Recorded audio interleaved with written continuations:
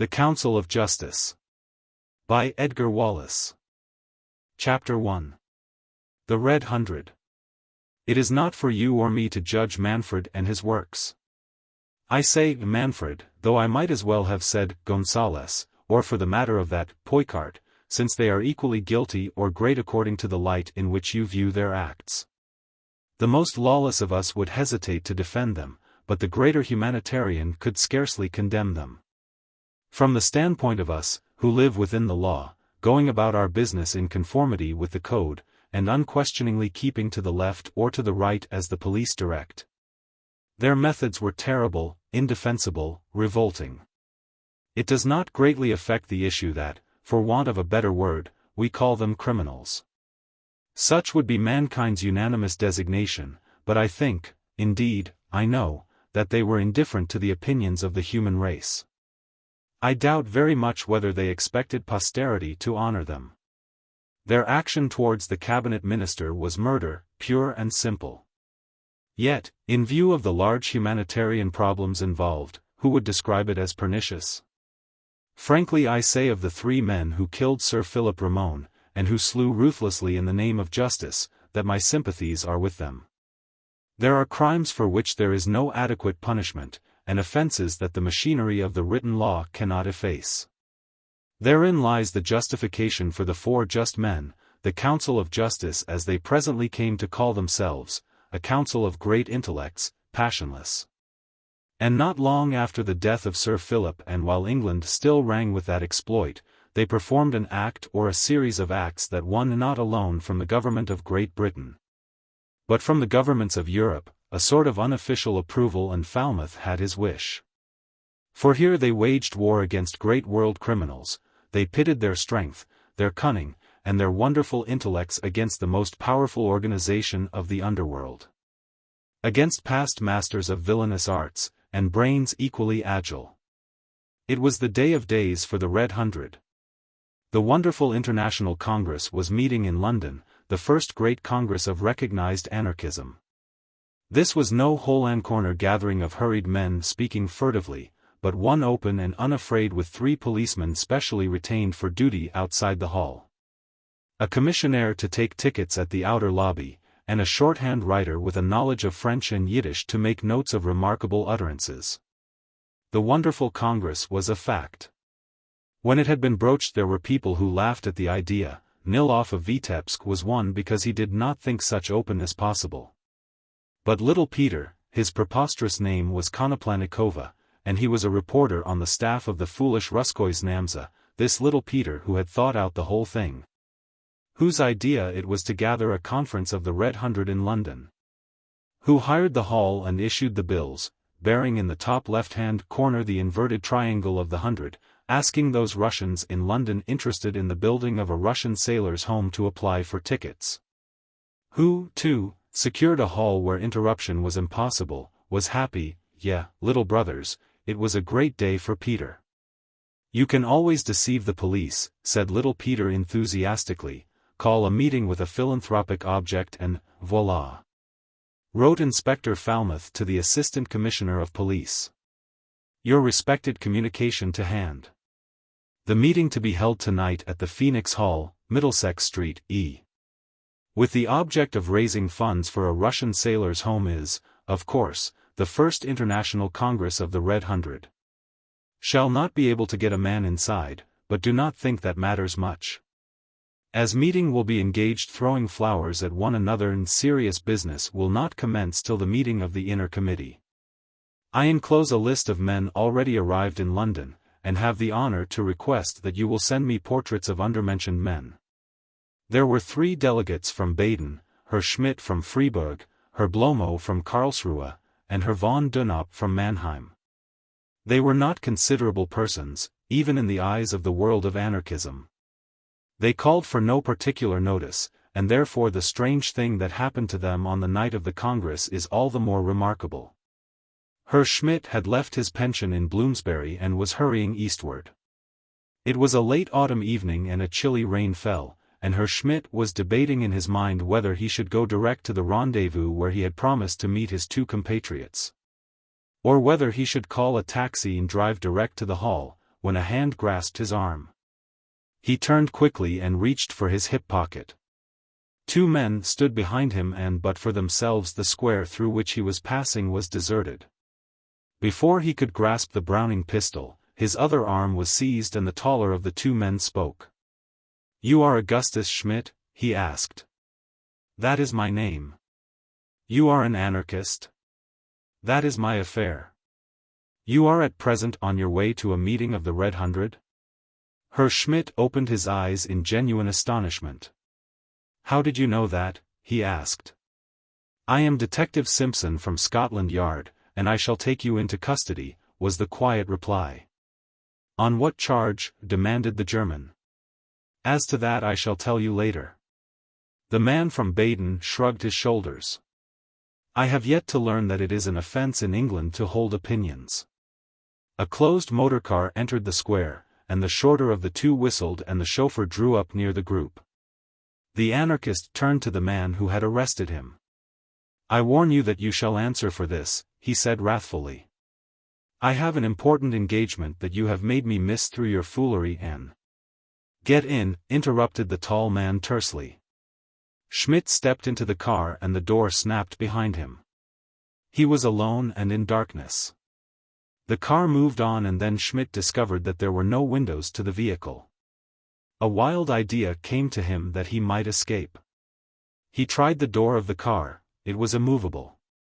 He cautiously tapped it. It was lined with thin sheets of steel. "A prison on wheels," he muttered with a curse, and sank back into the corner of the car. He did not know London, he had not the slightest idea where he was going. For 10 minutes the car moved along. He was puzzled. These policemen had taken nothing from him, he still retained his pistol. They had not even attempted to search him for compromising documents. Not that he had any except the pass for the conference and the inner code. Heavens! He must destroy that. He thrust his hand into the inner pocket of his coat. It was empty. The thin leather case was gone. His face went grey, for the Red Hundred is no fanciful secret society but a bloody-minded organization with less mercy for bungling brethren than for its sworn enemies. In the thick darkness of the car his nervous fingers groped through all his pockets. There was no doubt at all, the papers had gone. In the midst of his search the car stopped. He slipped the flat pistol from his pocket. His position was desperate and he was not the kind of man to shirk a risk. Once there was a brother of the Red Hundred who sold a password to the secret police. And the brother escaped from Russia. There was a woman in it, and the story is a mean little story that is hardly worth the telling. Only, the man and the woman escaped, and went to Baden, and Schmidt recognized them from the portraits he had received from headquarters, and one night. You understand that there was nothing clever or neat about it. English newspapers would have described it as a revolting murder, because the details of the crime were rather shocking. The thing that stood to Schmidt's credit in the books of the society was that the murderer was undiscovered. The memory of this episode came back to the anarchist as the car stopped. Perhaps this was the thing the police had discovered? Out of the dark corners of his mind came the scene again, and the voice of the man. "Don't. Don't. Oh Christ. Don't," and Schmidt sweated. The door of the car opened and he slipped back the cover of his pistol. "Don't shoot," said a quiet voice in the gloom outside, "here are some friends of yours." He lowered his pistol, for his quick ears detected a wheezing cough. "Von Dunop," he cried in astonishment. "And Herr Blomo," said the same voice. "Get in, you two." Two men stumbled into the car, one dumbfounded and silent, save for the wheezing cough, the other blasphemous and voluble. "Wait, my friend," raved the bulk of Blomo, "wait. I will make you sorry." The door shut and the car moved on. The two men outside watched the vehicle with its unhappy passengers disappear round a corner and then walked slowly away. "Extraordinary men," said the taller. "Most," replied the other, and then, "Von Dunop, isn't he? The man who threw the bomb at the Swiss president, yes. The shorter man smiled in the darkness. Given a conscience, he is enduring his hour, he said. The pair walked on in silence and turned into Oxford Street as the clock of a church struck 8. The tall man lifted his walking stick and a sauntering taxi pulled up at the curb. "Aldgate," he said, and the two men took their seats. Not until the taxi was spinning along Newgate Street did either of the men speak, and then the shorter asked, "You are thinking about the woman?" The other nodded and his companion relapsed into silence, then he spoke again. "She is a problem and a difficulty, in a way, yet she is the most dangerous of the lot. And the curious thing about it is that if she were not beautiful and young she would not be a problem at all. We're very human, George. God made us illogical that the minor businesses of life should not interfere with the great scheme. And the great scheme is that animal men should select animal women for the mothers of their children. Venenum in oro bibitur, the other quoted, which shows that he was an extraordinary detective. And so far as I am concerned it matters little to me whether an irresponsible homicide is a beautiful woman or a misshapen Negro. They dismissed the taxi at Aldgate Station and turned into Middlesex Street. The meeting place of the Great Congress was a hall which was originally erected by an enthusiastic Christian gentleman with a weakness for the conversion of Jews to the new Presbyterian Church. With this laudable object it had been opened with great pomp and the singing of anthems, and the enthusiastic proselytizer had spoken on that occasion 2 hours and 40 minutes by the clock.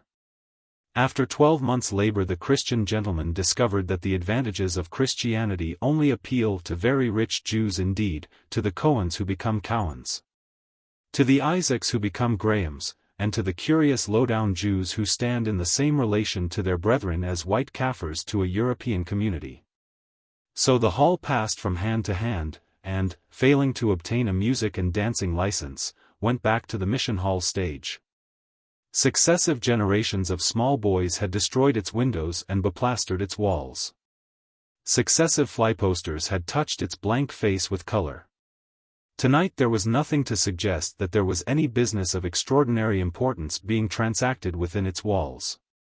A Russian or a Yiddish or any kind of reunion does not greatly excite Middlesex Street. And had little Peter boldly announced that the Congress of the Red Hundred were to meet in full session there would have been no local excitement and, if the truth be told, he might still have secured the services of his 3 policemen and commissionaire.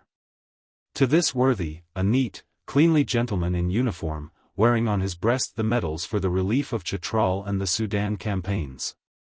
The two men delivered the perforated halves of their tickets and passed through the outer lobby into a small room. By a door at the other end stood a thin man with a straggling beard. His eyes were red-rimmed and weak, he wore long narrow button boots, and he had a trick of pecking his head forward and sideways like an inquisitive hen. "You have the word, brothers?" he asked, speaking German like one unaccustomed to the language. The taller of the two strangers shot a swift glance at the sentinel that absorbed the questioner from his cracked patent leather boots to his flamboyant watch chain. Then he answered in Italian. "Nothing." The face of the guardian flushed with pleasure at the familiar tongue. "Pass, brother, it is very good to hear that language." The air of the crowded hall struck the two men in the face like the blast from a destructor. It was unclean, unhealthy, the scent of an early morning doss house.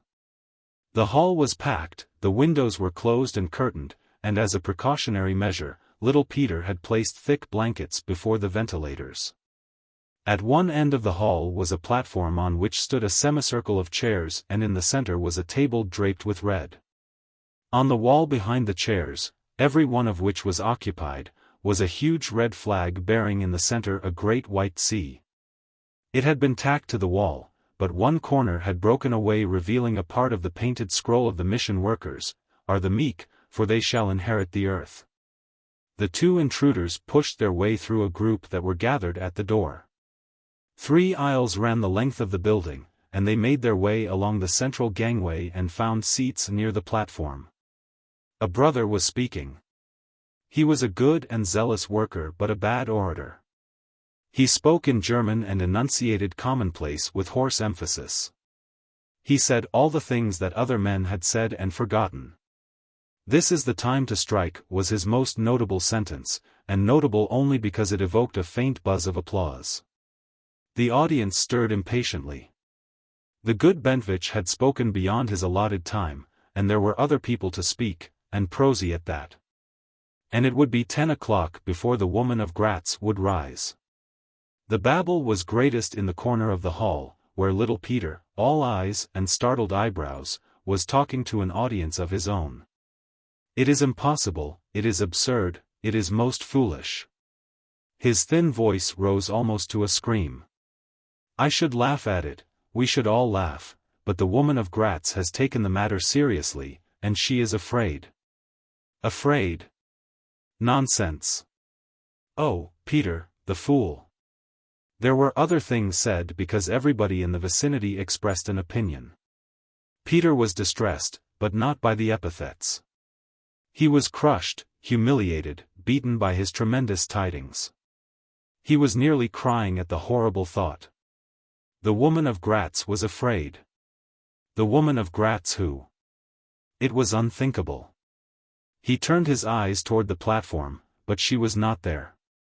"Tell us about it, Peter," pleaded a dozen voices, but the little man with the tears twinkling on his fair eyelashes waved them off.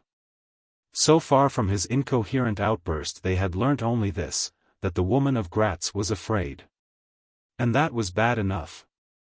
For this woman, she was a girl really, a slip of a child who should have been finishing her education somewhere in Germany. This same woman had once risen and electrified the world. There had been a meeting in a small Hungarian town to discuss ways and means. And when the men had finished their denunciation of Austria, she rose and talked. A short-skirted little girl with 2 long flaxen braids of hair, thin-legged, flat-chested, angular. Hipless, that is what the men of Gratz noticed as they smiled behind their hands and wondered why her father had brought her to the meeting.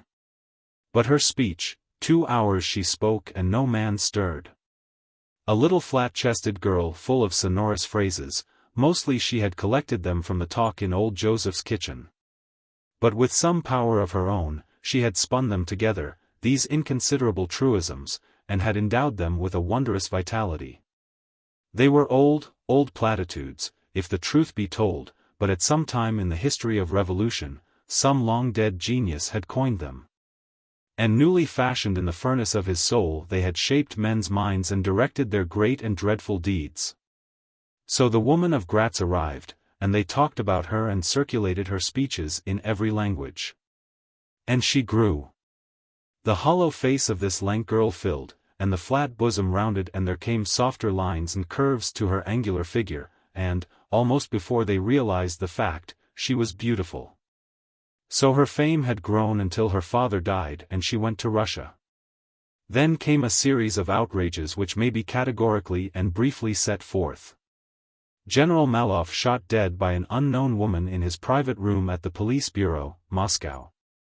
Prince Hazalarkov shot dead by an unknown woman in the streets of Petrograd. Colonel Kavardavskov killed by a bomb thrown by a woman who made her escape. And the woman of Gratz leapt to a greater fame.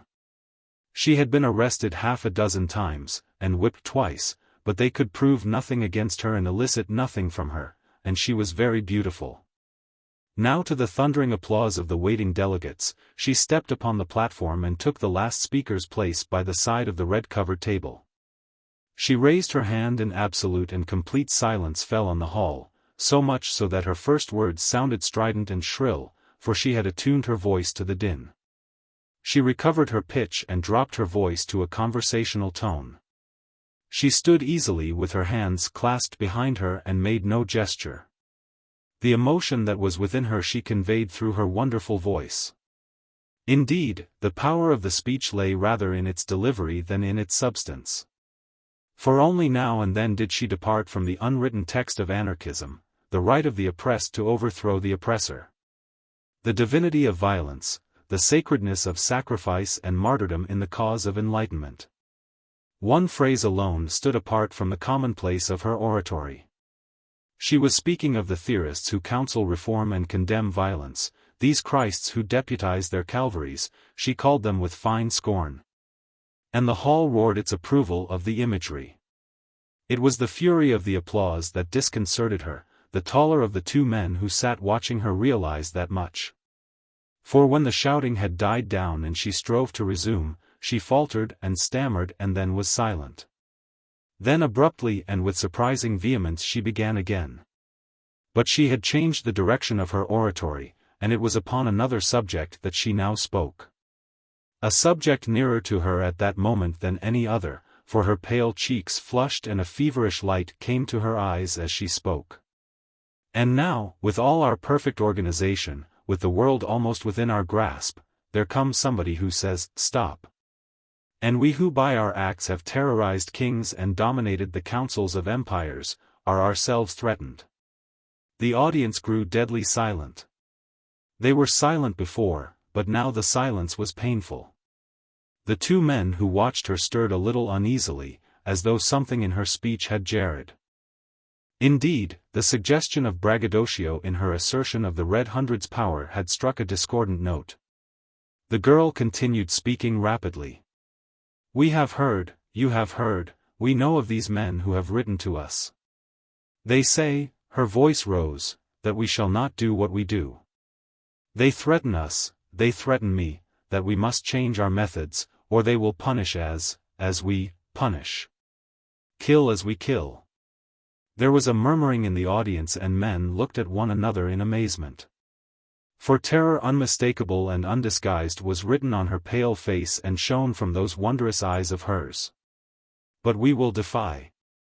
Loud voices and the sound of scuffling in the little anteroom interrupted her, and a warning word shouted brought the audience to its feet.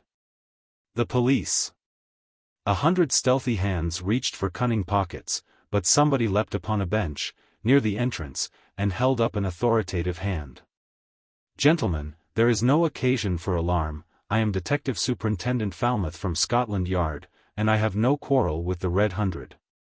Little Peter, transfixed for the moment, pushed his way towards the detective. "Who do you want? What do you want?" he asked. The detective stood with his back to the door and answered. "I want two men who were seen to enter this hall, two members of an organization that is outside the Red Hundred. They..." "Ha!" The woman who still stood upon the platform leant forward with blazing eyes. I know," she cried breathlessly, "the men who threatened us, who threatened me, the four just men. How do you find this book? Any thoughts about the book or the author? Any suggestion for improvement? Please take a moment to share your thoughts in a comment. If you like it, share it with your friends who might enjoy it as well. Subscribe to keep in touch. Visit CompleteAudiobooks.com for more quality content. Chapter 2. The Fourth Man. The tall man's hand was in his pocket when the detective spoke. When he had entered the hall he had thrown a swift glance round the place and taken in every detail. He had seen the beaded strip of unpainted wood which guarded the electric light cables, and had improved the opportunity whilst the prosy brother was speaking to make a further reconnaissance. There was a white porcelain switchboard with half a dozen switches at the left-hand side of the platform.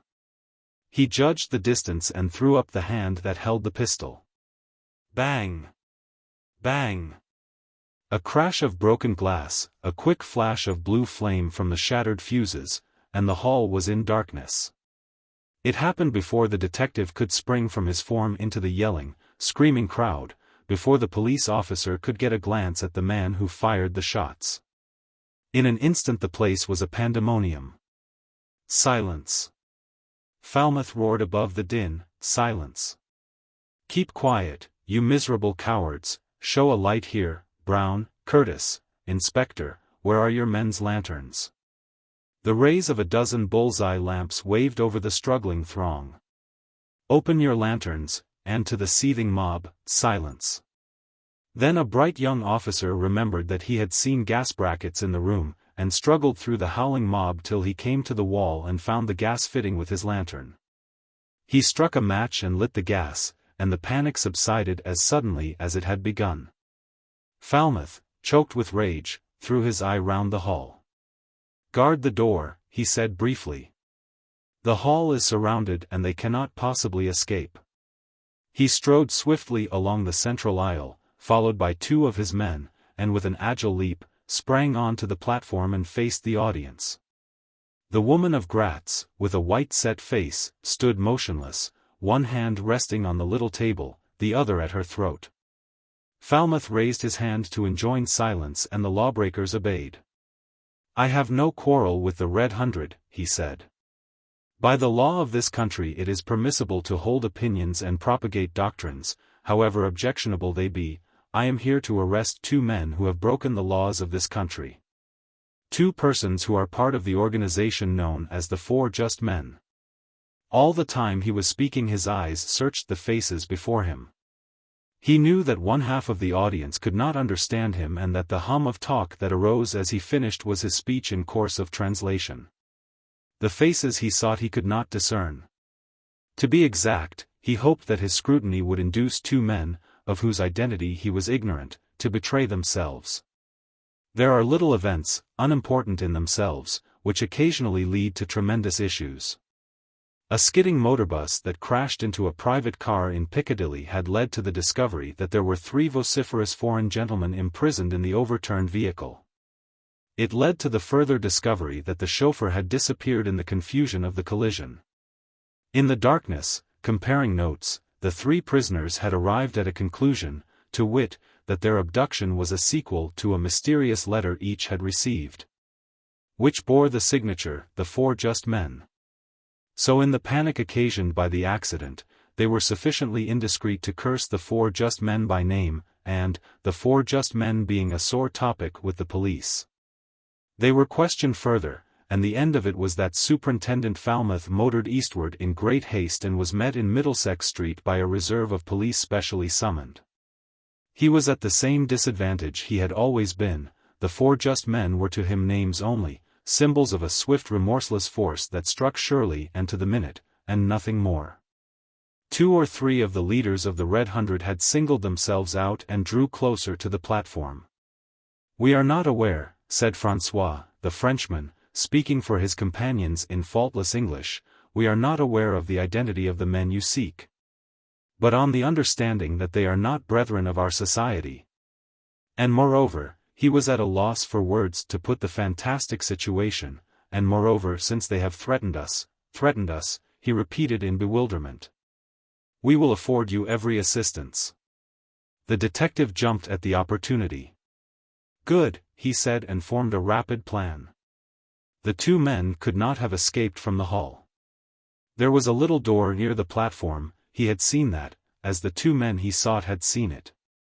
Escape seemed possible through there, they had thought so, too. But Falmouth knew that the outer door leading from the little vestibule was guarded by 2 policemen. This was the sum of the discovery made also by the 2 men he sought. He spoke rapidly to François. "I want every person in the hall to be vouched for," he said quickly. "Somebody must identify every man, and the identifier must himself be identified." The arrangements were made with lightning-like rapidity. From the platform in French, German and Yiddish, the leaders of the Red Hundred explained the plan. Then the police formed a line, and one by one the people came forward, and shyly, suspiciously or self-consciously, according to their several natures, they passed the police line. "That is Simon Czech of Budapest." "Who identifies him?" "I," a dozen voices. "Pass." "This is Michael Rainkov of Odessa." "Who identifies him?" "I," said a burly man, speaking in German. "And you?" There was a little titter, for Michael is the best-known man in the order. Some there were who, having passed the line, waited to identify their kinsfolk and fellow countrymen. It seems much simpler than I could have imagined. It was the tall man with the trim beard, who spoke in a guttural tone which was neither German nor Yiddish. He was watching with amused interest the examination. Separating the lambs from the goats with a vengeance, he said with a faint smile, and his taciturn companion nodded. Then he asked, "Do you think any of these people will recognize you as the man who fired?" The tall man shook his head decisively. Their eyes were on the police, and besides I am too quick a shot. Nobody saw me unless. The woman of Gratz, asked the other, without showing the slightest concern. The woman of Gratz, said George Manfred. They formed part of a struggling line that moved slowly toward the police barrier. I fear, said Manfred, that we shall be forced to make our escape in a perfectly obvious way. The bull at the gate method is one that I object to on principle. And it is one that I have never been obliged to employ. They were speaking all the time in the language of the harsh gutturals, and those who were in their vicinity looked at them in some perplexity. For it is a tongue unlike any that is heard in the revolutionary belt. Closer and closer they grew to the inflexible inquisitor at the end of the police line. Ahead of them was a young man who turned from time to time as if seeking a friend behind. His was a face that fascinated the shorter of the two men, ever a student of faces. It was a face of deadly pallor, that the dark close-cropped hair and the thick black eyebrows accentuated. Aesthetic in outline, refined in contour, it was the face of a visionary, and in the restless, troubled eyes there lay a hint of the fanatic. He reached the barrier and a dozen eager men stepped forward for the honor of sponsorship. Then he passed and Manfred stepped calmly forward. Heinrich Rosenberg of Raz, he mentioned the name of an obscure Transylvanian village. Who identifies this man? Asked Falmouth monotonously. Manfred held his breath and stood ready to spring. I do. It was the spirituel who had gone before him, the dreamer with the face of a priest. Pass. Manfred, calm and smiling, sauntered through the police with a familiar nod to his savior. Then he heard the challenge that met his companion. Rolf Wolfund, he heard Poicart's clear, untroubled voice. Who identifies this man? Again he waited tensely. I do, said the young man's voice again. Then Poicart joined him, and they waited a little. Out of the corner of his eye Manfred saw the man who had vouched for him saunter toward them. He came abreast, then. If you would care to meet me at Regiori's at King's Cross I shall be there in an hour, he said. And Manfred noticed without emotion that this young man also spoke in Arabic. They passed through the crowd that had gathered about the hall, for the news of the police raid had spread like wildfire through the East End, and gained Aldgate Station before they spoke. This is a curious beginning to our enterprise, said Manfred. He seemed neither pleased nor sorry. I have always thought that Arabic was the safest language in the world in which to talk secrets. One learns wisdom with the years, he added philosophically. Poicart examined his well-manicured fingernails as though the problem centered there. There is no precedent, he said, speaking to himself. And he may be an embarrassment, added George. Then, let us wait and see what the hour brings. The hour brought the man who had befriended them so strangely. It brought also a little in advance of him a fourth man who limped slightly but greeted the two with a rueful smile. Hurt? Asked Manfred.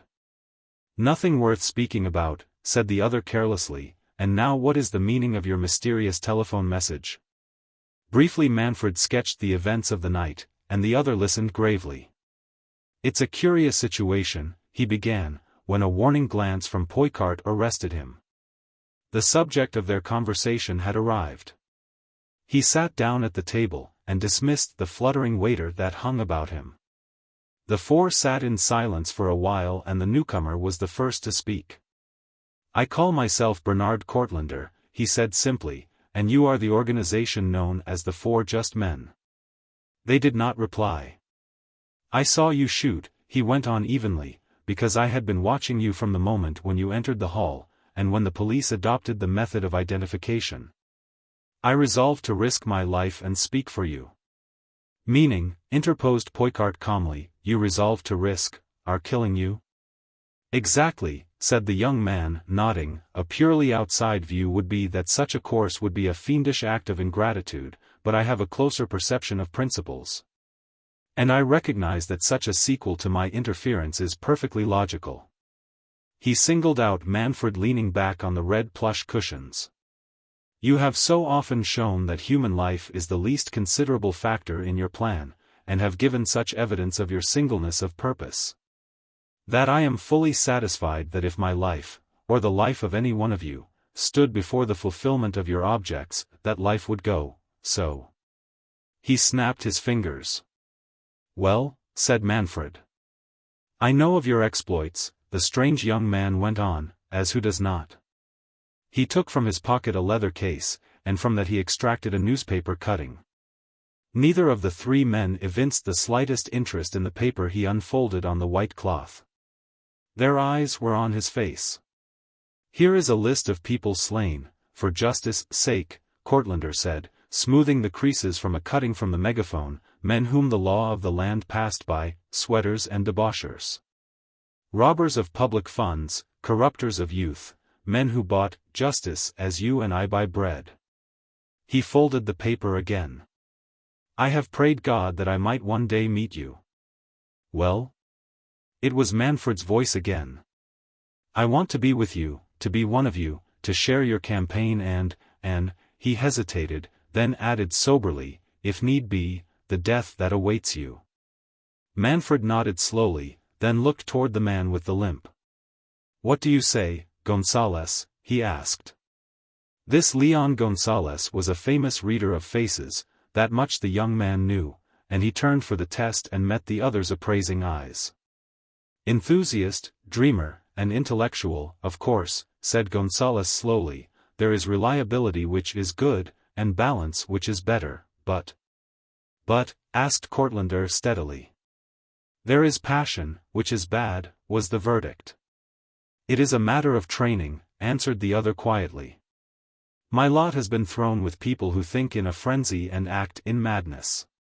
It is the fault of all the organizations that seek to right wrong by indiscriminate crime, whose sense are senses, who have debased sentiment to sentimentality, and who muddle kings with kingship.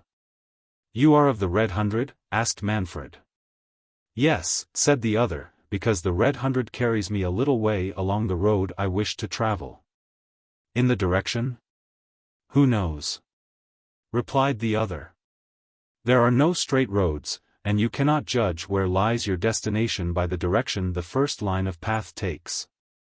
I do not tell you how great a risk you take upon yourself, said Manfred, nor do I labor the extent of the responsibility you ask to undertake. You are a wealthy man? Yes, said Cortlander, as wealth goes, I have large estates in Hungary. I do not ask that question aimlessly, yet it would make no difference if you were poor, said Manfred. Are you prepared to sell your estates, Buttigrats I believe they are called, Highness? For the first time the young man smiled. I did not doubt but that you knew me, he said. As to my estates I will sell them without hesitation. And place the money at my disposal? Yes, he replied, instantly. Without reservation? Without reservation. And, said Manfred, slowly, if we felt disposed to employ this money for what might seem our own personal benefit, would you take exception? None, said the young man, calmly. And as a proof, demanded Poicart, leaning a little forward. The word of a hap. Enough, said Manfred, we do not want your money, yet money is the supreme test. He pondered a while before he spoke again. There is the woman of Gratz, he said abruptly, at the worst she must be killed. It is a pity, said Cortlander, a little sadly. He had answered the final test did he but know it. A too willing compliance, an overeagerness to agree with the supreme sentence of the before, any one thing that might have betrayed the lack of that exact balance of mind, which their word demanded, would have irretrievably condemned him. Let us drink an arrogant toast, said Manfred, beckoning a waiter. The wine was opened and the glasses filled, and Manfred muttered the toast. The four who were three, to the fourth who died and the fourth who is born. Once upon a time there was a fourth who fell riddled with bullets in a Bordeaux café, and him they pledged. In Middlesex Street, in the almost emptied hall, Falmouth stood at bay before an army of reporters. Were they the four just men, Mr. Falmouth? Did you see them? Have you any clue? Every second brought a fresh batch of newspaper men, taxi after taxi came into the dingy street, and the string of vehicles lined up outside the hall was suggestive of a fashionable gathering. The telephone tragedy was still fresh in the public mind, and it needed no more than the utterance of the magical words, "for just men," to fan the spark of interest to flame again. The delegates of the Red Hundred formed a privileged throng in the little wilderness of a forecourt, and through these the journalists circulated industriously. Smith of the megaphone and his youthful assistant, Maynard, slipped through the crowd and found their taxi. Smith shouted a direction to the driver and sank back in the seat with a whistle of weariness. "Did you hear those chaps talking about police protection?" he asked. "All the blessed anarchists from all over the world, and talking like a mother's meeting. To hear them you would think they were the most respectable members of society that the world had ever seen. Our civilization is a wonderful thing," he added, cryptically. "One man," said Maynard, "asked me in very bad French if the conduct of the four just men was actionable." At that moment, another question was being put to Falmouth by a leader of the Red Hundred, and Falmouth, a little ruffled in his temper, replied with all the urbanity that he could summon. "You may have your meetings," he said with some asperity, "so long as you do not utter anything calculated to bring about a breach of the peace. You may talk sedition and anarchy till you're blue in the face. Your English friends will tell you how far you can go, and I might say you can go pretty far. You can advocate the assassination of kings, so long as you don't specify which king. You can plot against governments and denounce armies and grand dukes. In fact, you can do as you please, because that's the law." "What is a breach of the peace?" asked his interrogator, repeating the words with difficulty. Another detective explained. François and one Rudolph Starkey escorted the woman of Gratz to her Bloomsbury lodgings that night, and they discussed the detective's answer. This Starkey was a big man, strongly built, with a fleshy face and little pouches under his eyes. He was reputed to be well off, and to have a way with women. "So it would appear," he said, "that we may say, 'Let the kings be slain,' but not, 'Let the king be slain.' Also that we may preach the downfall of governments, but if we say, 'Let us go into this café,' how do you call it? Public house, and be rude to the propriétaire, we commit a breach of the peace, n'y say pas?" "It is so," said François, "that is the English way." "It is a mad way," said the other. They reached the door of the girl's pension. She had been very quiet during the walk, answering questions that were put to her in monosyllables. She had ample food for thought in the events of the night. François bade her a curt good night and walked a little distance. It had come to be regarded as Stark's privilege to stand nearest the girl. Now he took her slim hands in his and looked down at her. Someone has said the East begins at Bucharest, but there is a touch of the Eastern in every Hungarian. And there is a crudeness in their whole attitude to womankind that shocks the more tender susceptibilities of the Western. "Good night, little Maria," he said in a low voice. "Some day you will be kinder, and you will not leave me at the door." She looked at him steadfastly. "That will never be," she replied, without a tremor. Chapter 3. Jessen, alias Long. The front page of every big London daily was again black with the story of the four just men.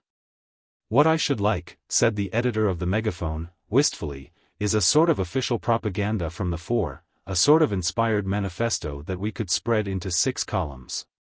Charles Garrett, the Megaphone's star reporter, with his hat on the back of his head, and an apparently inattentive eye fixed on the electrolier, sniffed. The editor looked at him reflectively. A smart man might get into touch with them. Charles said, "Yes, but without enthusiasm." "If it wasn't that I knew you," mused the editor, "should say you were afraid." "I am," said Charles shamelessly. "I don't want to put a younger reporter on this job," said the editor sadly, "it would look bad for you, but I'm afraid I must." Presently, he found himself in Fleet Street, and, standing at the edge of the curb, he answered a taxi driver's expectant look with a nod. "Do," said Charles with animation, "do, and put me down 10 shillings toward the wreath." He left the office a few minutes later with the ghost of a smile at the corners of his mouth, and one fixed determination in the deepest and most secret recesses of his heart. It was rather like Charles that, having by an uncompromising firmness established his right to refuse work of a dangerous character, he should of his own will undertake the task against which he had officially set his face. Perhaps his chief knew him as well as he knew himself, for as Charles, with a last defiant snort, stalked from the office, the smile that came to his lips was reflected on the editor's face. Walking through the echoing corridors of Megaphone House, Charles whistled that popular and satirical song, the chorus of which runs: "By kind permission of the megaphone. By kind permission of the megaphone. Summer comes when spring has gone, and the world goes spinning on. By permission of the daily megaphone." "Where to, sir?" asked the driver. 37 Presley Street, Walworth, round by the Blue Bob and the second turning to the left.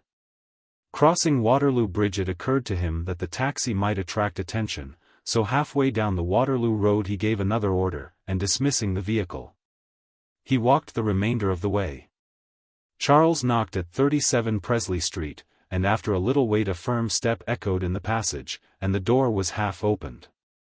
The passage was dark, but he could see dimly the thick-set figure of the man who stood waiting silently. "Is that Mr. Long?" he asked. "Yes," said the man curtly. Charles laughed, and the man seemed to recognize the voice and opened the door a little wider. "Not Mr. Garrett?" he asked in surprise. "That's me," said Charles, and walked into the house. His host stopped to fasten the door, and Charles heard the snap of the well-oiled lock and the scraping of a chain. Then with an apology the man pushed past him and, opening the door, ushered him into a well-lighted room, motioned Charles to a deep-seated chair, seated himself near a small table, turned down the page of the book from which he had evidently been reading, and looked inquiringly at his visitor. "I've come to consult you," said Charles. A lesser man than Mr. Long might have been grossly flippant, but this young man, he was 35, but looked older, did not descend to such a level. "I wanted to consult you," he said in reply. His language was the language of a man who addresses an equal, but there was something in his manner which suggested deference. "You spoke to me about Milton," he went on, "but I find I can't read him. I think it is because he is not sufficiently material." He paused a little. "The only poetry I can read is the poetry of the Bible, and that is because materialism and mysticism are so ingeniously blended." He may have seen the shadow on the journalist's face. But he stopped abruptly. "I can talk about books another time," he said. Charles did not make the conventional disclaimer, but accepted the other's interpretation of the urgency of his business. "You know everybody," said Charles, "all the queer fish in the basket, and a proportion of them get to know you, in time." The other nodded gravely. "When other sources of information fail," continued the journalist, "I have never hesitated to come to you, Jessen." It may be observed that Mr. Long, at the threshold of the house, became Mr. Jessen, in the intimacy of the inner room. "I owe more to you than ever you can owe to me," he said earnestly. "You put me on the track." He waved his hand round the room as though the refinement of the room was the symbol of that track of which he spoke. "You remember that morning? If you have forgotten, I haven't, when I told you that to forget, I must drink? And you said—" "I haven't forgotten, Jessen," said the correspondent quietly. "And the fact that you have accomplished all that you have is a proof that there's good stuff in you." The other accepted the praise without comment. "Now," Charles went on, "I want to tell you what I started out to tell. I'm following a big story. It's the Four Just Men story. You know all about it?" "I see that you do." "Well, I've got to get into touch with them somehow. I do not for one moment imagine that you can help me, nor do I expect that these chaps have any accomplices amongst the people you know." "They have not," said Jessen. "I haven't thought it worth while inquiring." "Would you like to go to the guild?" Charles pursed his lips in thought. "Yes," he said slowly, "that's an idea." "Yes, when?" Tonight, if you wish. Tonight let it be, said Charles. His host rose and left the room. He reappeared presently, wearing a dark overcoat and about his throat a black silk muffler that emphasized the pallor of his strong square face. Wait a moment, he said, and unlocked a drawer, from which he took a revolver. He turned the magazine carefully, and Charles smiled. Will that be necessary? He asked. Jessen shook his head. No, he said with a little embarrassment, but, I have given up all my follies and fancies, but this one sticks. The fear of discovery? Jessen nodded. It's the only folly left, this fear. It's the fly in the ointment. He led the way through the narrow passage, first having extinguished the lamp. They stood together in the dark street, whilst Jessen made sure the fastening of the house. Now, he said, and in a few minutes they found themselves amidst the raucous confusion of a Walworth Road market night. They walked on in silence, then turning into East Street, they threaded a way between loitering shoppers, dodged between stalls overhung by flaring naphtha lamps, and turned sharply into a narrow street. Both men seemed sure of their ground, for they walked quickly and unhesitatingly, and striking off through a tiny court that connected one malodorous thoroughfare with the other. They stopped simultaneously before the door of what appeared to be a disused factory. A peaky-faced youth who sat by the door and acted as doorkeeper thrust his hand forward as they entered, but recognizing them drew back without a word. They ascended the flight of ill-lighted stairs that confronted them, and pushing open a door at the head of the stairs, Jessen ushered his friend into a large hall. It was a curious scene that met the journalist's eye. Well acquainted with the Guild as he was, and with its extraordinary composition, he had never yet put his foot inside its portals. Basing his conception upon his knowledge of workingmen's clubs and philanthropic institutions for the regeneration of degraded youth, he missed the inevitable billiard table. He missed, too, the table strewn with month-old literature, but most of all he missed the smell of free coffee. The floor was covered with sawdust, and about the fire that crackled and blazed at one end of the room there was a semicircle of chairs occupied by men of varying ages. Old-looking young men and young-looking old men, men in rags, men well-dressed, men flashily attired in loud clothing and resplendent with shoddy jewelry. And they were drinking. Two youths at one end of the crescent shared a quart pewter pot. The flashy man whose voice dominated the conversation held a glass of whiskey in one baringed hand. And the white-haired man with the scarred face who sat with bowed head listening had a spirit glass half filled with some colorless fluid. Nobody rose to greet the newcomers. The flashy man nodded genially, and one of the circle pushed his chair back to give place to Jessen. I was just saying, said the flashy man, then looked at Charles. All right, signaled Jessen. I was just saying to these lads, continued the flashy one, that talking one thing with the other, there's worse places than stir. Jessen made no reply to this piece of dogmatism, and he of the rings went on. And what's the good of a man tryin' to go straight? The police will pull you all the same, not reportin' change of address, loitering with intent. It don't matter what you do if you've been in trouble once, you're sure to get in again. There was a murmur of assent. Look at me, said the speaker with pride. I've never tried to go straight, been in twice and it took 6 policemen to take me last time, and they had to use the stick. Jessen looked at him with mild curiosity. What does that prove, except that the policemen were pretty soft? Not a bit. The man stood up. Under the veneer of tawdry foppery, Charles detected the animal strength of the criminal. Why, when I'm fit, as I am now, the man went on, there ain't 2 policemen, nor 4 neither, that could handle me. Jessen's hand shot out and caught him by the forearm. Get away, he suggested, and the man swung round like lightning, but Jessen had his other arm in a grip of iron. Get away, he said again. But the man was helpless, and knew it, and after a pause Jessen released his hold. How was that? He asked. The amused smiles of the men did not embarrass the prisoner. "The guvnor's different," he explained easily, "he's got a knack of his own that the police haven't got." Jessen drew up a chair, and whatever there was in the action that had significance, it was sufficient to procure an immediate silence.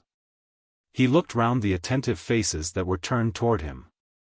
Charles, an interested spectator, saw the eager faces that bent in his friend's direction, and marveled not a little at the reproductive qualities of the seed he had sown.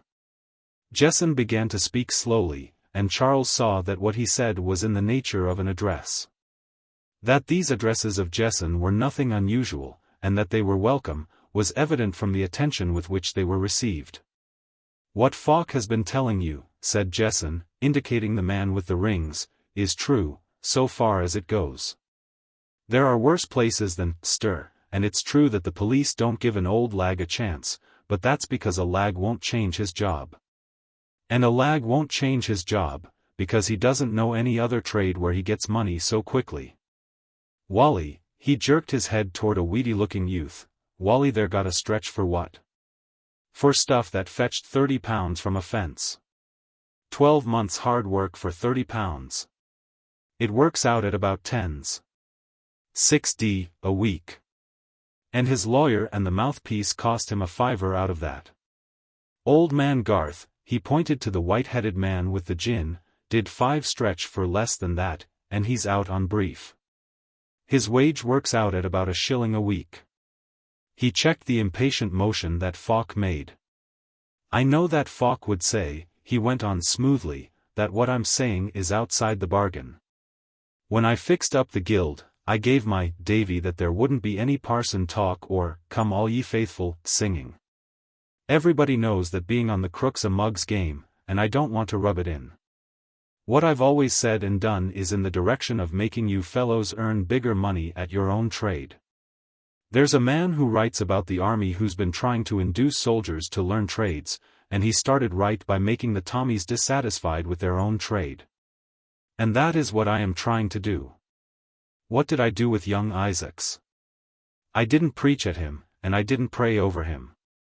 Ike was one of the finest snide merchants in London. He used to turn out half-crowns made from pewter pots that defied detection. They rang true and they didn't bend.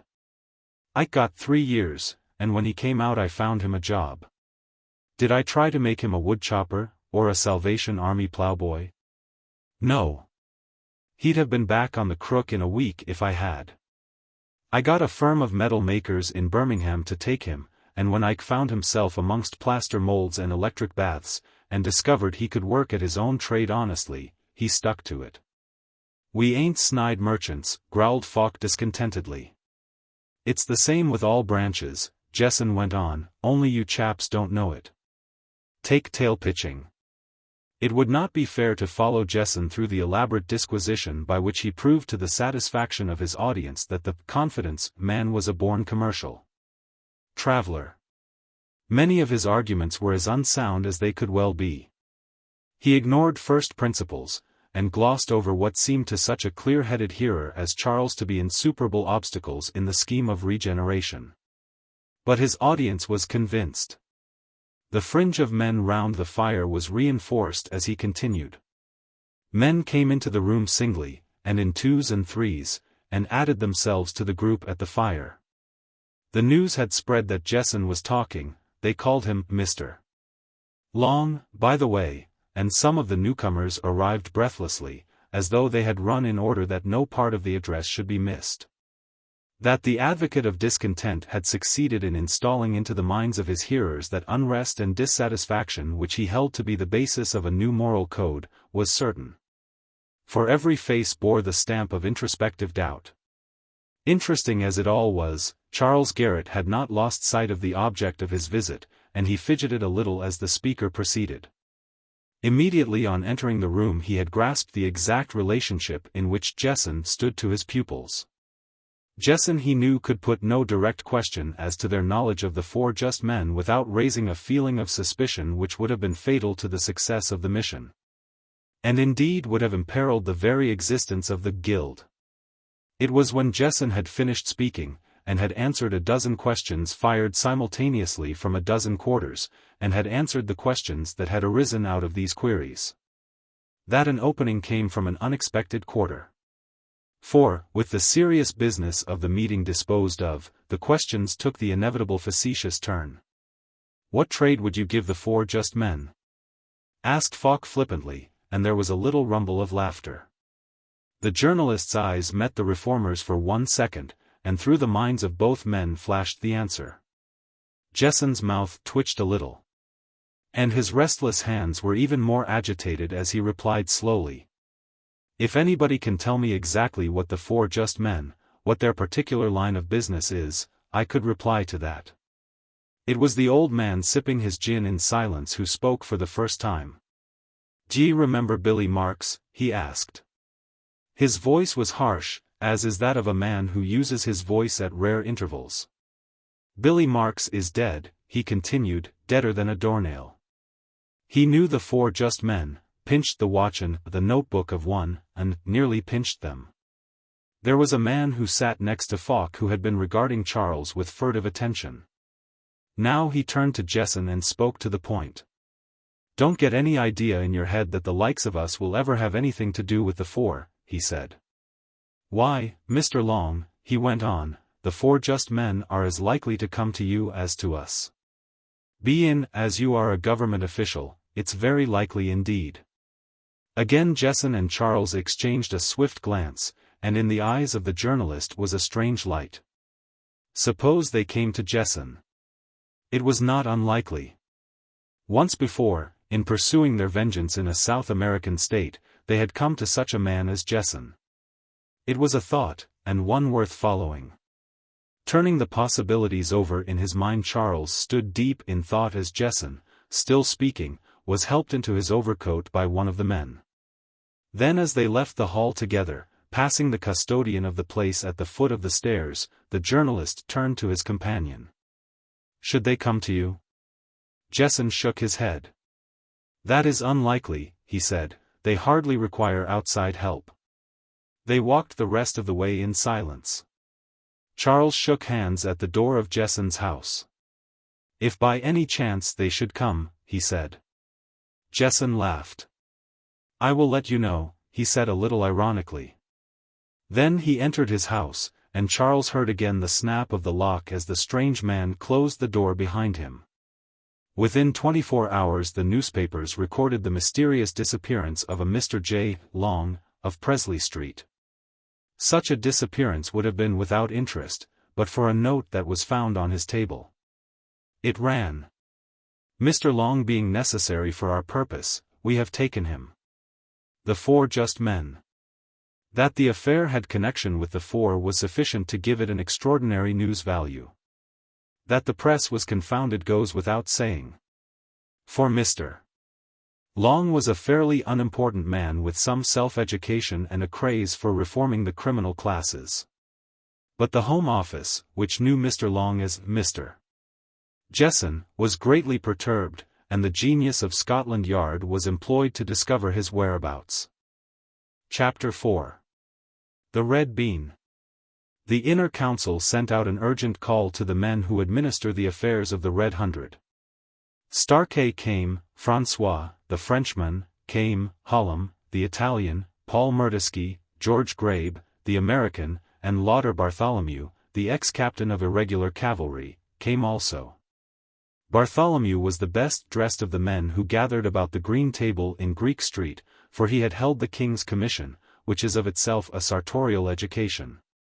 People who met him vaguely remembered his name and frowned. They had a dim idea that there was something against him, but were not quite sure what it was.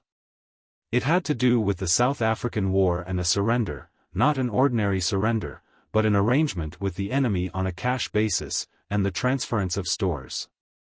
There was a court-martial, and a cashiering, and afterwards Bartholomew came to England and bombarded first the War Office and then the press with a sheaf of typewritten grievances. Afterwards he went into the theatrical line of business and appeared in music hall sketches as Captain Lauder Bartholomew, the hero of Dopfontein. There were other chapters which made good reading, for he figured in a divorce case, ran a society newspaper, owned a few selling platers. and achieved the distinction of appearing in the racing calendar in a paragraph which solemnly and officially forbade his presence on Newmarket Heath. That he should figure on the inner council of the Red Hundred is remarkable only in so far as it demonstrates how much out of touch with British sentiments and conditions is the average continental politician.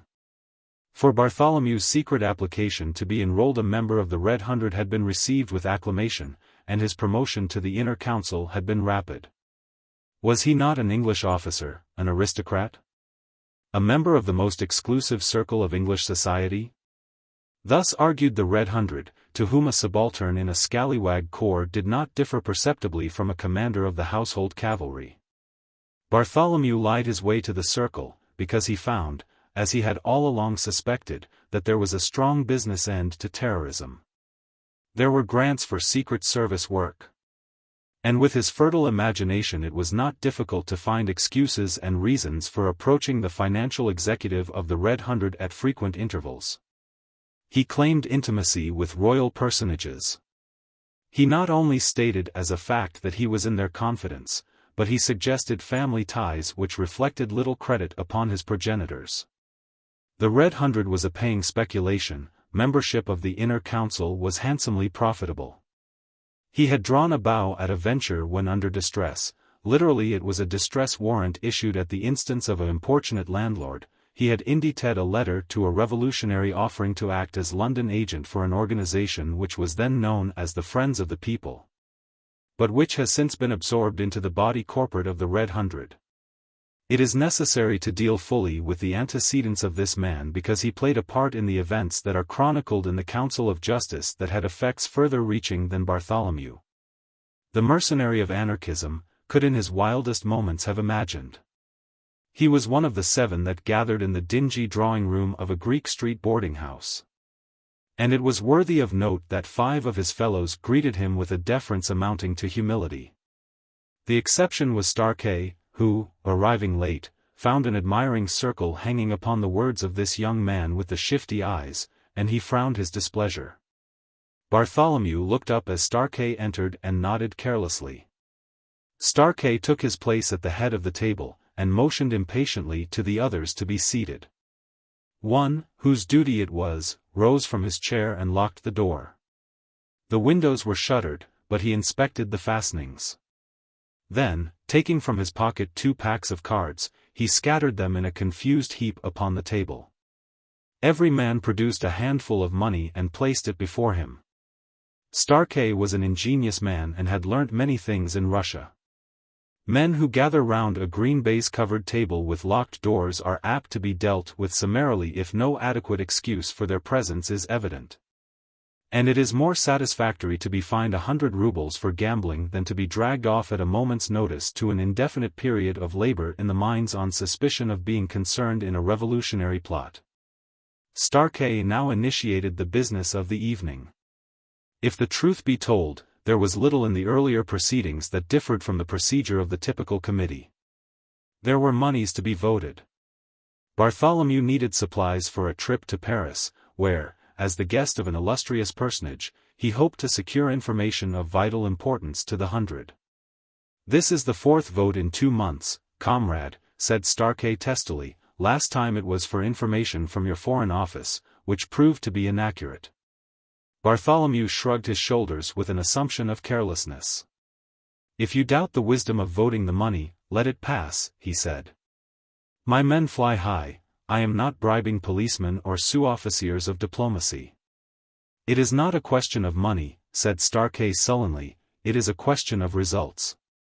Money we have in plenty, but the success of our glorious demonstration depends upon the reliability of our information." The vote was passed, and with its passing came a grim element into the council. Starkey leant forward and lowered his voice. "There are matters that need your immediate attention," he said. He took a paper from his pocket, and smoothed it open in front of him. "We have been so long inactive that the tyrants to whom the name of Red Hundred is full of terror, have come to regard themselves as immune from danger. Yet," his voice sank lower, "yet we are on the eve of the greatest of our achievements, when the oppressors of the people shall be moved at one blow. And we will strike a blow at kingship as shall be remembered in the history of the world, when the victories of Caesar and Alexander are forgotten. And when the scenes of our acts are overlaid with the dust and debris of 1,000 years. But that great day is not yet. First we must remove the lesser men that the blow may fall surer, first the servant, then the master. He stabbed the list before him with a thick forefinger. Fritz von Hedlitz, he read, Chancellor to the Duchy of Hamburg-Altona. He looked round the board and smiled. A man of some initiative, comrades, he foiled our attempt on his master with some cunning. Do I interpret your desire when I say, death? Death! It was a low murmured chorus. Bartholomew, renegade and adventurer, said it mechanically. It was nothing to him a brave gentleman should die for no other reason than that he had served his master faithfully. Marquis de Santostrato, private secretary to the Prince of the Escorial, read Stark. Death! Again the murmured sentence. One by one, Stark read the names, stopping now and again to emphasize some enormity of the man under review. Here is Hendrik Hausmann, he said, tapping the paper, of the Berlin secret police, an interfering man and a dangerous one. He has already secured the arrest and punishment of one of our comrades. Death, murmured the council mechanically. The list took half an hour to dispose of. There is another matter, said Stark. The council moved uneasily, for that other matter was uppermost in every mind. By some means we have been betrayed, the chairman went on, and his voice lacked that confidence which characterized his earlier speech. There is an organization of reaction, which has set itself to thwart us. That organization has discovered our identity. He paused a little. This morning I received a letter which named me president of the Inner Council and threatened me. Again he hesitated. It was signed The Four Just Men. His statement was received in dead silence, a silence that perplexed him, for his compensation for the shock he had received had been the anticipation of the sensation his announcement would make. He was soon enlightened as to the cause of the silence. I also have received a letter, said François quietly. And I. And I. And I. Only Bartholomew did not speak, and he felt the unspoken accusation of the others. I have received no letter, he said with an easy laugh, only these. He fumbled in his waistcoat pocket and produced 2 beans. There was nothing peculiar in these save one was a natural black and the other had been dyed red. What do they mean? Demanded Stark suspiciously. I have not the slightest idea, said Bartholomew with a contemptuous smile. They came in a little box, such as jewelry is sent in, and were unaccompanied either by letter or anything of the kind. These mysterious messages do not greatly alarm me. But what does it mean, persisted Stark, and every neck was craned toward the seeds, they must have some significance, think. Bartholomew yawned. So far as I know, they are beyond explanation, he said carelessly. Neither red nor black beans have played any conspicuous part in my life, so far as I. He stopped short and they saw a wave of color rush to his face, then die away, leaving it deadly pale. Well, demanded Stark, there was a menace in the question. Let me see, faltered Bartholomew, and he took up the red bean with a hand that shook. He turned it over and over in his hand, calling up his reserve of strength. He could not explain, that much he realized. The explanation might have been possible had he realized earlier the purport of the message he had received, but now with 6 pairs of suspicious eyes turned upon him. And with his confusion duly noted, his hesitation would tell against him. He had to invent a story that would pass muster. Years ago, he began, holding his voice steady, I was a member of such an organization as this, and there was a traitor. The story was plain to him now, and he recovered his balance. The traitor was discovered and we balloted for his life. There was an equal number for death and immunity, and I as president had to give the casting vote. A red bean was for life and a black for death, and I cast my vote for the man's death. He saw the impression his invention had created and elaborated the story. Starkey, holding the red bean in his hand, examined it carefully. I have reason to think that by my action I made many enemies, one of whom probably sent this reminder. He breathed an inward sigh of relief as he saw the clouds of doubt lifting from the faces about him. Then. And the £1,000? Asked Starkey quietly. Nobody saw Bartholomew bite his lip, because his hand was caressing his soft black mustache. What they all observed was the well-simulated surprise expressed in the lift of his eyebrows. The £1,000, he said puzzled, then he laughed. Oh, I see you, too, have heard the story. We found the traitor had accepted that sum to betray us, and this we confiscated for the benefit of the society, and rightly so, he added, indignantly. The murmur of approbation relieved him of any fear as to the result of his explanation. Even Starkey smiled. I did not know the story, he said, but I did see the £1000 which had been scratched on the side of the red bean, but this brings us no nearer to the solution of the mystery. Who has betrayed us to the four just men? There came, as he spoke, a gentle tapping on the door of the room.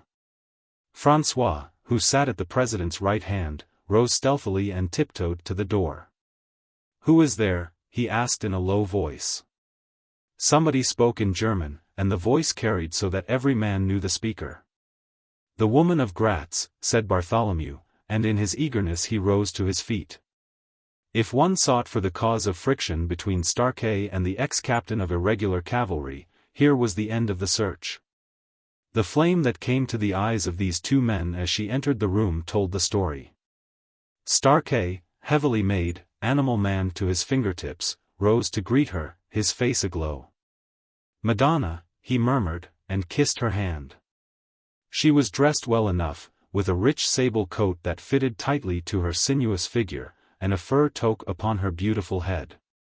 She held a gloved hand toward Bartholomew and smiled.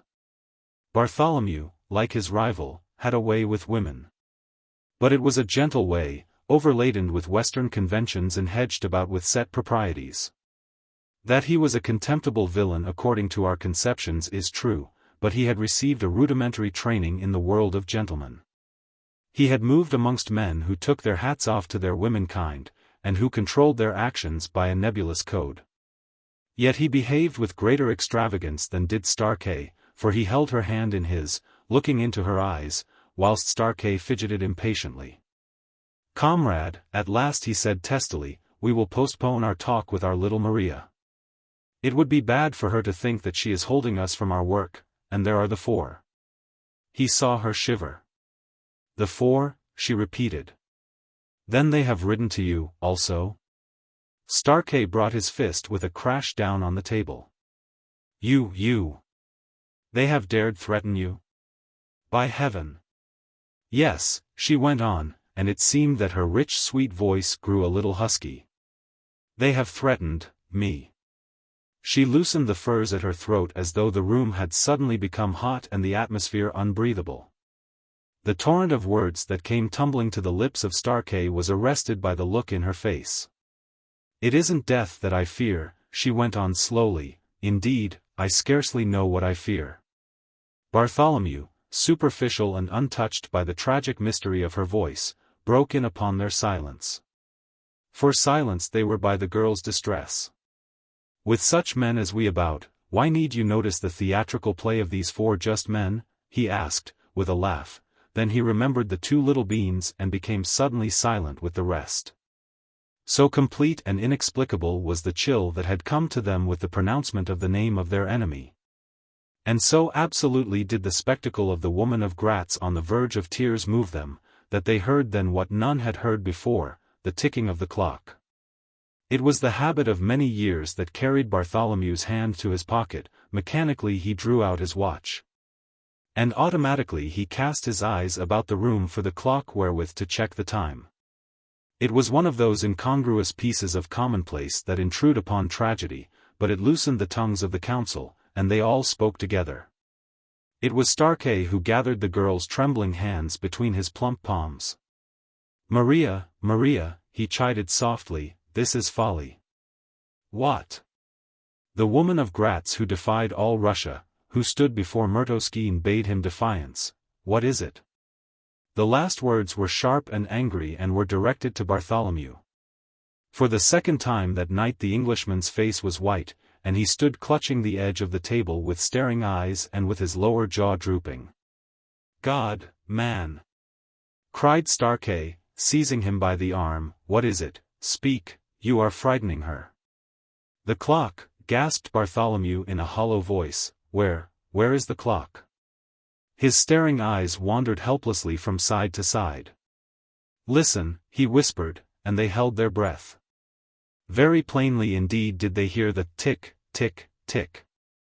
It is under the table, muttered François. Starkey seized the cloth and lifted it. Underneath, in the shadow, he saw the black box and heard the ominous whir of clockwork. Out! He roared and sprang to the door. It was locked and from the outside. Again and again he flung his huge bulk against the door, but the men who pressed round him, whimpering and slobbering in their pitiable fright, crowded about him and gave him no room. With his strong arms he threw them aside left and right, then leapt at the door, bringing all his weight and strength to bear, and the door crashed open. Alone of the party the woman of Graz preserved her calm. She stood by the table, her foot almost touching the accursed machine, and she felt the faint vibrations of its working.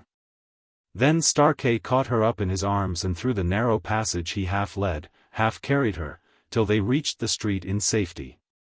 The passing pedestrians saw the dishevelled group, and, scenting trouble, gathered about them.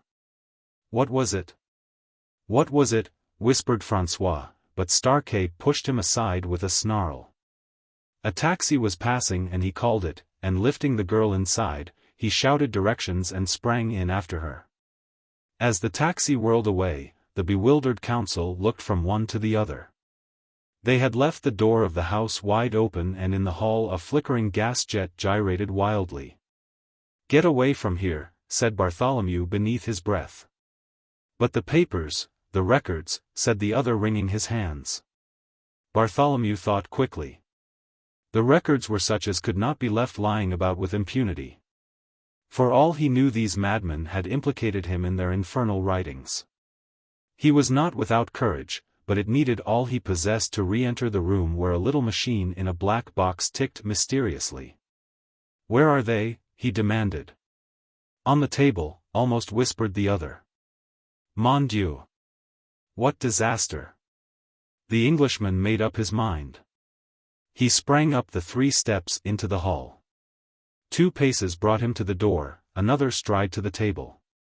He heard the tick of the machine, he gave one glance to the table and another to the floor, and was out again in the street before he had taken 2 long breaths. François stood waiting, the rest of the men had disappeared. The papers! The papers! Cried the Frenchman. Gone, replied Bartholomew between his teeth. Less than 100 yards away another conference was being held. Manfred, said Poicart suddenly, there had been a lull in the talk, shall we need our friend? Manfred smiled.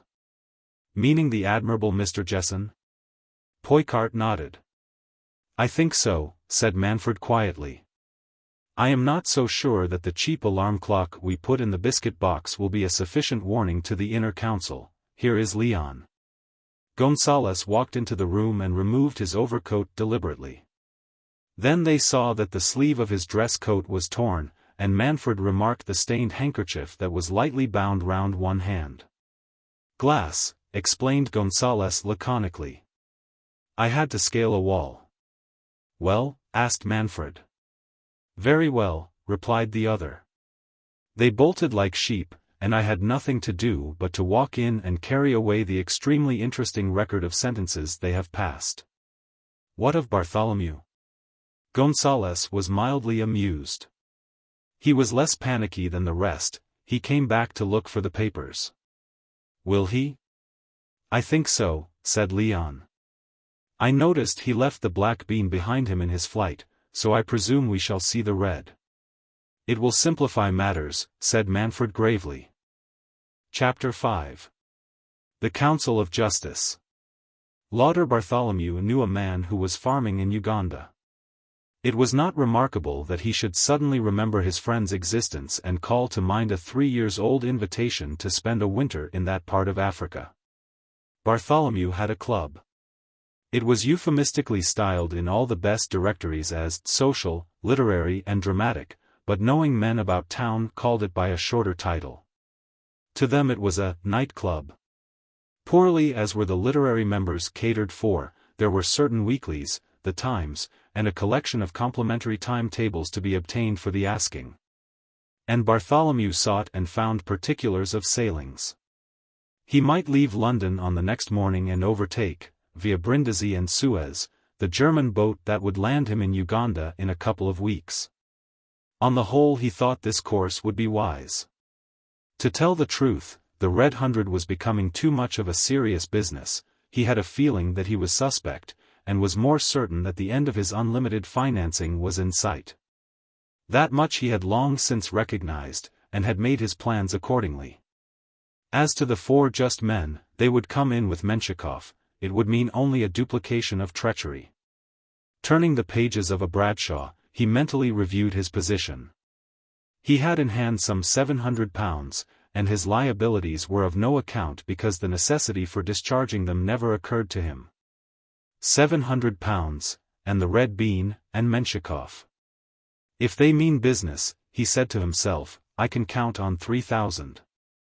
The obvious difficulty was to get into touch with the 4. Time was everything and one could not put an advertisement in the paper. If the 4 just men will communicate with L.B., they will hear of something to their advantage. Nor was it expedient to make in the agony columns of the London press even the most guarded reference to red beans after what had occurred at the council meeting. The matter of the embassy was simple. Under his breath he cursed the 4 just men for their unbusinesslike communication.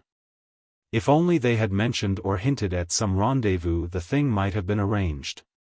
A man in evening dress asked him if he had finished with the Bradshaw. He resigned it ungraciously, and calling a club waiter, ordered a whiskey and soda and flung himself into a chair to think out a solution. The man returned the Bradshaw with a polite apology. So sorry to have interrupted, but I've been called abroad at a moment's notice, he said. Bartholomew looked up resentfully. This young man's face seemed familiar. Haven't I met you somewhere? He asked. The stranger shrugged his shoulders. One is always meeting and forgetting, he smiled. I thought I knew you, but I cannot quite place you. Not only the face but the voice was strangely familiar. Not English, was Bartholomew's mental analysis, possibly French, more likely Slav. Who the dickens can it be? In a way he was glad of the diversion, and found himself engaged in a pleasant discussion on fly fishing. As the hands of the clock pointed to midnight, the stranger yawned and got up from his chair. Going west? He asked pleasantly. Bartholomew had no definite plans for spending the next hour, so he assented and the 2 men left the club together. They strolled across Piccadilly Circus and into Piccadilly, chatting pleasantly. Through Half Moon Street into Berkeley Square, deserted and silent, the 2 men sauntered, then the stranger stopped. I'm afraid I've taken you out of your way, he said. Not a bit, replied Bartholomew, and was conventionally amiable. Then they parted, and the ex-captain walked back by the way he had come, picking up again the threads of the problem that had filled his mind in the earlier part of the evening. Halfway down Half Moon Street was a motor car, and as he came abreast, a man who stood by the curb, and whom he had mistaken for a waiting chauffeur, barred his further progress. Captain Bartholomew? He asked respectfully. That is my name, said the other in surprise. My master wishes to know whether you have decided. What? If, went on his imperturbable examiner, if you have decided on the red, here is the car, if you will be pleased to enter. And if I have decided on the black? He asked with a little hesitation. Under the circumstances, said the man without emotion, my master is of opinion that for his greater safety, he must take steps to ensure your neutrality. There was no menace in the tone, but an icy matter-of-fact confidence that shocked this hardened adventurer.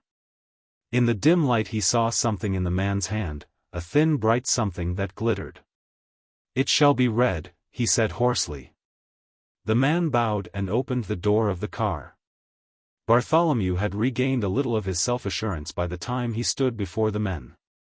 He was not unused to masked tribunals. There had been one such since his elevation to the inner council. But these 4 men were in evening dress, and the stagey setting that had characterized the Red Hundred's court of justice was absent. There was no weird adjustment of lights, or tollings of bells, or partings of somber draperies. None of the cheap trickery of the inner council. The room was evidently a drawing room, very much like 100 other drawing rooms he had seen. The 4 men who sat at equal distance before him were sufficiently ordinary in appearance save for their masks. He thought one of them wore a beard, but he was not sure. This man did most of the speaking. "I understand," he said smoothly, "you have chosen the Red."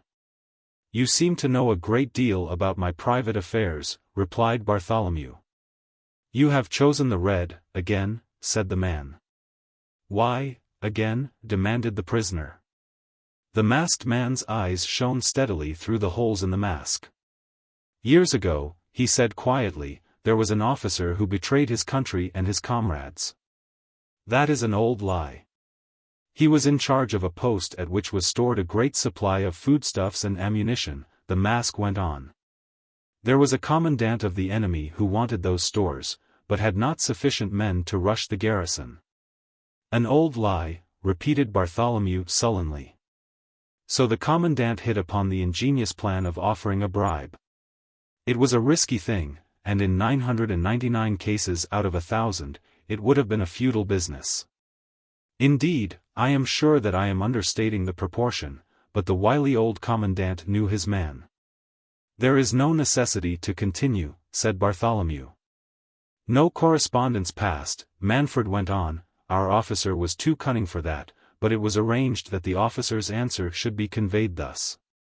He opened his hand and Bartholomew saw 2 beans, one red and the other black, reposing in the palm. The black was to be a refusal, the red an acceptance. The terms were to be scratched on the side of the red bean with a needle, and the sum agreed was £1,000. Bartholomew made no answer. "Exactly that sum we offer you to place us from time to time in possession of such information as we require concerning the movements of the Red Hundred." "If I refuse?" "You will not refuse," replied the mask calmly. "You need the money, and you have even now under consideration a plan for cutting yourself adrift from your friends." "You know so much," began the other with a shrug. "I know a great deal. For instance, I know that you contemplate immediate flight. By the way, are you aware that the Lucas Werman is in dock at Naples with a leaking boiler?" Bartholomew started, as well he might, for nobody but himself knew that the Lucas Werman was the ship he had hoped to overtake at Suez. Manfred saw his bewilderment and smiled. "I do not ask credit for supernatural powers," he said, frankly, "it was the merest guesswork, but you must abandon your trip. It is necessary for our greater success that you should remain." Bartholomew bit his lips. This scheme did not completely fall in with his plans. He affected a sudden geniality. "Well, if I must, I must," he said heartily, "and since I agree, may I ask whom I have the honor of addressing, and further, since I am now your confidential agent, that I may see the faces of my employers?" He recognized the contempt in Manfred's laugh. "You need no introduction to us," said Manfred coldly, "and you will understand we do not intend taking you into our confidence. Our agreement is that we share your confidence, not that you shall share ours." "I must know something," said Bartholomew doggedly. "What am I to do? Where am I to report? How shall I be paid?" "You will be paid when your work is completed." Manfred reached out his hand toward a little table that stood within his reach. Instantly the room was plunged into darkness. The traitor sprang back, fearing he knew not what. "Come, do not be afraid," said a voice. "What does this mean?" cried Bartholomew, and stepped forward. He felt the floor beneath him yield and tried to spring backwards, but already he had lost his balance, and with a scream of terror he felt himself falling. "Here, wake up." Somebody was shaking his arm and he was conscious of an icy coldness and a gusty raw wind that buffeted his face. He shivered and opened his eyes. First of all he saw an iron camel with a load on its back, then he realized dimly that it was the ornamental support of a garden seat, then he saw a dull grey parapet of grimy stone. He was sitting on a seat on the Thames embankment, and a policeman was shaking him, not ungently, to wakefulness. "Come along, sir, this won't do, you know." He staggered to his feet unsteadily. He was wearing a fur coat that was not his. "How did I come here?" he asked in a dull voice. The policeman laughed good-humoredly. "Ah, that's more than I can tell you. You weren't here 10 minutes ago, that I'll swear." Bartholomew put his hand in his pocket and found some money. "Call me a taxi," he said shakily, and one was found. He left the policeman perfectly satisfied with the result of his morning's work and drove home to his lodgings. By what extraordinary means had he reached the embankment? He remembered the four, he remembered the suddenly darkened room, he remembered falling, perhaps he lost consciousness, yet he could not have been injured by his fall. He had a faint recollection of somebody telling him to breathe and of inhaling a sweet sickly vapor, and that was all. The coat was not his. He thrust his hands into both pockets and found a letter. Did he but know it was of the peculiar texture that had made the greenish-grey paper of the four just men famous throughout Europe. The letter was brief and to the point. "For faithful service, you will be rewarded, for treachery, there will be no net to break your fall." He shivered again. Then his impotence, his helplessness, enraged him, and he swore softly and weakly. He was ignorant of the locality in which the interview had taken place. On his way thither he had tried in vain to follow the direction the shuttered motor-car had taken. By what method the four would convey their instructions he had no idea.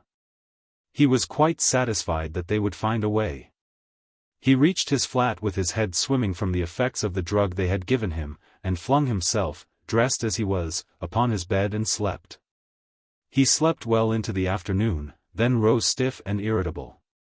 A bath and a change refreshed him, and he walked out to keep an appointment he had made. On his way he remembered impatiently that there was a call to the council at 5 o'clock.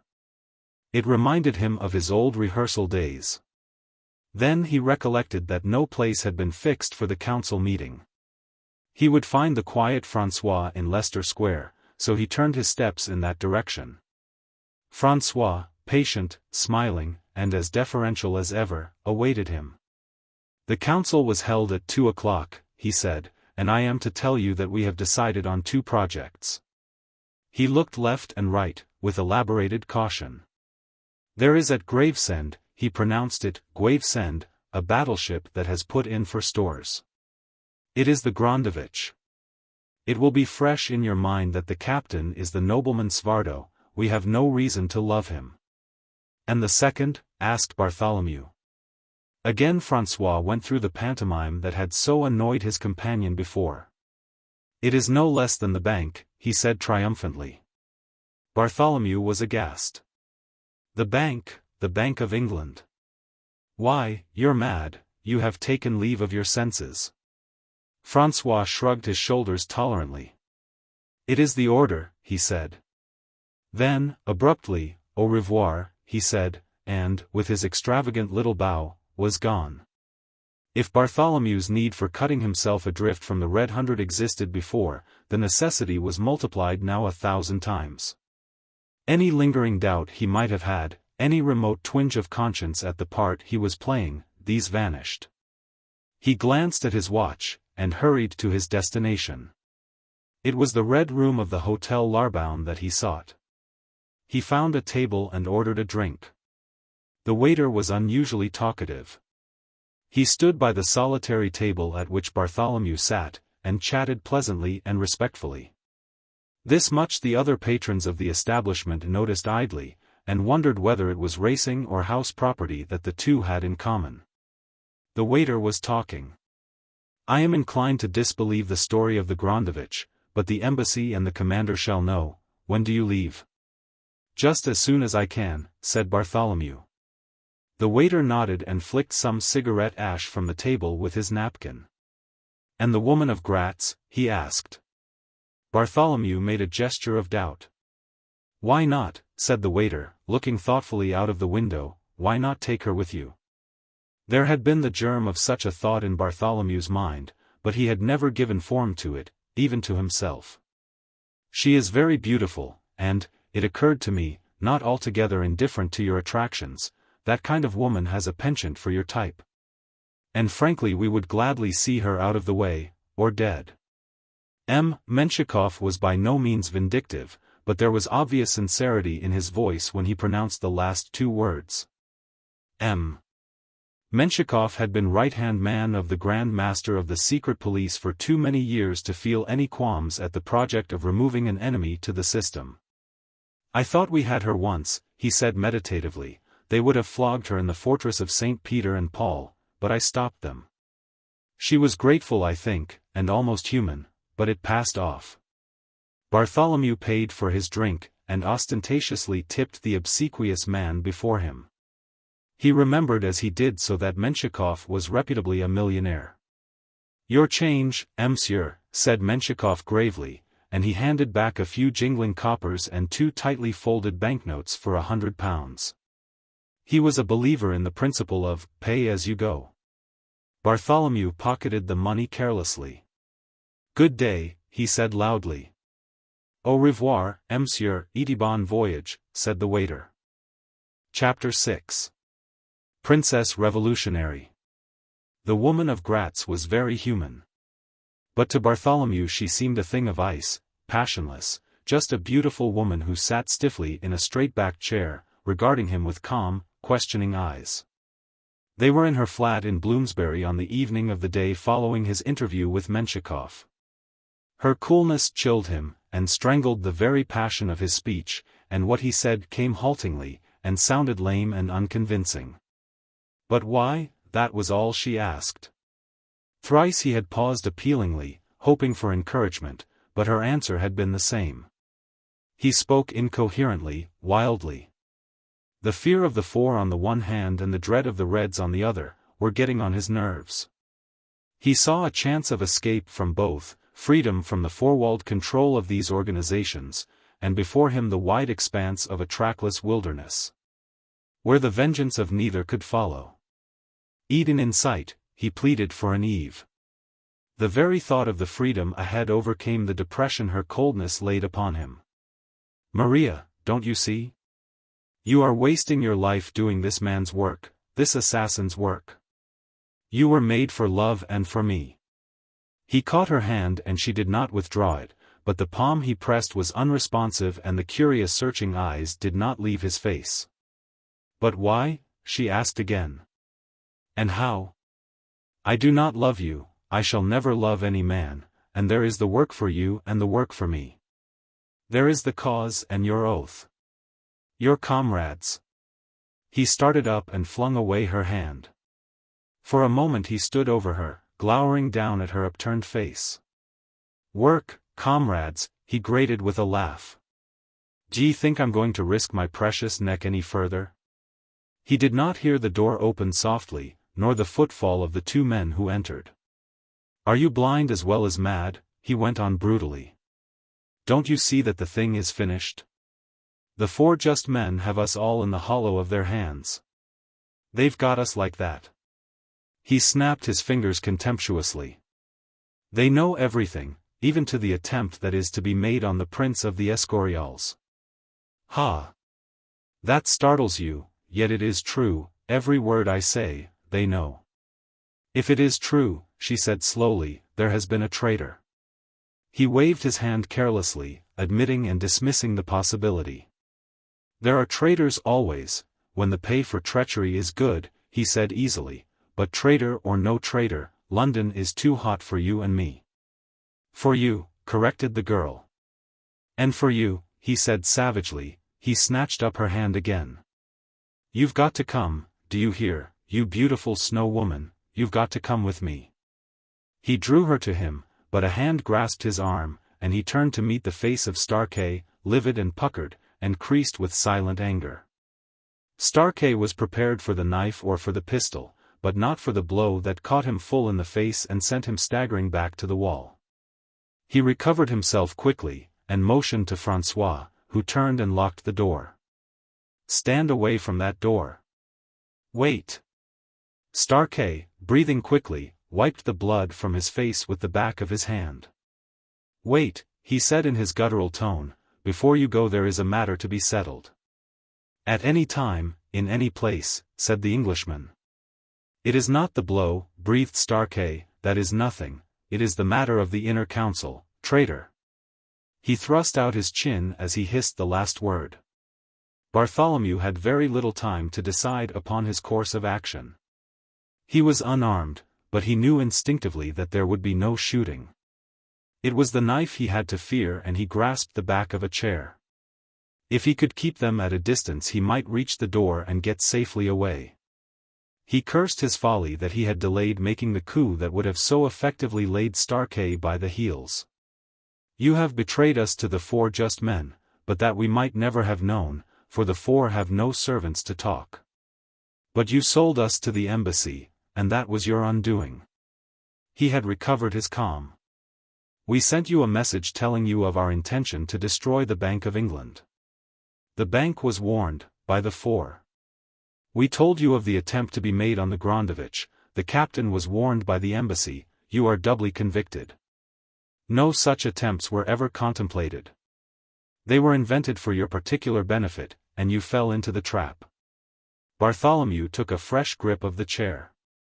He realized vaguely that he was face to face with death, and for 1 second he was seized with a wild panic.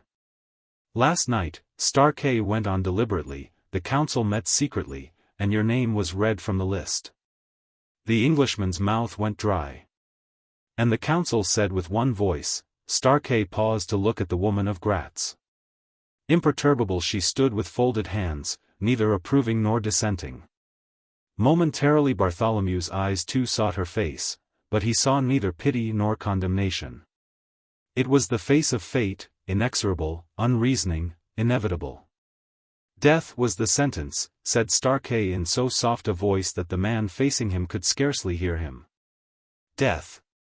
With a lightning motion he raised his hand and threw the knife. "Damn you," whimpered the stricken man, and his helpless hands groped at his chest, then he slid to his knees and Francois struck precisely. Again Starkey looked at the woman. "It is the law," he stammered, but she made no reply. Only her eyes sought the huddled figure on the floor and her lips twitched. "We must get away from here," whispered Starkey. He was shaking a little, for this was new work for him. The forces of jealousy and fear for his personal safety had caused him to take upon himself the office that on other occasions he left to lesser men. "Who lives in the opposite flat?" He had peeped through the door. "A student, a chemist," she replied in her calm, level tone. Starkey flushed, for her voice sounded almost strident coming after the whispered conference between his companion and himself. "Softly, softly," he urged. He stepped gingerly back to where the body was lying, made a circuit about it, and pulled down the blind. He could not have explained the instinct that made him do this. Then he came back to the door and gently turned the handle, beckoning the others. It seemed to him that the handle turned itself, or that somebody on the other side was turning at the same time. That this was so he discovered, for the door suddenly jerked open, sending him staggering backward, and a man stood on the threshold.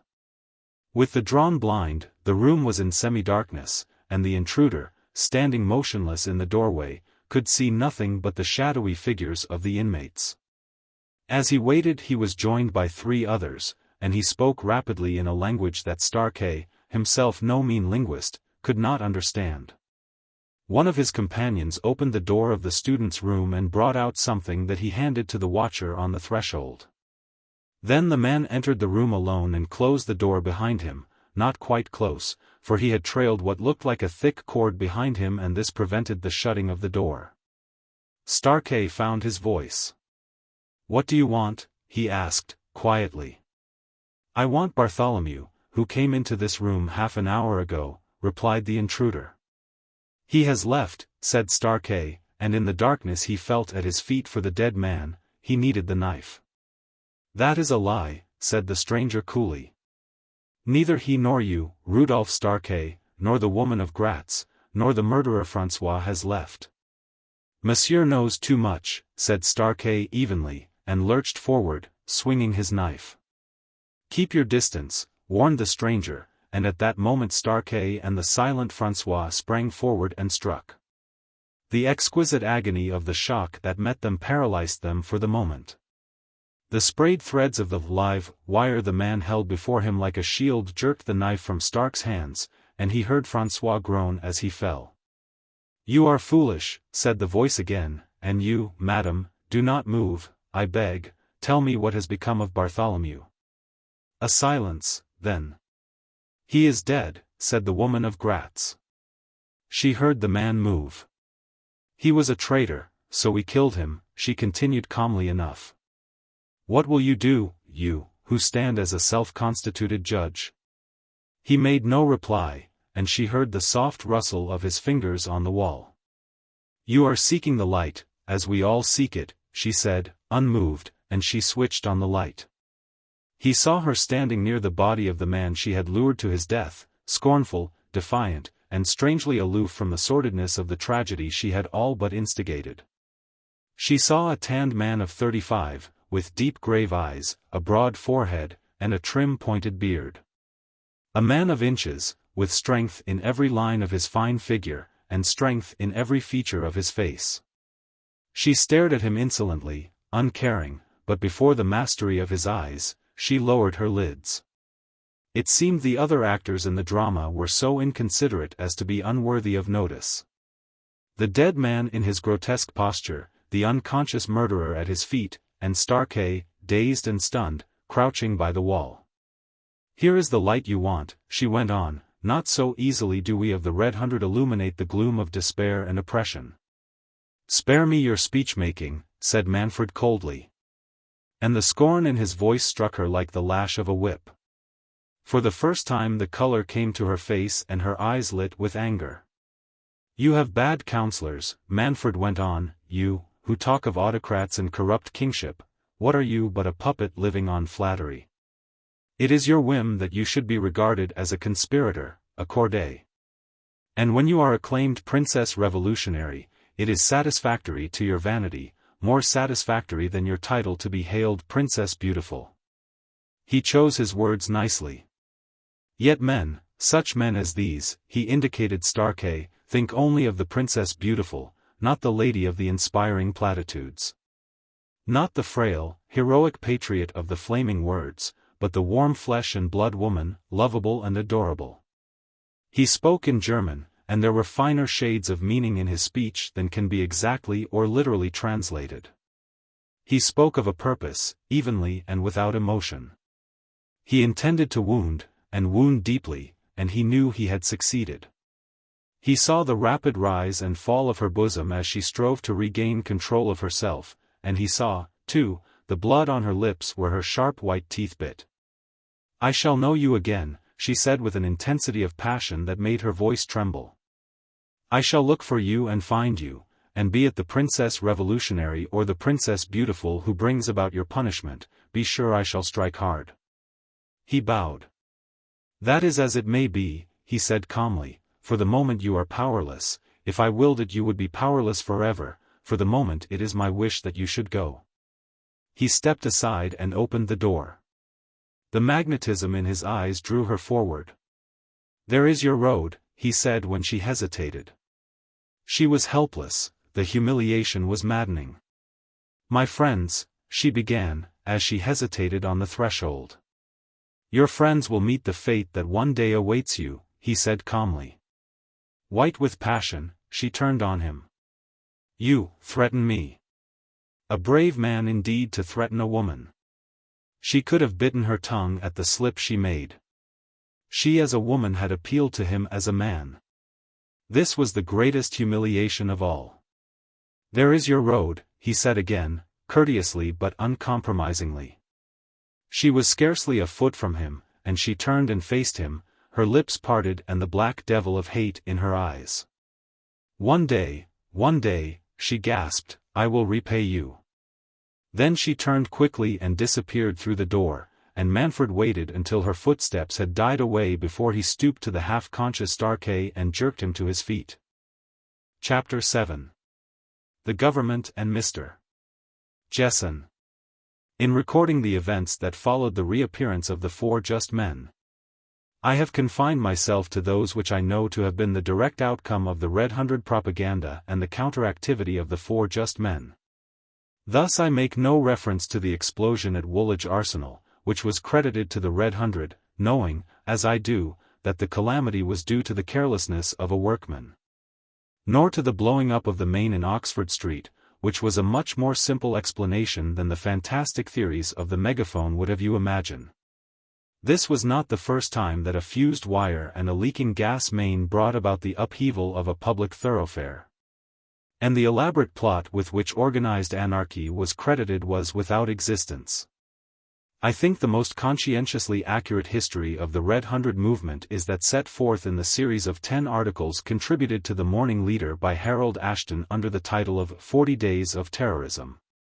And, whilst I think the author frequently fails from lack of sympathy for the four just men to thoroughly appreciate the single-mindedness of this extraordinary band of men, yet I shall always regard 40 Days of Terrorism as being the standard history of the movement, and its failure. On one point in the history alone I find myself in opposition to Mr. Ashton, and that is the exact connection between the discovery of the Carlby Mansion tragedy and the extraordinary return of Mr. Jessen of 37 Presley Street.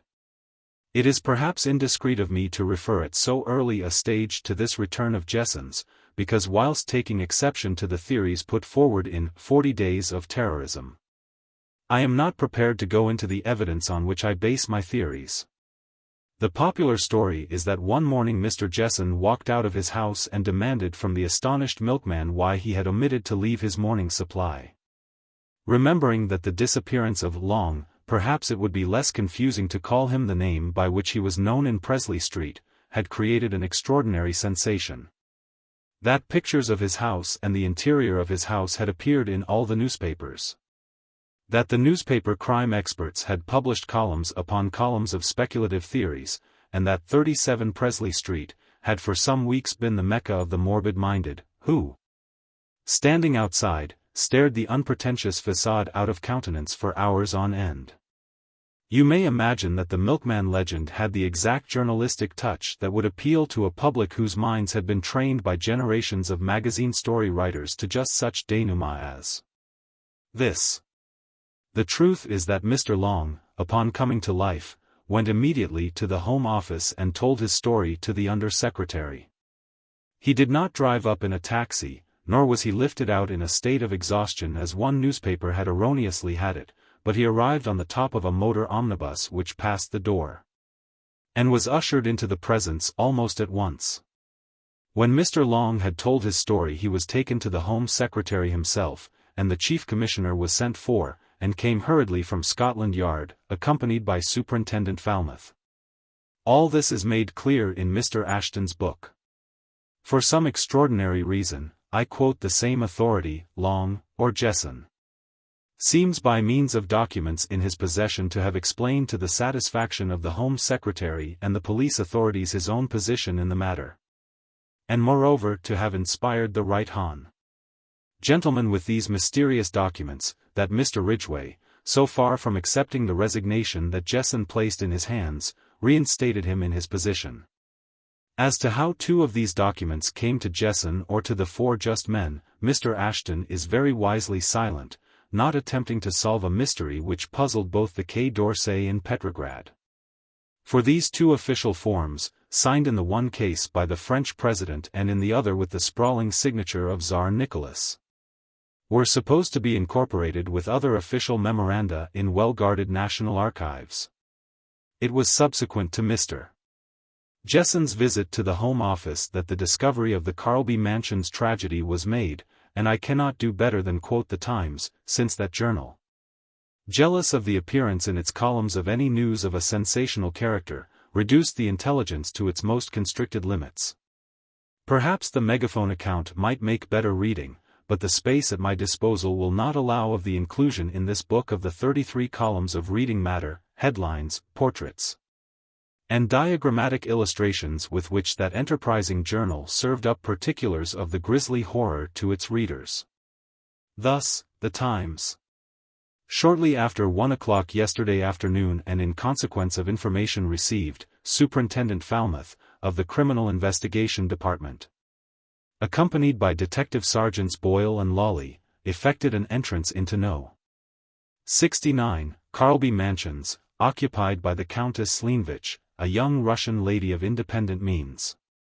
Lying on the floor were the bodies of 3 men who have since been identified as Lauder Bartholomew, aged 33, late of the Kundorp Mounted Rifles; Rudolf Starke, aged 40, believed to be an Austrian and a prominent revolutionary propagandist; Henri François, aged 36, a Frenchman, also believed to have been engaged in propaganda work.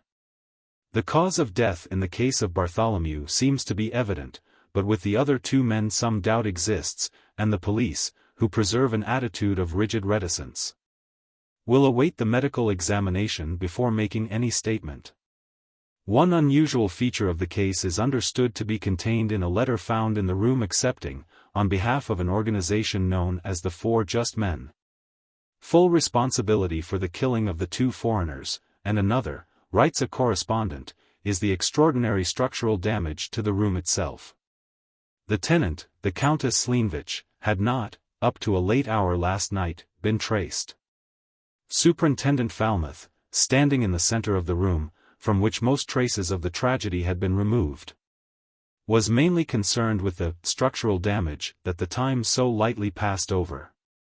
At his feet yawned a great square hole, and beneath, in the empty flat below, was a heap of plaster and laths, and the debris of destruction.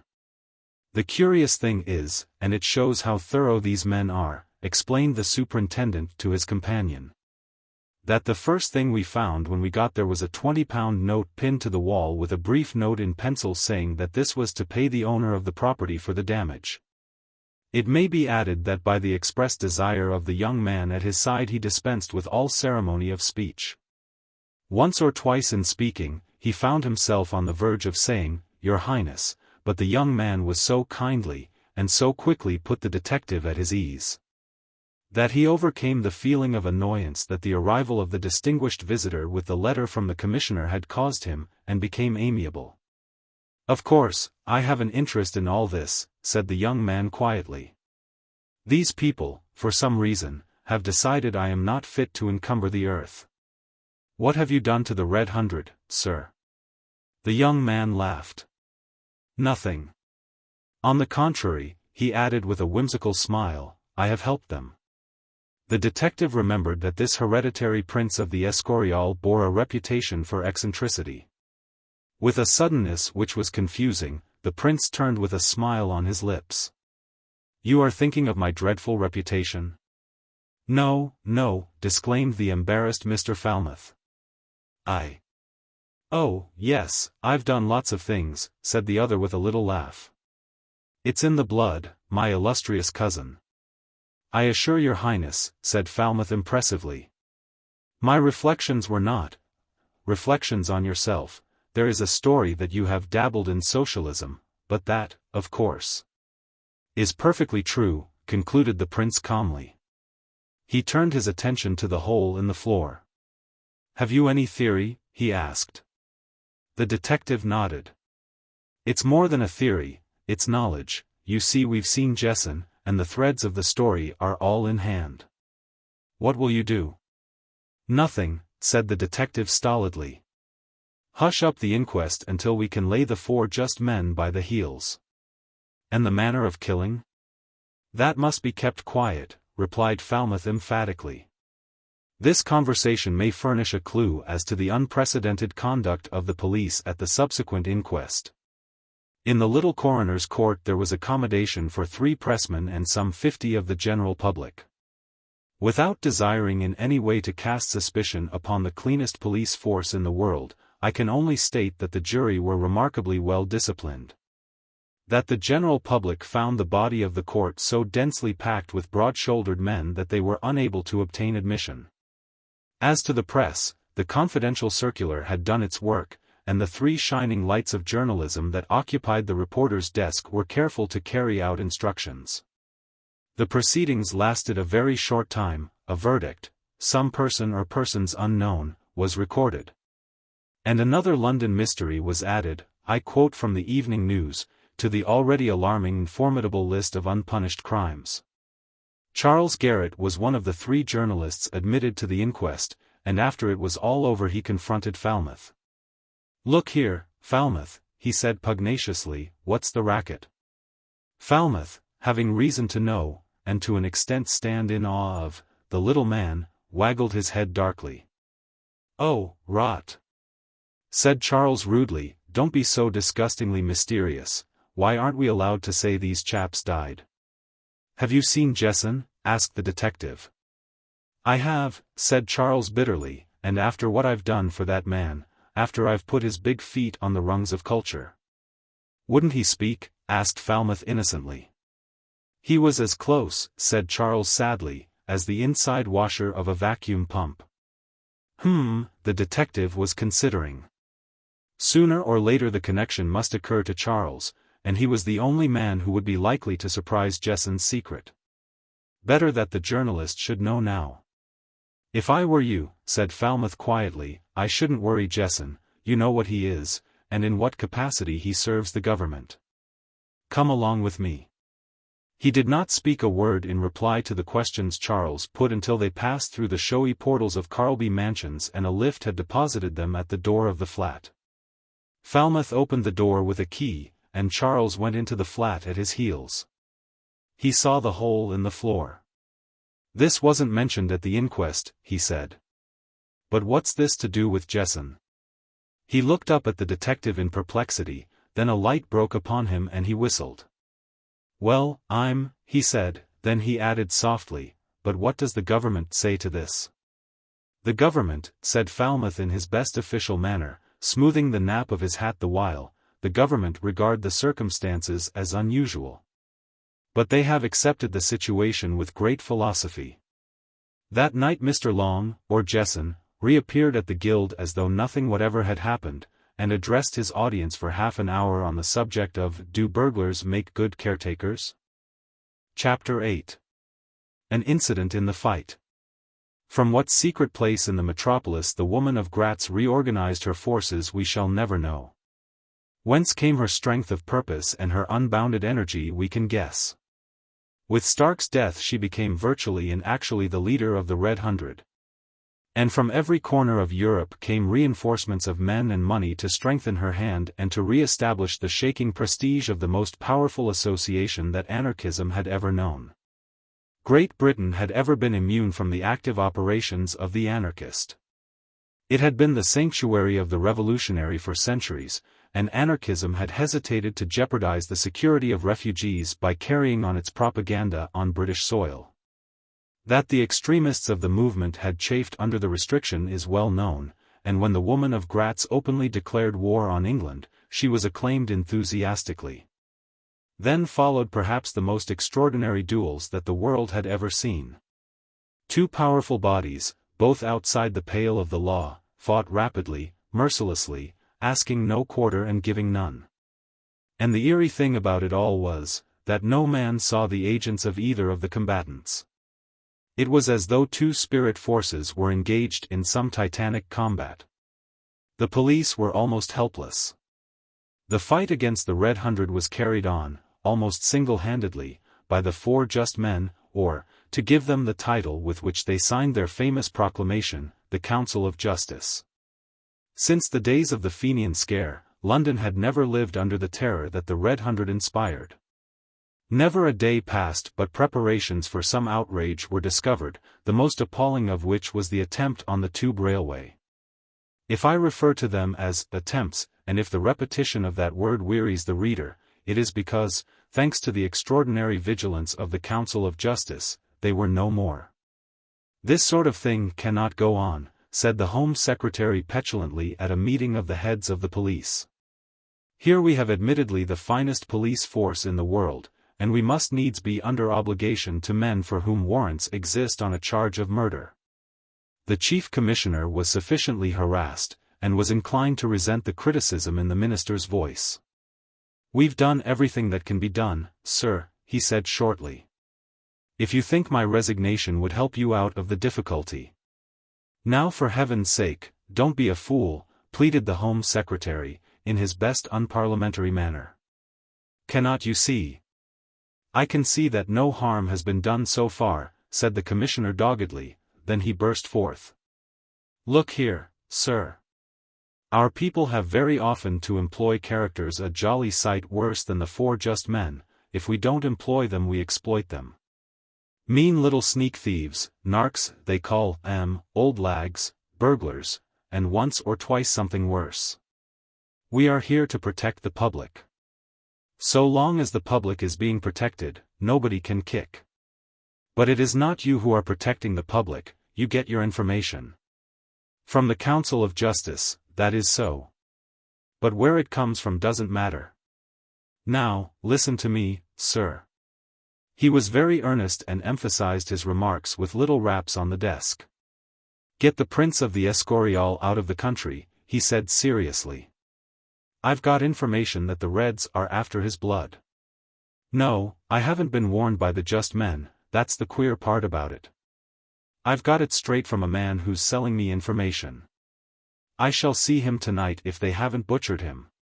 But the prince is our guest." "He's been here too long," said the practical and unsentimental commissioner. "Let him go back to Spain, he's to be married in a month. Let him go home and buy his trousseau or whatever he buys. Is that a confession that you cannot safeguard him?" The commissioner looked vexed. "I could safeguard a child of 6 or a staid gentleman of 60, but I cannot be responsible for a young man who insists on seeing London without a guide, who takes solitary motor-car drives, and refuses to give us any information beforehand as to his plans for the day, or if he does, breaks them." The minister was pacing the apartment with his head bent in thought. "As to the Prince of the Escorial," he said presently, "advice has already been conveyed to His Highness, from the highest quarter, to make his departure at an early date. Tonight, indeed, is his last night in London." The commissioner of police made an extravagant demonstration of relief. "He's going to the auditorium tonight," he said, rising. He spoke a little pityingly, and, indeed, the auditorium, although a very first-class music hall, had a slight reputation. "I shall have a dozen men in the house and will have his motor car at the stage door at the end of the show." That night His Highness arrived promptly at 8 o'clock and stood chatting pleasantly with the bare-headed manager in the vestibule. Then he went alone to his box and sat down in the shadow of the red velvet curtain. Punctually at 8 there arrived 2 other gentlemen, also in evening dress. Antonio Cellini was one and Karl Ullmans was the other. They were both young men, and before they left the motor car they completed their arrangement. "You will occupy the box on the opposite side, but I will endeavor to enter the box. If I succeed, it will be finished. The knife is best," there was pride in the Italian's tone. "If I cannot reach him the honor will be yours." He had the stilted manner of the young Latin. The other man grunted. He replied in halting French. "Once I shot an egg from between fingers, so," he said. They made their entry separately. In the manager's office, Superintendent Falmouth relieved the tedium of waiting by reading the advertisements in an evening newspaper. To him came the manager with a message that under no circumstances was His Highness in Box A to be disturbed until the conclusion of the performance. In the meantime Senior Cellini made a cautious way to Box A. He found the road clear, turned the handle softly, and stepped quickly into the dark interior of the box. 20 minutes later Falmouth stood at the back of the dress circle issuing instructions to a subordinate. "Have a couple of men at the stage door, my God." Over the soft music, above the hum of voices, a shot rang out and a woman screamed.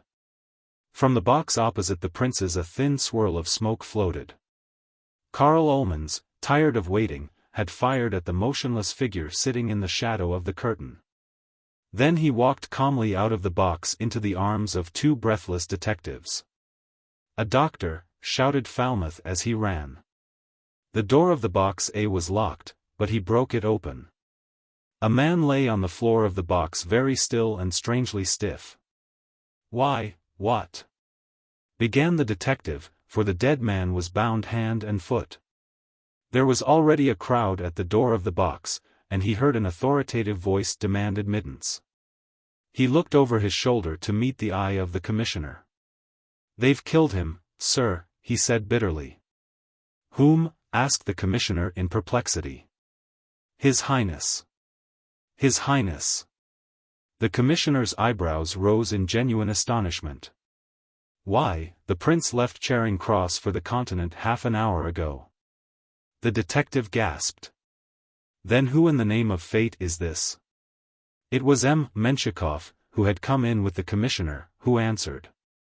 "Antonio Cellini, an anarchist of Milan," he reported. "Carlos Ferdinand Bourbon, Prince of the Escorial, Duke of Budegratz, and heir to 3 thrones, was married. And his many august cousins scattered throughout Europe had a sense of heartfelt relief. A prince with admittedly advanced views, an idealist, with utopian schemes for the regeneration of mankind, and, coming down to the mundane practical side of life, a reckless motorcar driver. An outrageously daring horseman, and possessed of the indifference to public opinion which is equally the equipment of your fool and your truly great man.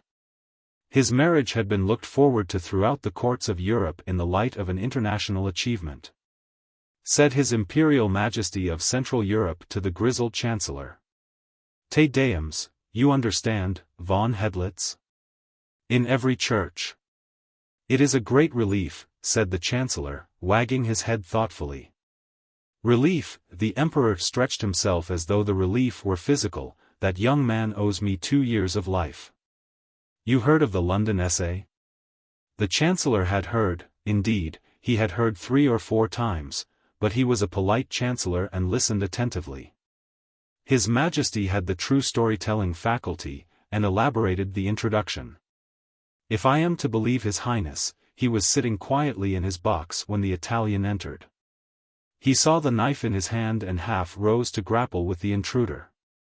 Suddenly, from nowhere in particular, sprang 3 men, who had the assassin on the floor bound and gagged. You would have thought our Carlos Ferdinand would have made an outcry. But not he. He sat stock still, dividing his attention between the stage and the prostrate man and the leader of this mysterious band of rescuers. "The 4 just men," put in the Chancellor. "3, so far as I can gather," corrected the imperial storyteller. Well, it would appear that this leader, in quite a logical calm, matter-of-fact way, suggested that the prince should leave quietly. That his motorcar was at the stage door, that a saloon had been reserved at Charing Cross, a cabin at Dover, and a special train at Calais. His Majesty had a trick of rubbing his knee when anything amused him, and this he did now. Karl obeyed like a child, which seems the remarkably strange point about the whole proceedings. The captured anarchist was trussed and bound and sat on the chair. And left to his own unpleasant thoughts. "And killed," said the Chancellor. "No, not killed," corrected the Emperor. "Part of the story I tell you is his, he told it to the police at the hospital. No, not killed, his friend was not the marksman he thought." Chapter 9. The 4 versus the 100. Some workmen, returning home of an evening and taking a short-cut through a field 2 miles from Catford, saw a man hanging from a tree. They ran across and found a fashionably dressed gentleman of foreign appearance. One of the laborers cut the rope with his knife, but the man was dead when they cut him down. Beneath the tree was a black bag, to which somebody had affixed a label bearing the warning, "Do not touch, this bag contains explosives," informed the police. More remarkable still was the luggage label tied to the lapel of the dead man's coat. It ran, "This is Franz Kitzinger, convicted at Prague in 1904, for throwing a bomb, escaped from prison March 17, 1905, was one of the 3 men responsible for the attempt on the Tower Bridge today. Executed by order of the Council of Justice. It's a humiliating confession, said the Chief Commissioner when they brought the news to him, but the presence of these men takes a load off my mind. But the Red Hundred were grimly persistent. That night a man, smoking a cigar, strolled aimlessly past the policeman on point duty at the corner of Kensington Park Gardens, and walked casually into Ladbroke Square. He strolled on, turned a corner and crossing a road, till he came to where one great garden served for a double row of middle-class houses. The backs of these houses opened on to the square. He looked round and, seeing the coast clear, he clambered over the iron railings and dropped into the big pleasure ground, holding very carefully an object that bulged in his pocket. He took a leisurely view of the houses before he decided on the victim. The blinds of this particular house were up and the French windows of the dining room were open, and he could see the laughing group of young people about the table. There was a birthday party or something of the sort in progress, for there was a great parade of Parthian caps and paper sunbonnets. The man was evidently satisfied with the possibilities for tragedy, and he took a pace nearer. Two strong arms were about him, arms with muscles like cords of steel. "Not that way, my friend," whispered a voice in his ear. The man showed his teeth in a dreadful grin. The sergeant on duty at Notting Hill Gate Station received a note at the hands of a grimy urchin, who for days afterwards maintained a position of enviable notoriety. "A gentleman told me to bring this," he said. The sergeant looked at the small boy sternly and asked him if he ever washed his face. Then he read the letter. "The second man of the three concerned in the attempt to blow up the Tower Bridge will be found in the garden of Maidham Crescent, under the laurel bushes, opposite No. 72. It was signed, the Council of Justice. The Commissioner was sitting over his coffee at the Ritz, when they brought him the news. Falmouth was a deferential guest, and the chief passed him the note without comment. "This is going to settle the Red Hundred," said Falmouth. "These people are fighting them with their own weapons, assassination with assassination, error with terror. Where do we come in?" "We come in at the end," said the Commissioner, choosing his words with great niceness, "to clean up the mess, and take any scraps of credit that are going." He paused and shook his head. I should be sorry," he began. "So should I," said the detective sincerely, for he knew that his chief was concerned for the ultimate safety of the men whose arrest it was his duty to effect. The Commissioner's brows were wrinkled thoughtfully. "Two," he said musingly. "Now, how on earth do the four just men know the number in this, and how did they track them down, and who is the third? Heavens! One could go on asking questions the whole of the night." On one point the Commissioner might have been informed earlier in the evening, he was not told until 3 o'clock the next morning. The third man was von Dunop. Ignorant of the fate of his fellow terrorists, he sallied forth to complete the day notably. The crowd at a theatre door started a train of thought, but he rejected that outlet to ambition. It was too public, and the chance of escape was nil. These British audiences did not lose their heads so quickly. They refused to be confounded by noise and smoke, and a writhing figure here and there.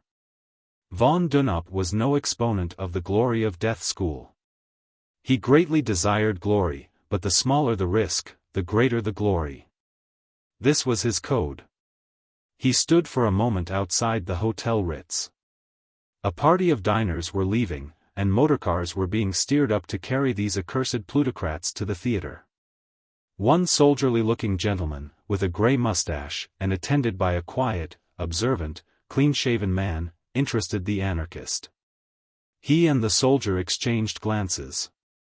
"Who the dickens was that?" asked the Commissioner as he stepped into the taxi. "I seem to know his face." "I have seen him before," said Falmouth. "I won't go with you, sir, I've a little business to do in this part of the world." Thereafter von Dunop was not permitted to enjoy his walk in solitude, for, unknown to him, a man picked him up and followed him throughout the evening. And as the hour grew later, that one man became two, at 11 o'clock he became 3, and at 11:45, when von Dunop had finally fixed upon the scene and scope of his exploit, He turned from Park Lane into Brook Street to discover, to his annoyance, quite a number of people within call. Yet he suspected nothing. He did not suspect the night wanderer mooshing along the curb with downcast eyes, seeking the gutter for the stray cigar end. Nor the two loudly talking men in suits of violet check who wrangled as they walked concerning the relative merits of the favorites for the Derby. Nor the commissionaire trudging home with his bag in his hand and a pipe in his mouth, nor the clean-shaven man in evening dress. The Home Secretary had a house in Berkeley Square. Von Dunop knew the number very well. He slackened pace to allow the man in evening dress to pass. The slow-moving taxi that was 50 yards away he must risk. This taxi had been his constant attendant during the last hour, but he did not know it. He dipped his hand into his overcoat pocket and drew forth the machine. It was one of Culver's masterpieces and, to an extent, experimental, that much the master had warned him in a letter that bore the date mark Riga. He felt with his thumb for the tiny key that set the machine and pushed it. Then he slipped into the doorway of number 196 and placed the bomb. It was done in a second, and so far as he could tell no man had seen him leave the pathway and he was back again on the sidewalk very quickly. But as he stepped back, he heard a shout and a man darted across the road, calling on him to surrender.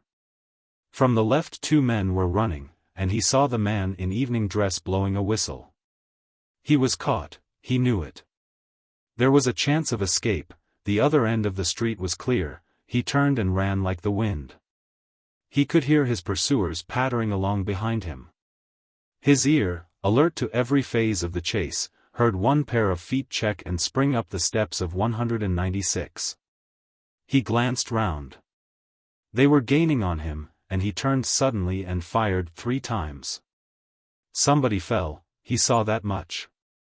Then right ahead of him a tall policeman sprang from the shadows and clasped him round the waist.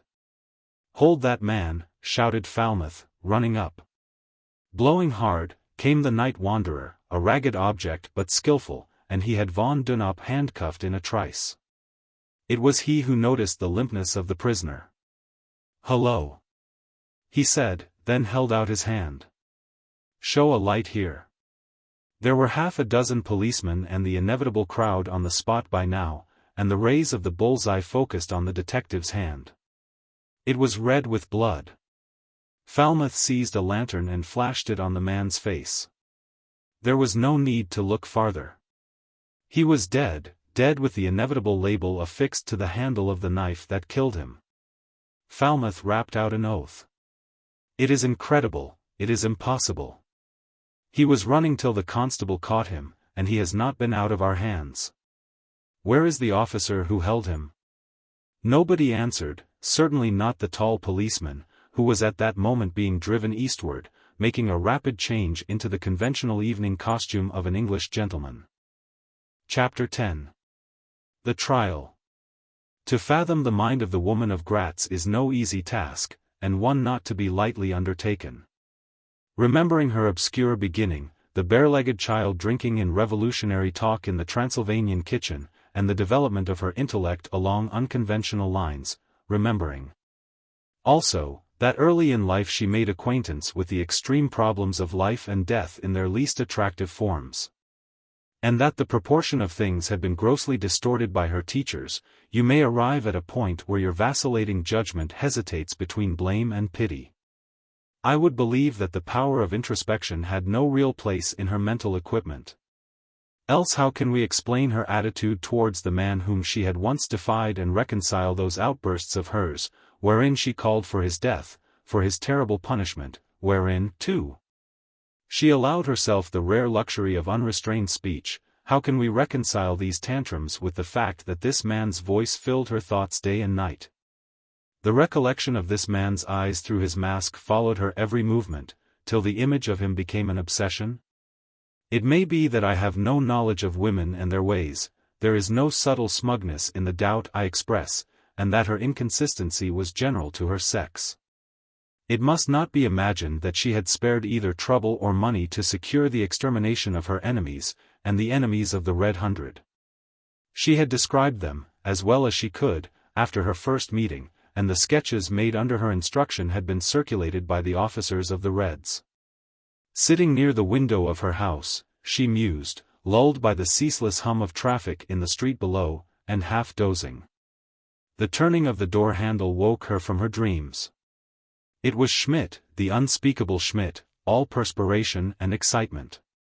His round coarse face glowed with it, and he could scarcely bring his voice to tell the news. "We have him! We have him!" he cried in glee, and snapped his fingers. "Oh, the good news, I am the first. Nobody has been, little friend? I have run and have taken taxis." "You have, whom?" she asked. "The man, one of the men," he said, "who killed Starkey and François, and—" Which man?" she said harshly. He fumbled in his pocket and pulled out a discolored sketch. "Oh," she said, it could not be the man whom she had defied. Why, she asked stormily, why only this man? Why not the others, why not the leader? Have they caught him and lost him? Chagrin and astonishment sat on Schmidt's round face. His disappointment was almost comic. "But, little mother," he said, crestfallen and bewildered, "this is one, we did not hope even for one N." The storm passed over. Yes, she said wearily, even one is good. They shall learn that the Red Hundred can still strike, this leader shall know, this man shall have a death, she said, looking at Schmidt, worthy of his importance. "Tell me how he was captured." "It was the picture," said the eager Schmidt, "the picture you had drawn. One of our comrades thought he recognized him and followed him to his house. He shall be tried, tonight," and she spent the day anticipating her triumph. Conspirators do not always choose dark arches for their plottings. The Red Hundred especially were notorious for the likeliness of their rendezvous. They went to nature for a precedent, and as she endows the tiger with stripes that are undistinguishable from the jungle grass. So the Red Hundred would choose for their meetings such a place where meetings were usually held. It was in the lodge room of the Pride of Millwall, A.O.S.A., which may be amplified as the Associated Order of the Sons of Abstinence, that the trial took place. The financial position of the Pride of Millwall was not strong. An unusual epidemic of temperate seafaring men had called the lodge into being, the influx of capital from eccentric bequests had built the tiny hall. And since the fiasco attending the first meeting of the League of London, much of its public business had been skillfully conducted in these riverside premises. It had been raided by the police during the days of terror, but nothing of an incriminating character had been discovered. Because of the success with which the open policy had been pursued, the woman of Gratz preferred to take the risk of an open trial in a hall liable to police raid. The man must be so guarded that escape was impossible. Messengers sped in every direction to carry out her instructions. There was a rapid summoning of leaders of the movement, the choice of the place of trial, the preparation for a ceremony which was governed by well-established precedent, and the arrangement of the properties which played so effective a part in the trials of the 100. In the black-draped chamber of trial the woman of Gratz found a full company. Malescrivona, Czechsky, Valentini, de Romans, to name a few who were there sitting all together side by side on the low forms. And they buzzed a welcome as she walked into the room and took her seat at the higher place. She glanced round the faces, bestowing a nod here and a glance of recognition there. She remembered the last time she had made an appearance before the rank and file of the movement. She missed many faces that had turned to her in those days, Starkey, François, Kitzinger, dead at the hands of the four just men. It fitted her mood to remember that tonight she would judge one who had at least helped in the slaying of Starkey. Abruptly she rose. Lately she had had few opportunities for the display of that oratory which was once her sole title to consideration in the councils of the Red Hundred. Her powers of organization had come to be respected later. She felt the want of practice as she began speaking. She found herself hesitating for words, and once she felt her illustrations were crude. But she gathered confidence as she proceeded, and she felt the responsive thrill of a fascinated audience. It was the story of the campaign that she told. Much of it we know. The story from the point of view of the Reds may be guessed. She finished her speech by recounting the capture of the enemy. Tonight we aim a blow at these enemies of progress. If they have been merciless, let us show them that the Red Hundred is not to be outdone in ferocity. As they struck, so let us strike, and, in striking, read a lesson to the men who killed our comrades, that they, nor the world, will ever forget. There was no cheering as she finished, that had been the order, but a hum of words as they flung their tributes of words at her feet, a ruck of incoherent phrases of praise and adoration. Then 2 men led in the prisoner. He was calm and interested, throwing out his square chin resolutely when the first words of the charge were called and twiddling the fingers of his bound hands absently. He met the scowling faces turned to him serenely, but as they proceeded with the indictment, he grew attentive, bending his head to catch the words. Once he interrupted. "I cannot quite understand that," he said in fluent Russian, "my knowledge of German is limited." "What is your nationality?" demanded the woman. "English," he replied. "Do you speak French?" she asked. "I am learning," he said naively, and smiled. "You speak Russian," she said. Her conversation was carried on in that tongue. "Yes," he said simply, "I was there for many years." After this, the sum of his transgressions were pronounced in a language he understood. Once or twice as the reader proceeded, it was Ivan Orenvich who read. The man smiled. The woman of Gratz recognized him instantly as the 4th of the party that gathered about her door the day Bartholomew was murdered. Formally she asked him what he had to say before he was condemned. He smiled again. "I am not one of the 4 just men," he said. "Whoever says I am, lies." "And is that all you have to say?" she asked scornfully. "That is all," was his calm reply. "Do you deny that you helped slay our comrade Starkey?" "I do not deny it," he said easily. "I did not help, I killed him." "Ah!" The exclamation came simultaneously from every throat. "Do you deny that you have killed many of the Red Hundred?" He paused before he answered. "As to the Red Hundred, I do not know. But I have killed many people." He spoke with the grave air of a man filled with a sense of responsibility, and again the exclamatory hum ran through the hall. Yet, the woman of Gratz had a growing sense of unrest in spite of the success of the examination. "You have said you were in Russia, did men fall to your hand there?" He nodded. "And in England?" "Also in England," he said. "What is your name?" she asked. By an oversight it was a question she had not put before. The man shrugged his shoulders. "Does it matter?" he asked. A thought struck her. In the hall she had seen Magnus the Jew. He had lived for many years in England, and she beckoned him. "Of what class is this man?" she asked in a whisper. "Of the lower orders," he replied. "It is astounding, did you not notice when, no, you did not see his capture."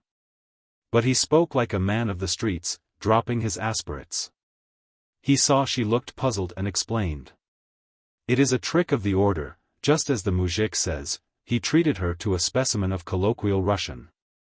"What is your name?" she asked again. He looked at her slyly. "In Russia they called me Father Kopab." 1.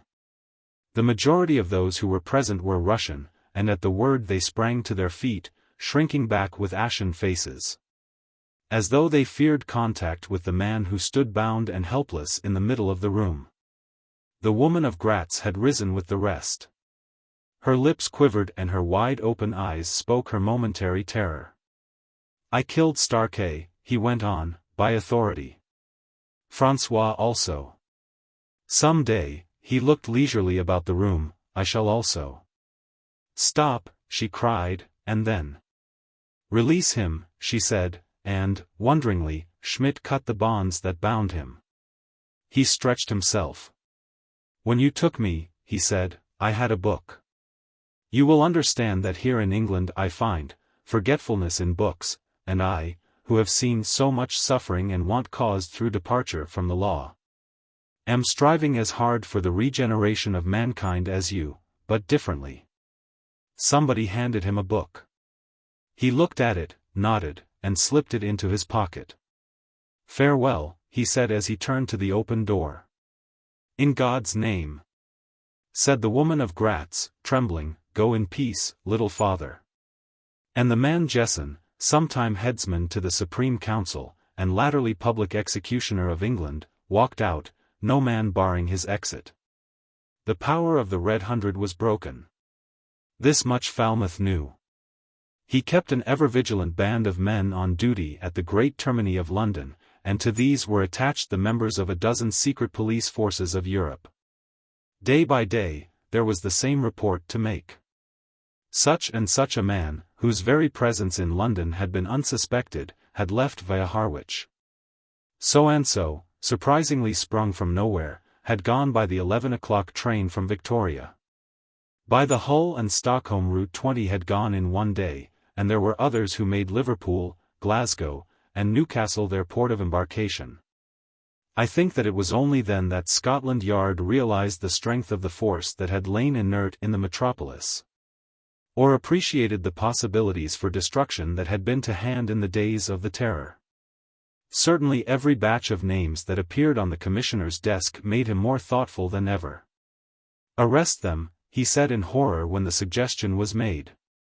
Arrest them. Look here, have you ever seen driver ants attack a house in Africa? Marching in endless battalions at midnight and clearing out everything living from chickens to beetles? Have you ever seen them reform in the morning and go marching home again? You wouldn't think of arresting them, would you? No, you just sit down quietly out of their reach and be happy when the last little red leg has disappeared round the corner. Those who knew the Red Hundred best were heartily in accord with his philosophy. They caught Jessen, reported Falmouth. Oh, said the commissioner. When he disclosed his identity, they got rid of him quick. I've often wondered why the four just men didn't do the business of Starkey themselves, mused the commissioner. It was rather rum, admitted Falmouth, but Starkey was a man under sentence, as also was Francois. By some means they got hold of the original warrants, and it was on these that Jessen did what he did. The commissioner nodded. And now, he asked, what about them? Falmouth had expected this question sooner or later. Do you suggest that we should catch them, sir? He asked with thinly veiled sarcasm. Because if you do, sir, I have only to remind you that we've been trying to do that for some years. The chief commissioner frowned. It's a remarkable thing, he said, that as soon as we get a situation such as the Red Hundred scare and the Four Just Men scare, for instance, we're completely at sea. And that's what the papers will say. It doesn't sound creditable, but it's so. I place the Superintendent's defense of Scotland Yard on record in extenso. What the papers say, said Falmouth, never keeps me awake at night. Nobody's quite got the hang of the police force in this country, certainly the writing people haven't. There are two ways of writing about the police, sir. One way is to deal with them in the newspaper fashion with the headline "Another Police Blunder" or "The Police and the Public," and the other way is to deal with them in the magazine style. Which is to show them as softies on the wrong scent, whilst an ornamental civilian is showing them their business, or as mysterious people with false beards who pop up at the psychological moment. And say, in a loud voice, in the name of the law, I arrest you. Well, I don't mind admitting that I know neither kind. I've been a police officer for 23 years, and the only assistance I've had from a civilian was from a man named Blackie, who helped me to find the body of a woman that had disappeared. I was rather prejudiced against him, but I don't mind admitting that he was pretty smart and followed his clues with remarkable ingenuity. The day we found the body I said to him, Mr. Blackie, you have given me a great deal of information about this woman's movements, in fact. You know a great deal more than you ought to know, so I shall take you into custody on the suspicion of having caused her death. Before he died he made a full confession, and ever since then I have always been pleased to take as much advice and help from outside as I could get. When people sometimes ask me about the cleverness of Scotland Yard, I can't tell tales such as you read about. I've had murderers, anarchists, burglars, and average low-down people to deal with, but they have mostly done their work in a commonplace way and bolted. And as soon as they have bolted, we've employed fairly commonplace methods and brought back. If you ask me whether I've been in dreadful danger, when arresting desperate murderers and criminals, I say no. When your average criminal finds himself cornered, he says, "All right, Mr. Falmouth, it's a cop," and goes quietly. Crime and criminals run in grooves. They're hardy annuals with perennial methods. Extraordinary circumstances baffle the police as they baffle other folks. You can't run a business on business lines and be absolutely prepared for anything that turns up. Whiteley's will supply you with a flea or an elephant, but if a woman asked a shopgirl to hold her baby whilst she went into the tinned meat department, the girl and the manager and the whole system would be floored, because there is no provision for holding babies. And if a Manchester goods merchant, unrolling his stuff, came upon a snake lying all snug in the bale, he'd be floored too, because natural history isn't part of their business training. And they wouldn't be quite sure whether it was a big worm or a boa constrictor. The commissioner was amused. "You've an altogether unexpected sense of humor," he said, "and the moral is that the unexpected always floors you, whether it's humor or crime," said Falmouth. And went away fairly pleased with himself. In his room he found a waiting messenger. "A lady to see you, sir." "Who is it?" he asked in surprise. The messenger handed him a slip of paper and when he read it whistled. "The unexpected, by. Show her up." On the paper was written, "The Woman of Gratz." Chapter 11. Manfred. Manfred sat alone in his Lewisham house. He was known to the old lady who was his caretaker as a foreign gentleman in the music line, and in the subdued light of the shaded lamp. He looked tired. A book lay on the table near at hand, and a silver coffee service and an empty coffee cup stood on the stool by his side. Reaction he felt. This strange man had set himself to a task that was never ending. The destruction of the forces of the Red Hundred was the end of a fight that cleared the ground for the commencement of another, but physically he was weary. Gonsalez had left that morning for Paris, Poicart went by the afternoon train, and he was to join them tomorrow. The strain of the fight had told on them, all three. Financially, the cost of the war had been heavy, but that strain they could stand better than any other, for had they not the fortune of Kurlander, in case of need they knew their man. All the world had been searched before they, the first four, had come together, Manfred, Gonsalez, Poicart, and the man who slept eternally in the flower-grown grave at Bordeaux. As men taking the oaths of priesthood they lived down the passions and frets of life. Each man was an open book to the other, speaking his most secret thought in the faith of sympathy, one dominating thought controlling them all. They had made the name of the four just men famous or infamous, according to your point of reckoning, throughout the civilized world. They came as a new force into public and private life. There were men, free of the law, who worked misery on their fellows, dreadful human ghouls fattening on the bodies and souls of the innocent and helpless. Great magnates calling the law to their aid, or pushing it aside as circumstances demanded. All these became amenable to a new law, a new tribunal. There had grown into being systems which defied correction, corporations beyond chastisement. Individuals protected by cunningly drawn legislation, and others who knew to an inch the scope of toleration. In the name of justice, these men struck swiftly, dispassionately, mercilessly.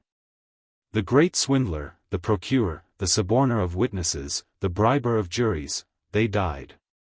There was no gradation of punishment, a warning, a second warning, then death. Thus their name became a symbol, at which the evildoer went tremblingly about his work, dreading the warning and ready in most cases to heed it. Life became a sweeter, a more wholesome thing for many men who found the thin greenish-gray envelope on their breakfast table in the morning. But others persisted on their way, loudly invoking the law, which in spirit, if not in letter, they had outraged. The end was very sure, and I do not know of one man who escaped the consequence.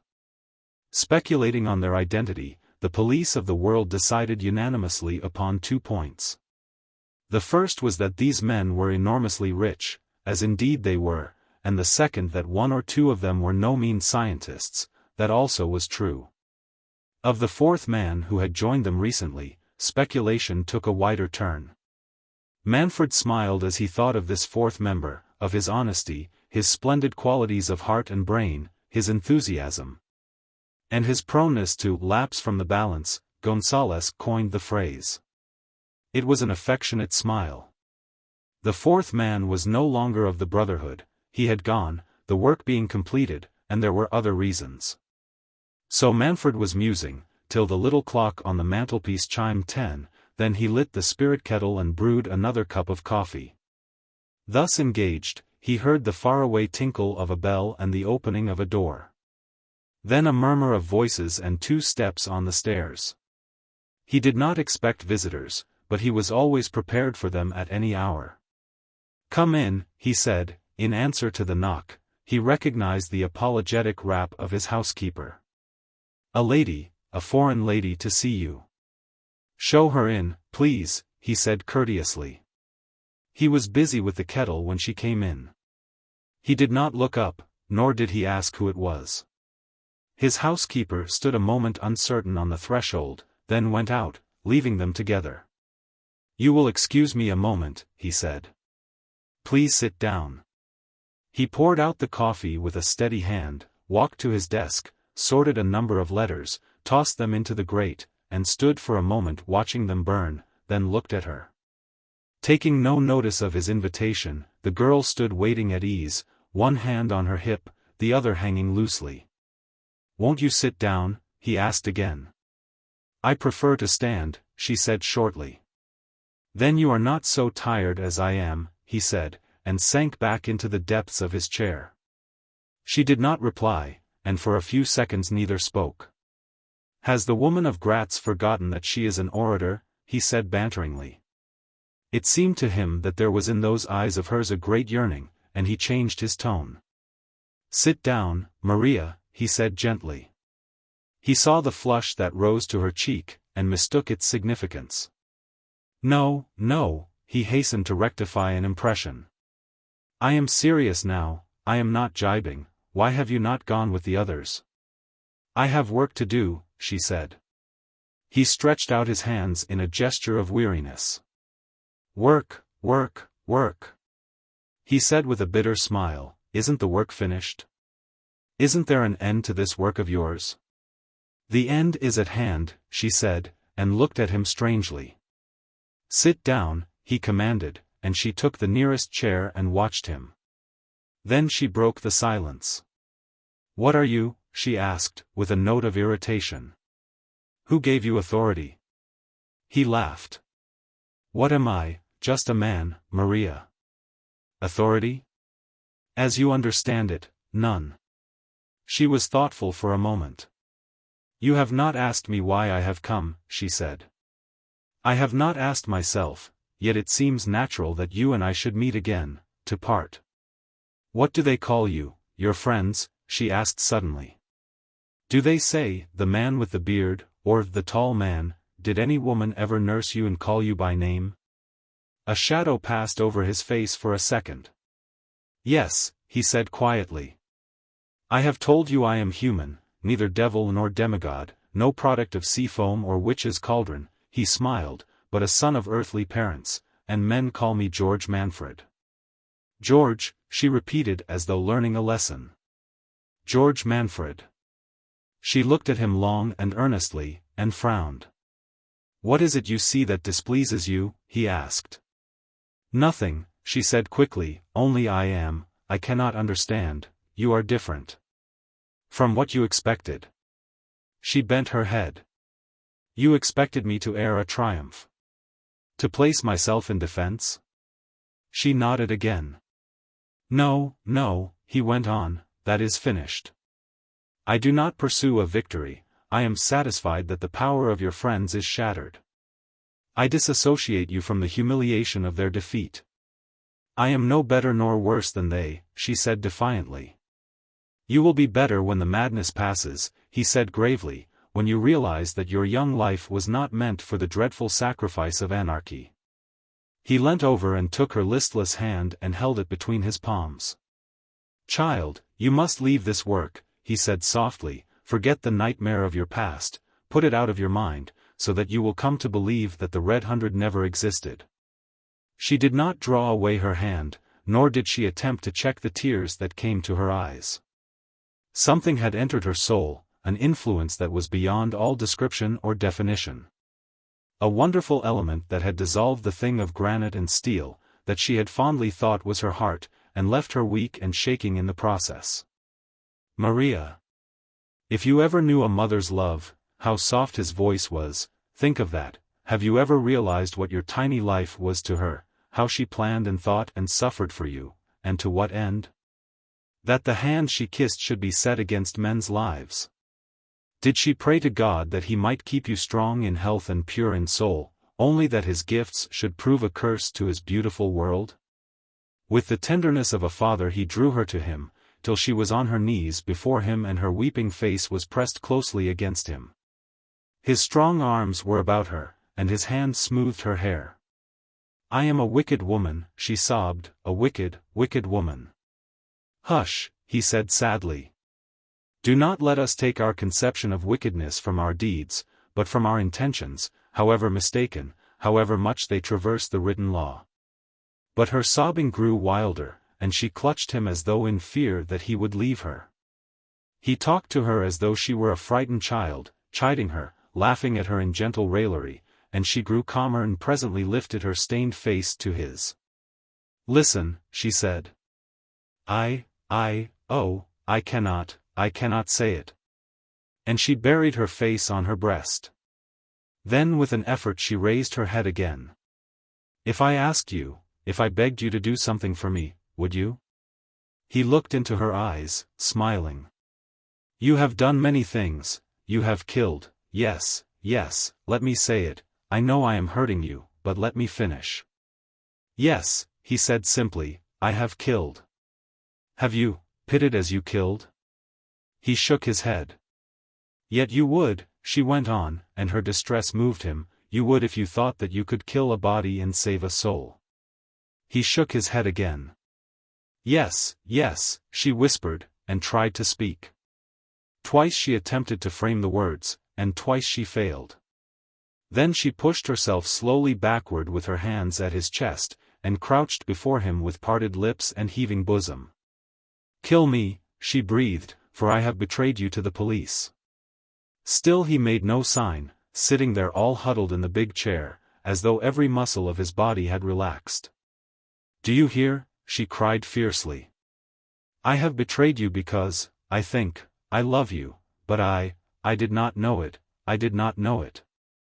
I hated you so that I pitied you, and always I thought of you. She knew by the look of pain in his eyes what her words had cost him. Somehow she divined that the betrayal hurt least. I have never said it to myself, she whispered. I have never thought it in my most secret thoughts, yet it was there all the time, waiting for expression, and I am happier, though you die. And though every hour of my life be a lifetime of pain, I am happier that I have said it, happier than I thought I could ever be. I have wondered why I remembered you, and why I thought of you, and why you came into my every dream. I thought it was because I hated you, because I wanted to kill you, and to hold you at my mercy, but I know now. She rocked from side to side, clasping her hands in the intensity of her passion. You do not speak, she cried. Do you not understand, beloved? I have handed you over to the police, because, oh God. Because I love you. It must be that I do. He leant forward and held out his hands and she came to him half swooning. Marie, child, he murmured, and she saw how pale he was. We are strangely placed, you and I, to talk of love. You must forget this, little girl, let this be the waking point of your bad dream. Go forth into the new life, into a life where flowers are, and birds sing, and where rest and peace is. She had no thought now save for his danger. They are below, she moaned. I brought them here, I guided them. He smiled into her face. I knew, he said. She looked at him incredulously. You knew, she said, slowly. Yes, when you came, he pointed to the heap of burnt papers in the grate, I knew. He walked to the window and looked out. What he saw satisfied him. He came back to where she still crouched on the floor and lifted her to her feet. She stood unsteadily, but his arm supported her. He was listening, he heard the door open below. You must not think of me, he said again. She shook her head helplessly, and her lips quivered. God bless you and help you, he said reverently, and kissed her. Then he turned to meet Falmouth. George Manfred, said the officer, and looked at the girl in perplexity. That is my name, said Manfred quietly. You are Inspector Falmouth. Superintendent, corrected the other. I'm sorry, said Manfred. I shall take you into custody, said Falmouth, on suspicion of being a member of an organization known as the Four Just Men. And accordingly concerned in the following crimes. I will excuse you the recital, said Manfred pleasantly, and held out his hands. For the first time in his life he felt the cold contact of steel at his wrists. The man who snapped the handcuffs on was nervous and bungled, and Manfred, after an interested glance at the gyves, lifted his hands. This is not quite fastened, he said.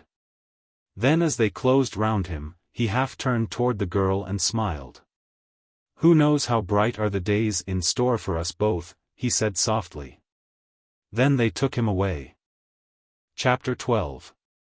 In Wandsworth Jail. Charles Garrett, admirable journalist, had written the last line of a humorous description of a local concert at which a cabinet minister had sung pathetic ballads. Charles wrote with difficulty, for the situation had been of itself so funny, that extracting its hidden humors was a more than ordinarily heartbreaking thing. But he had finished and the thick batch of copy lay on the chief sub-editor's desk. Charles wrote on an average 6 words to a folio. And a half-a-column story from his pen bulked like a 3-volume novel. Charles stopped to threaten an office boy who had misdirected a letter, strolled into various quiet offices to see who was there, and with his raincoat on his arm, and his stick in his hand. Stopped at the end of his wanderings before the chattering tape machine. He looked through the glass box that shielded the mechanism, and was interested in a message from Tehran in the course of transmission. At early date. Grand Vizier has informed exchange correspondent that the construction of line will be pushed forward. The tape stopped its stuttering and buzzed excitedly. Then came a succession of quick jerks that cleared away the uncompleted message.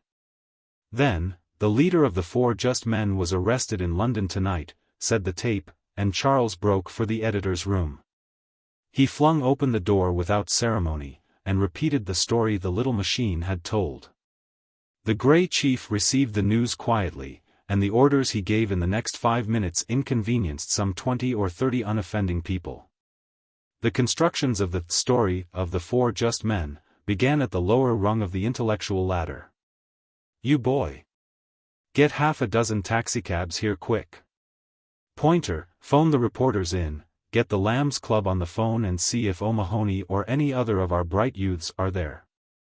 There are 5 columns about the Four Just Men standing in the gallery, get it pulled up, mister. Short, pictures, yet wire Moss Sonny to get down to the police station and see if he can find a policeman who'll give him material for a sketch. Off you go, Charles, and get the story. There was no flurry, no rush, it was for all the world like the scene on a modern battleship when, clear lower deck for action, had sounded. 2 hours to get the story into the paper was ample, and there was no need for the whip. Later, with the remorseless hands of the clock moving on, taxi after taxi flew up to the great newspaper office, discharging alert young men who literally leapt into the building. Later, with waiting operators sitting tensely before the keyboards of the linotypes, came Charles Garrett doing notable things with a stump of pencil and a ream of thin copy paper. It was the megaphone that shone splendidly amidst its journalistic fellows. With pages, I quote the envenomed opinion of the news editor of the Mercury, that shouted like the checks on a bookmaker's waistcoat. It was the megaphone that fed the fires of public interest, and was mainly responsible for the huge crowds that gathered outside Greenwich Police Court, and overflowed in dense masses to the foot of Blackheath Hill, whilst Manfred underwent his preliminary inquiries. George Manfred, aged 39, of no occupation, residing at Hillcrest Lodge, St. John's. In this prosaic manner he was introduced to the world. He made a striking figure in the steel-railed dock. A chair was placed for him, and he was guarded as few prisoners had been guarded. A special cell had been prepared for his reception, and departing from established custom, extra warders were detailed to watch him. Falmouth took no risks. The charge that had been framed had to do with no well-known case. Many years before, one Samuel Lipsky, a notorious East End sweater, had been found dead with the stereotyped announcement that he had fallen to the justice of the four. Upon this the Treasury founded its case for the prosecution, a case which had been very thoroughly and convincingly prepared, and pigeonholed against such time as arrest should overtake one or the other of the four just men. Reading over the thousands of newspaper cuttings dealing with the preliminary examination and trial of Manfred, I am struck with the absence of any startling feature, such as one might expect to find in a great state trial of this description. Summarizing the evidence that was given at the police court, one might arrange the parts of the dozen or so commonplace witnesses so that they read: a policeman, I found the body. An inspector, I read the label. A doctor, I pronounced him dead. An only man with a slight squint and broken English, this man Lipsky, I known him, he were a good man and make the business with the head, Kervik. And the like. Manfred refused to plead guilty or not guilty. He spoke only once during the police court proceedings, and then only when the formal question had been put to him. I am prepared to abide by the result of my trial, he said clearly, and it cannot matter much one way or the other whether I plead guilty or not guilty. I will enter your plea as not guilty, said the magistrate. Manfred bowed. That is at your worship's discretion, he said. On the 7th of June he was formally committed for trial. He had a short interview with Falmouth before he was removed from the police court cells. Falmouth would have found it difficult to analyze his feelings towards this man. He scarcely knew himself whether he was glad or sorry that fate had thrown the redoubtable leader into his hands. His attitude to Manfred was that of a subordinate to a superior, and that attitude he would have found hardest to explain. When the cell door was opened to admit the detective, Manfred was reading. He rose with a cheery smile to greet his visitor. Well, Mr. Falmouth, he said lightly, we enter upon the second and more serious act of the drama. I don't know whether I'm glad or sorry, said Falmouth bluntly. You ought to be glad, said Manfred with his quizzical smile. For you've vindicated. Yes, I know all about that, said Falmouth dryly, but it's the other part one hate. You mean? Manfred did not complete the question. I do, it's a hanging job, Mr. Manfred, and that is the hateful business after the wonderful work you've done for the country. Manfred threw back his head, and laughed in unrestrained amusement. Oh, it's nothing to laugh about, said the plain-spoken detective, you are against a bad proposition, the Home Secretary is a cousin of Ramon's, and he hates the very name of the four just men. Yet I may laugh, said Manfred calmly, for I shall escape. There was no boastfulness in the speech, but a quiet assurance that had the effect of nettling the other. Oh, you will you? He said grimly. Well, we shall see. There was no escape for Manfred in the dozen yards or so between his cell door and the prison van.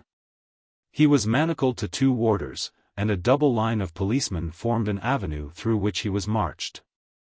Not from the van itself that moved in a solid phalanx of mounted men with drawn swords.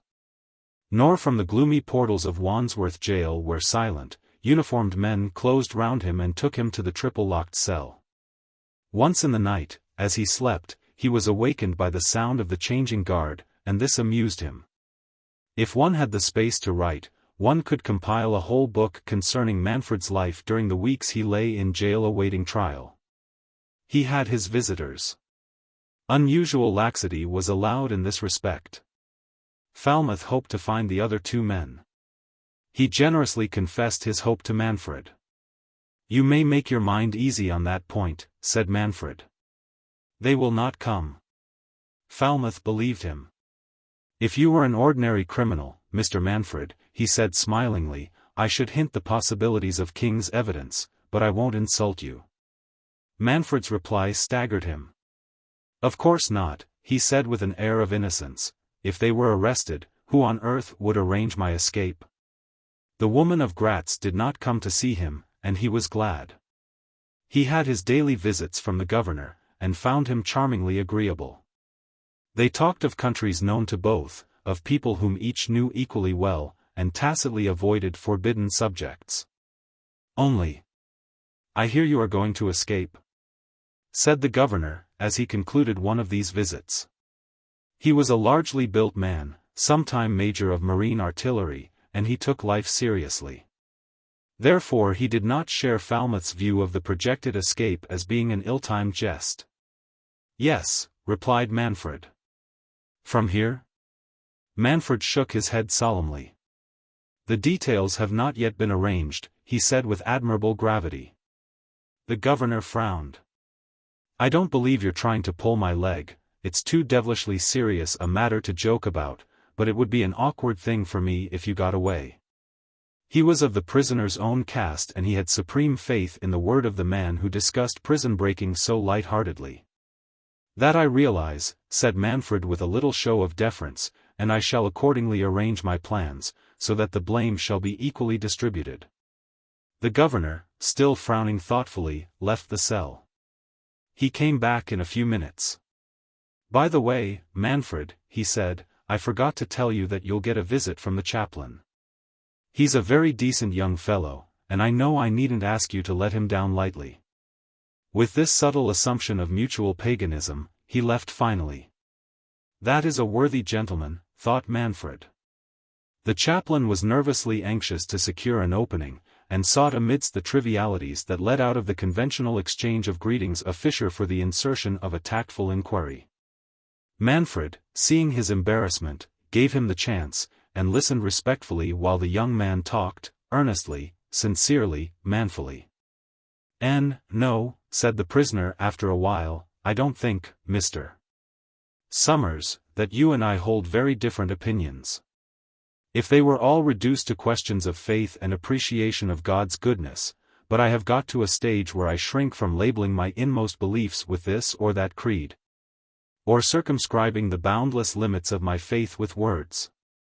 I know you will forgive me and believe that I do not say this from any desire to hurt you, but I have reached, too, a phase of conviction where I am adamant to outside influence. For good or ill, I must stand by the conceptions that I have built out of my own life and its teachings. There is another, and a more practical reason," he added, "why I should not do you or any other chaplain the disservice of taking up your time. I have no intention of dying." With this, the young minister was forced to be content. He met Manfred frequently, talking of books and people and of strange religions. To the warders and those about him, Manfred was a source of constant wonder. He never wearied them with the recital of his coming attempt. Yet all that he said and did seemed founded on that one basic article of faith: "I shall escape." The governor took every precaution to guard against rescue. He applied for and secured reinforcements of warders, and Manfred, one morning at exercise seeing strange faces amongst his guards, bantered him with over-nervousness. "Yes," said the major, "I've doubled the staff. I'm taking you at your word, that is all. One must cling tight to the last lingering shreds of faith one has in mankind. You say that you're going to escape, and I believe you." He thought a moment. "I've studied you," he added. "Indeed?" "Not here," said the governor, comprehending the prison in a sweep of his hand. But outside, read about you and thought about you and a little dimly understood you, that makes me certain that you've got something at the back of your mind when you talk so easily of escape." Manfred nodded. He nodded many times thoughtfully, and felt a new interest in the bluff, brusque man. "And whilst I'm doubling the guard and that sort of thing, I know in my heart that something of yours isn't something with dynamite in it, or something with brute force behind it. But it's something that's devilishly deep, that's how I read it." He jerked his head in farewell, and the cell door closed behind him with a great jangling and snapping of keys. He might have been tried at the sessions following his committal, but the Crown applied for a postponement, and being informed and asked whether he would care to raise any objection to that course. He replied that so far from objecting, he was grateful, because his arrangements were not yet completed, and when they asked him, knowing that he had refused solicitor and counsel, what arrangements he referred to, he smiled enigmatically, and they knew he was thinking of this wonderful plan of escape. That such persistent assurances of delivery should eventually reach the public through the public press was only to be expected. And although Manfred says he will escape from Wandsworth, in the megaphone headline, became a prisoner's strange statement, in the Times, the substance of the story was the same. And you may be sure that it lost nothing in the telling. A Sunday journal, with a waning circulation, rallied on the discovery that Manfred was mad, and published a column-long account of this poor lunatic gibbering of freedom. Being allowed to read the newspapers, Manfred saw this, and it kept him amused for a whole day. The warders in personal attendance on him were changed daily. He never had the same custodian twice till the governor saw a flaw in the method that allowed a warder with whom he was only slightly acquainted, and of whose integrity he was ignorant, to come into close contact with his prisoner. Particularly did this danger threaten from the new officers who had been drafted to Wandsworth to reinforce the staff, and the governor went to the other extreme, and 2 trusted men, who had grown old in the service, were chosen for permanent watchdogs. "You won't be able to have any more newspapers," said the governor one morning. "I've had orders from headquarters. There have been some suspicious-looking agonies in the megaphone this last day or so." "I did not insert them," said Manfred, smiling. "No, but you may have read them," said the governor dryly. "So I might have," said the thoughtful Manfred. "Did you?" Manfred made no reply. "I suppose that isn't a fair question," said the governor cheerfully. "Anyhow, no more papers. You can have books, any books you wish within limits." So Manfred was denied the pleasure of reading the little paragraphs that described the movements and doings of the fashionable world. Just then these interested him more than the rest of the newspaper put together. Such news as he secured was of a negative kind and through the governor. "Am I still mad?" he asked. "No." "Was I born in Brittany, the son of humble parents?" "No, there's another theory now." "Is my real name still supposed to be Isidore something or other?" "You are now a member of a noble family, disappointed at an early age by a reigning princess," said the governor impressively. "How romantic," said Manfred in hushed tones. The gravity of his years, that was beyond his years, fell away from him in that time of waiting. He became almost boyish again. He had a never-ending fund of humor that turned even the tremendous issues of his trial into subject matter of amusement. Armed with the authority of the Home Secretary came Luigi Frassini, the youthful director of the Anthropological Institute of Rome. Manfred agreed to see him and made him as welcome as the circumstances permitted. Frassini was a little impressed with his own importance, and had the professional manner strongly developed. He had a perky way of dropping his head on one side when he made observations, and reminded Manfred of a horse dealer blessed with a little knowledge, but anxious to discover at all hazards the points that fitted in with his preconceived theories. "I would like to measure your head," he said. "I'm afraid I cannot oblige you," said Manfred coolly. "Partly because I object to the annoyance of it, and partly because head measuring in anthropology is as much out of date as bloodletting in surgery." The director was on his dignity. "I'm afraid I cannot take lessons in the science," he began. "Oh, yes, you can," said Manfred, "and you'd be a greater man if you did. As it is, Antonio da Costa and Felix Hedemann are both beating you on your own ground. That monograph of yours on cerebral dynamics was awful nonsense." Whereupon Frassini went very red and spluttered and left the cell, afterwards in his indiscretion granting an interview to an evening newspaper, in the course of which he described Manfred as a typical homicide with those peculiarities of parietal development that are invariably associated with cold-blooded murderers. For publishing what constituted a gross contempt of court, the newspaper was heavily fined, and at the instance of the British government, Frassini was reprimanded, and eventually superseded by that very da Costa of whom Manfred spoke. All these happenings formed the comedy of the long wait, and as to the tragedy, there was none. A week before the trial Manfred, in the course of conversation, expressed a desire for a further supply of books. "What do you want?" asked the governor, and prepared to take a note. "Oh, anything," said Manfred lazily, "travel, biography, science, sport, anything new that's going." "I'll get you a list," said the governor, who was not a booky man. "The only travel books I know are those two new things, 3 Months in Morocco and Through the Ituri Forest. One of them's by a new man, Theodore Max. Do you know him?" Manfred shook his head. "But I'll try them," he said. "Isn't it about time you started to prepare your defense?" the governor asked gruffly. "I have no defense to offer," said Manfred, "therefore no defense to prepare." The governor seemed vexed. "Isn't life sufficiently sweet to you, to urge you to make an effort to save it?" he asked roughly, "or are you going to give it up without a struggle?" "I shall escape," said Manfred again. "Aren't you tired of hearing me tell you why I make no effort to save myself?" "When the newspapers start the mad theory again," said the exasperated prison official, "I shall feel most inclined to break the regulations and write a letter in support of the speculation."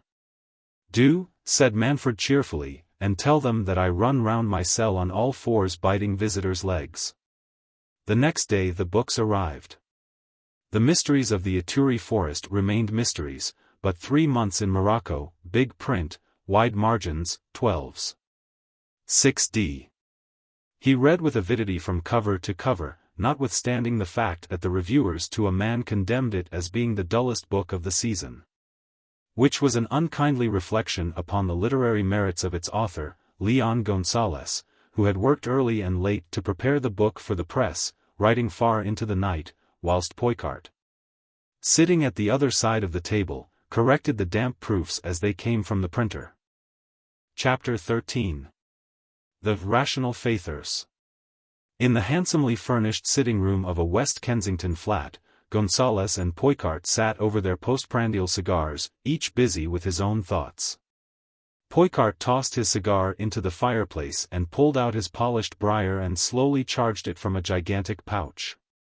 Leon watched him under half-closed lids, piecing together the scraps of information he had collected from his persistent observation. "You are getting sentimental, my friend," he said. Poicart looked up inquiringly. "You were smoking one of George's cigars without realizing it. Halfway through the smoke you noticed the band had not been removed, so you go to tear it off. By the band you are informed that it is one of George's favorite cigars, and that starts a train of thought that makes the cigar distasteful to you, and you toss it away." Poicart lit his pipe before replying. "Spoken like a cheap little magazine detective," he said frankly. "If you would know I was aware that it was George's, and from excess of loyalty I was trying to smoke it, halfway through I reluctantly concluded that friendship had its limits." "It is you who are sentimental." Gonsalez closed his eyes and smiled. "There's another review of your book in the Evening Mirror tonight," Poicart went on maliciously. "Have you seen it?" The recumbent figure shook its head. "It says," the merciless Poicart continued, "that an author who can make Morocco as dull as you have done, would make—" "Spare me," murmured Gonsalez half asleep. They sat for 10 minutes, the tick-tick of the little clock on the mantelpiece and the regular puffs from Poicart's pipe breaking the silence. "It would seem to me," said Gonsalez, speaking with closed eyes, that George is in the position of a master who has set his two pupils a difficult problem to solve, quite confident that, difficult as it is, they will surmount all obstacles and supply the solution. "I thought you were asleep," said Poicart. "I was never more awake," said Gonsalez calmly. "I am only marshalling details. Do you know Mr. Peter Sweeney?" "No," said Poicart. "He's a member of the Borough Council of Chelmsford. A great and a good man." Poicart made no response. "He is also the head and front of the Rational Faith movement, of which you may have heard." "I haven't," admitted Poicart, stolid but interested. "The Rational Faithers," Gonsalez explained sleepily, "are an offshoot of the New Unitarians, and the New Unitarians are a hodgepodge people with grievances." Poicart yawned. "The Rational Faithers," Gonsalez went on, "have a mission in life. They have also a brass band, and a collection of drivelling songs, composed, printed and gratuitously distributed by Mr. Peter Sweeney, who is a man of substance." He was silent after this for quite a minute. "A mission in life, and a nice loud brassy band, the members of which are paid monthly salaries, by Peter." Poicart turned his head and regarded his friend curiously. "What is all this about?" he asked. "The Rational Faithers," the monotonous Gonsalez continued, "are the sort of people who for all time have been in the eternal minority. They are against things, against public houses, against music halls, against meat eating, and vaccination, and capital punishment," he repeated softly. Poicart waited. "Years ago they were regarded as a nuisance. Rowdies broke up their meetings. The police prosecuted them for obstruction, and some of them were sent to prison and came out again, being presented with newly furbished halos at meat breakfasts, Peter presiding. Now they have lived down their persecutions. Martyrdom is not to be so cheaply bought. They are an institution like the mechanical spinning jenny and fashionable socialism, which proves that if you go on doing things often enough and persistently, saying with a loud voice, pro bono publico, people will take you at your own valuation, and will tolerate you."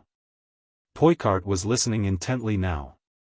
"These people demonstrate, Peter is really well off, with heaps of slum property, and he has lured other wealthy ladies and gentlemen into the movement. They demonstrate on all occasions.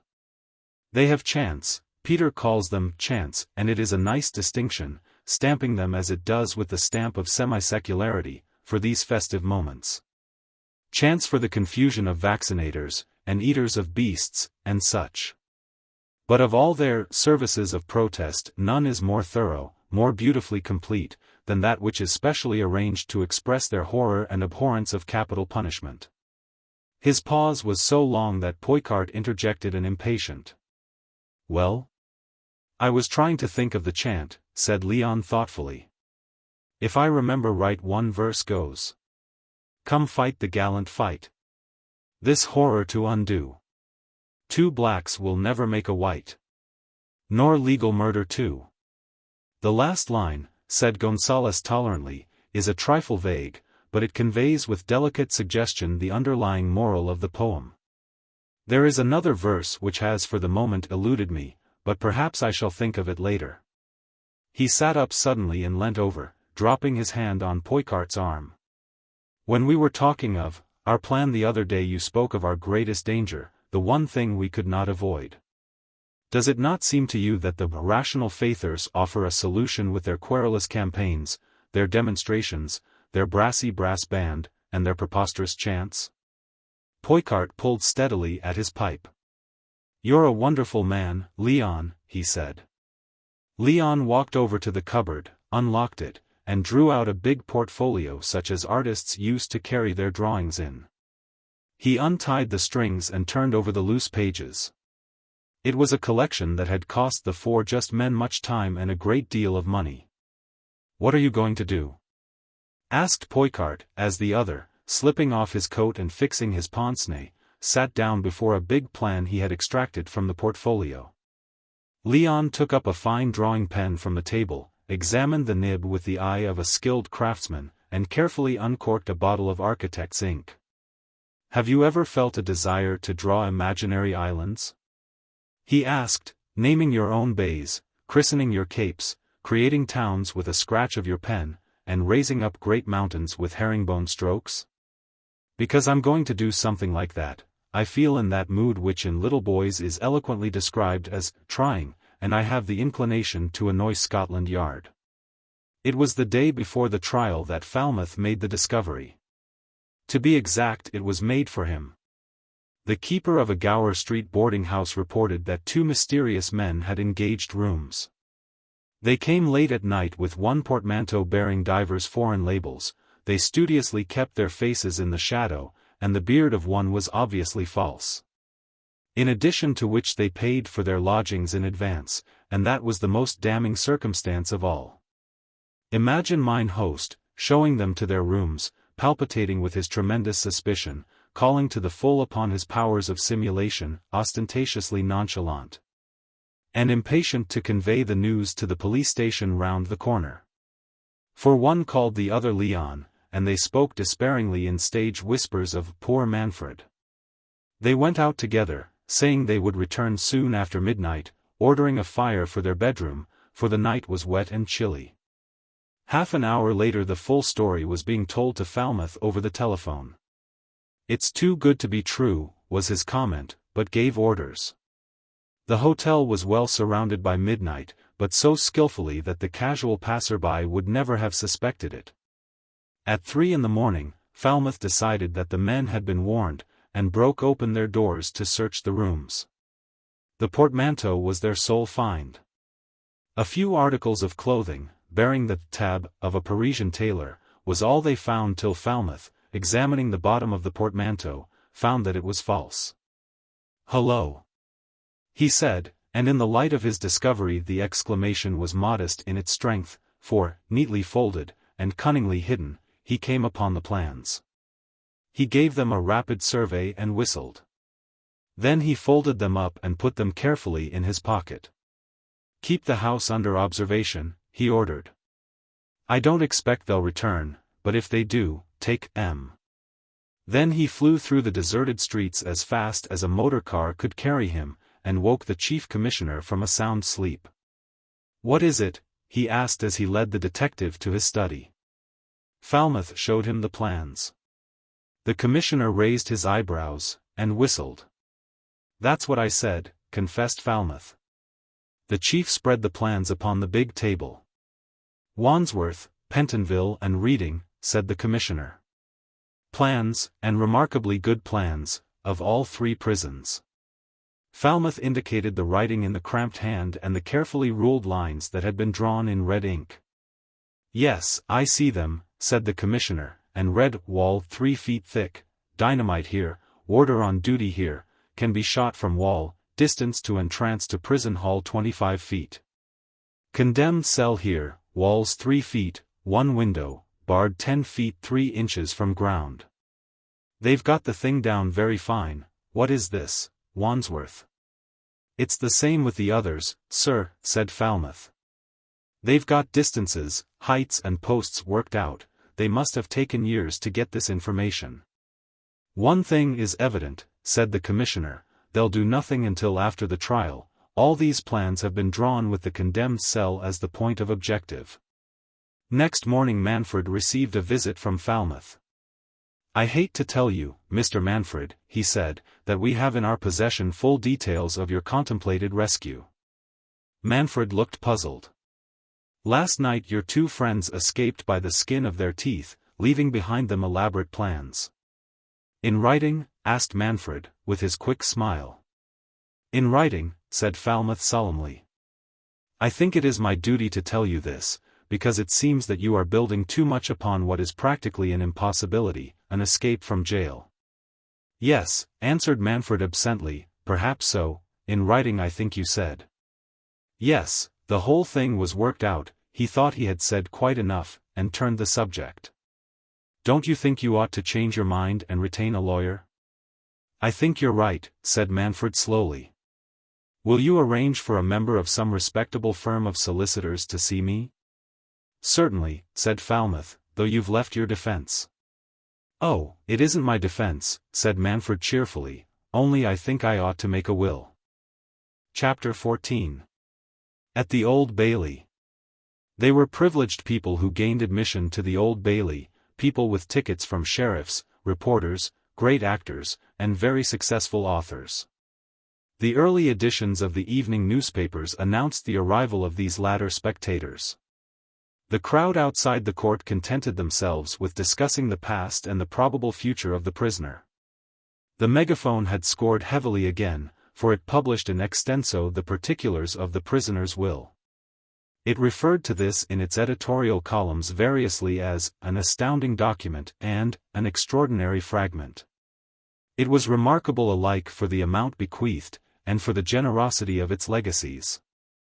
Nearly £500,000 was the sum disposed of, and of this the astonishing sum of £60. 000 was bequeathed to the sect known as the Rational Faithers for the furtherance of their campaign against capital punishment. A staggering legacy, remembering that the four just men knew only one punishment for the people who came under its ban.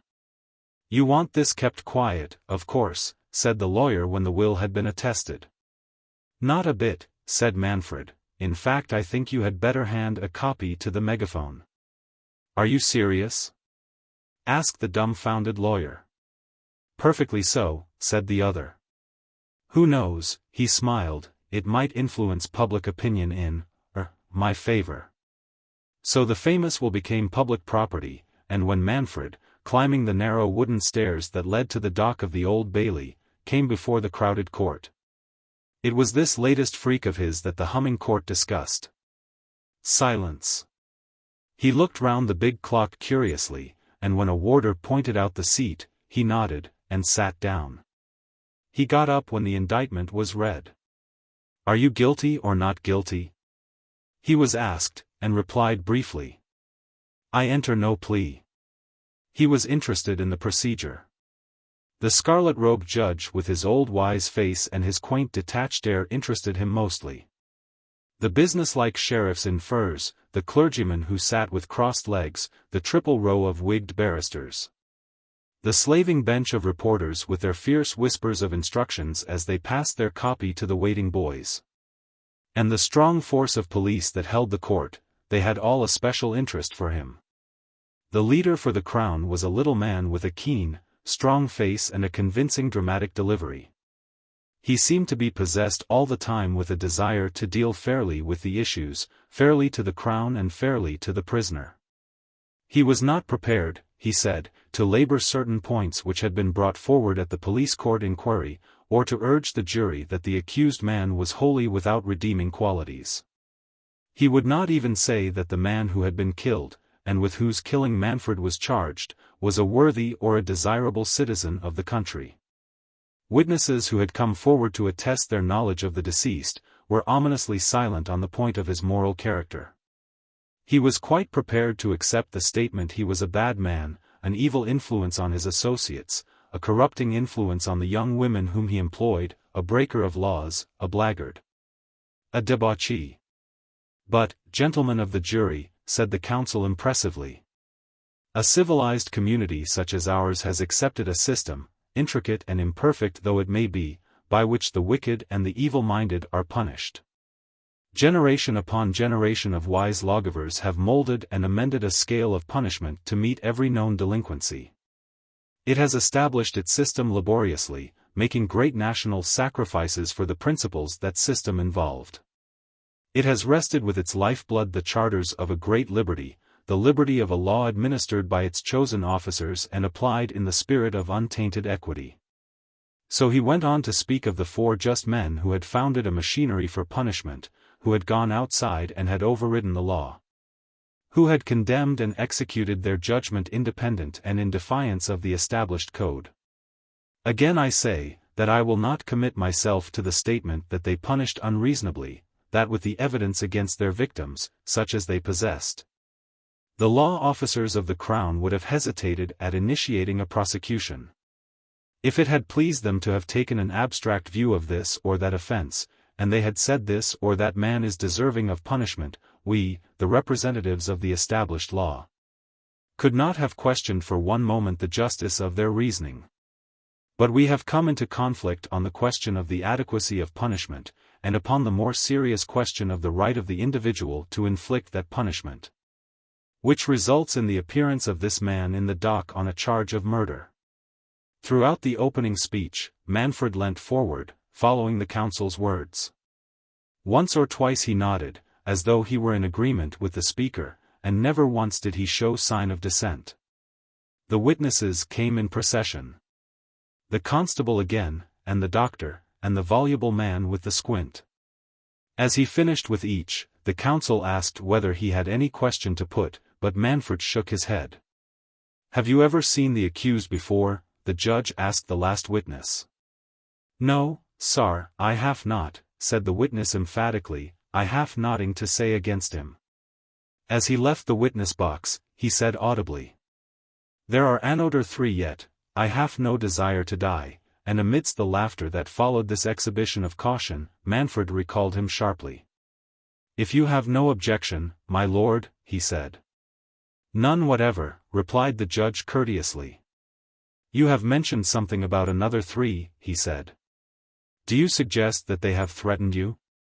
"No, sir, no," said the eager little man. "I cannot examine counsel," said Manfred, smiling.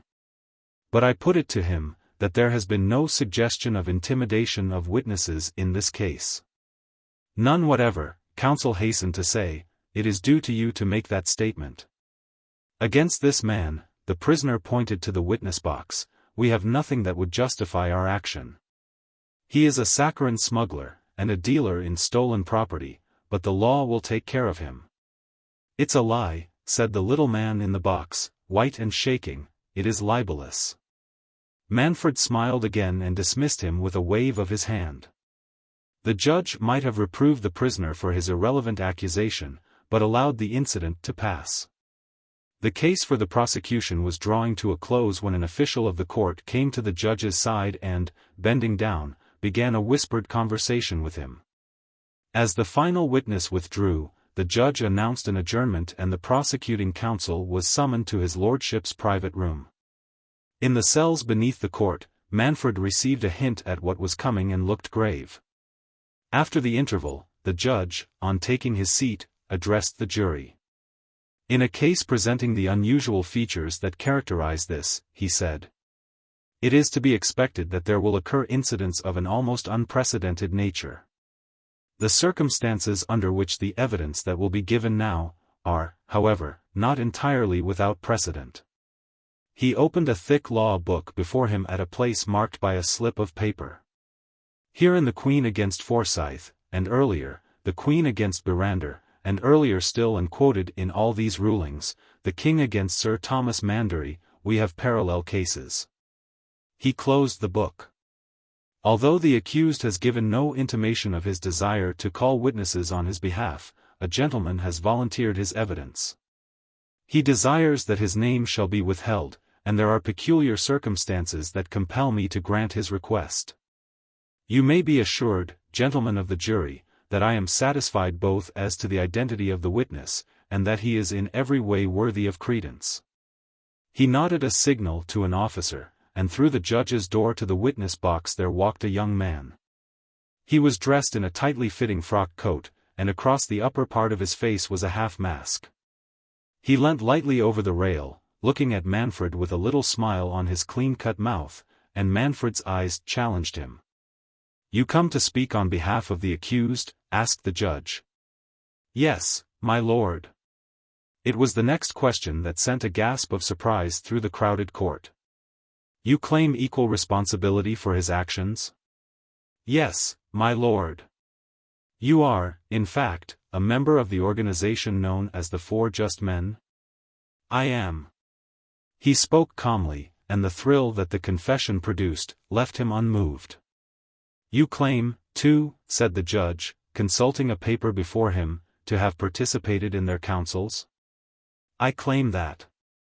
There were long pauses between the questions, for the judge was checking the replies and counsel was writing busily.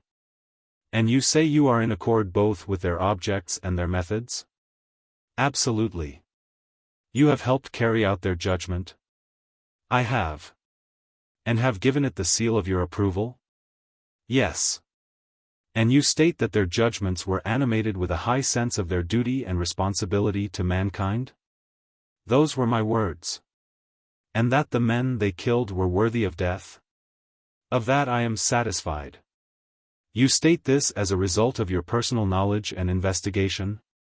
I state this from personal knowledge in 2 instances, and from the investigations of myself and the independent testimony of high legal authority. Which brings me to my next question, said the judge. Did you ever appoint a commission to investigate all the circumstances of the known cases in which the 4 just men have been implicated? I did. Was it composed of a Chief Justice of a certain European state, and 4 eminent criminal lawyers? It was. And what you have said is the substance of the finding of that commission? Yes. The judge nodded gravely and the public prosecutor rose to cross-examination. Before I ask you any question, he said, I can only express myself as being in complete agreement with his lordship on the policy of allowing your identity to remain hidden. The young man bowed. Now, said the counsel, let me ask you this. How long have you been in association with the 4 just men? 6 months, said the other. So that really you are not in a position to give evidence regarding the merits of this case, which is 5 years old, remember. Save from the evidence of the commission. Let me ask you this, but I must tell you that you need not answer unless you wish. Are you satisfied that the 4 just men were responsible for that tragedy? I do not doubt it, said the young man instantly. Would anything make you doubt it? Yes, said the witness smiling, if Manfred denied it, should not only doubt it, but be firmly assured of his innocence. You say you approve both of their methods and their objects? Yes. Let us suppose you were the head of a great business firm controlling 1,000 workmen.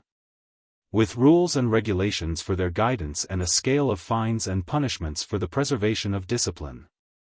And suppose you found one of those workmen had set himself up as an arbiter of conduct, and had superimposed upon your rules a code of his own. Well? Well, what would be your attitude toward that man? If the rules he initiated were wise and needful, I would incorporate them in my code. Let me put another case. Suppose you governed a territory, administering the laws. I know what you are going to say, interrupted the witness.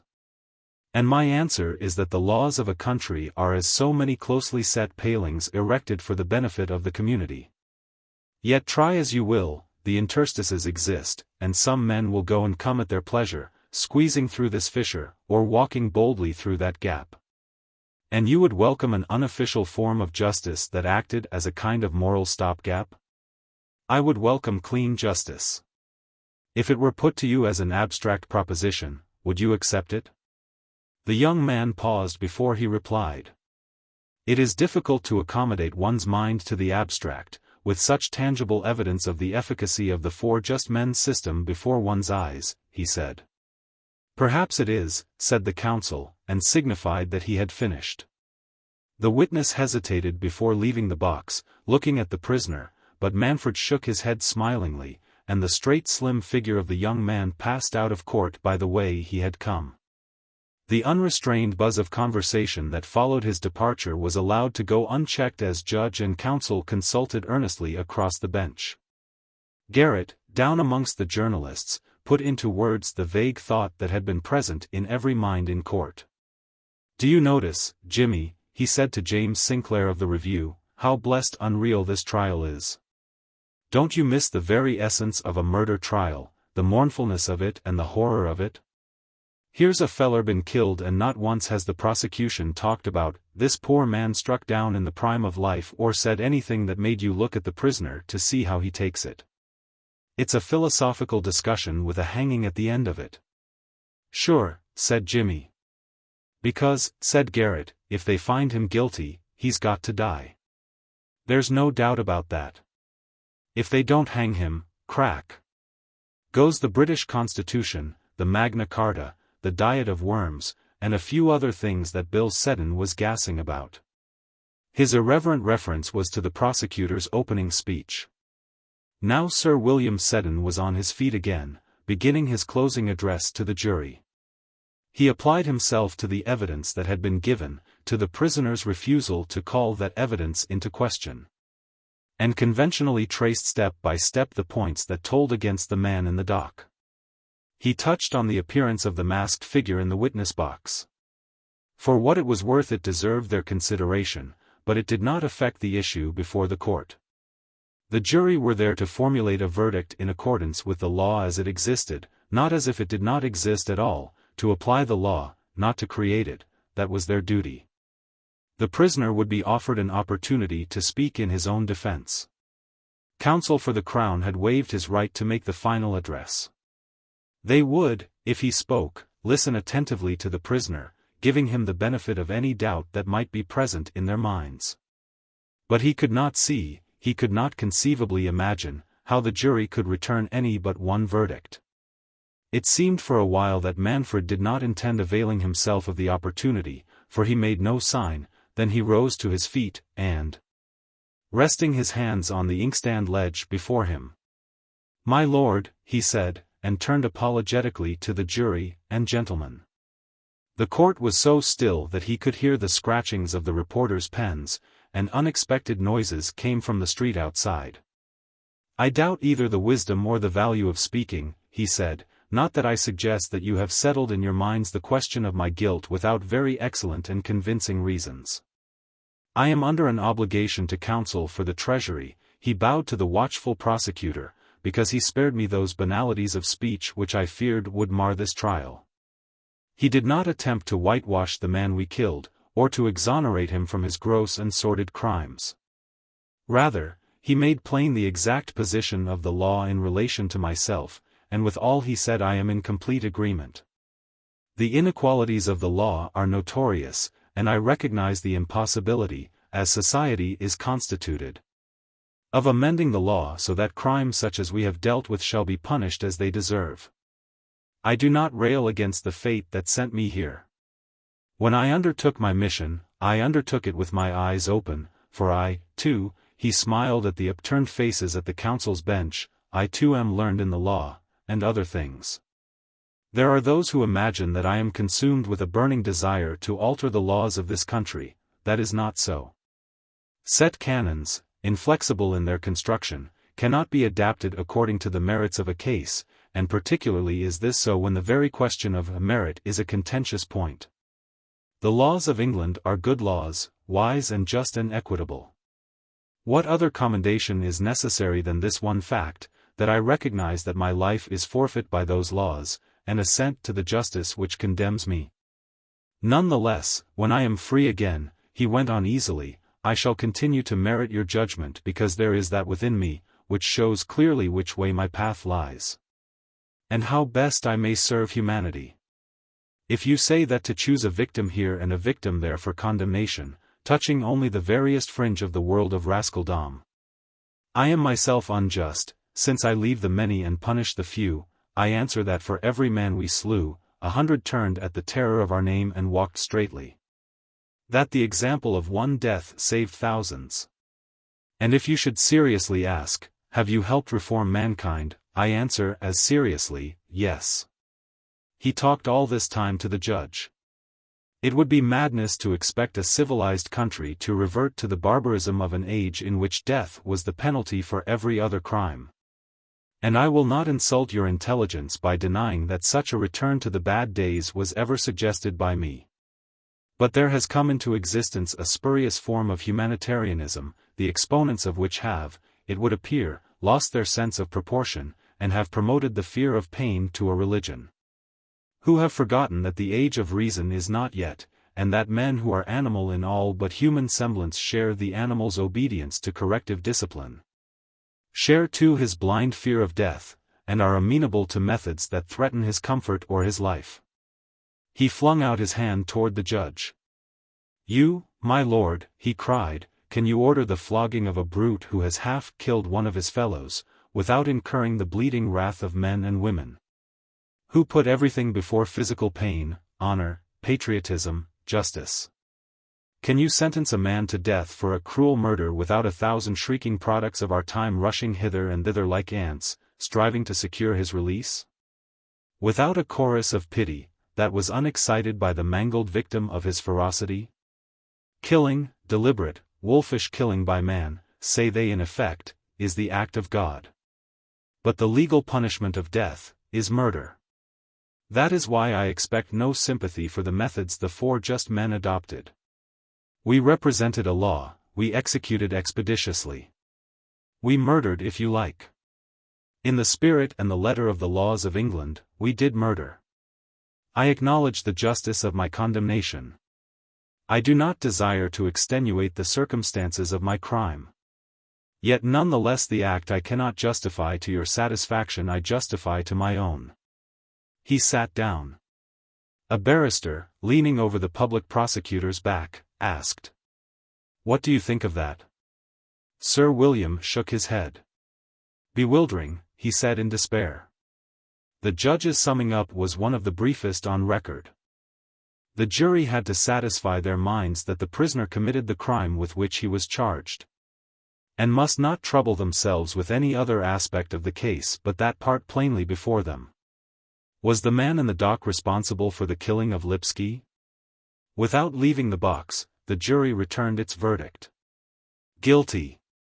Those used to such scenes noticed that the judge in passing sentence of death omitted the striking and somber words that usually accompany the last sentence of the law, and that he spoke, too, without emotion.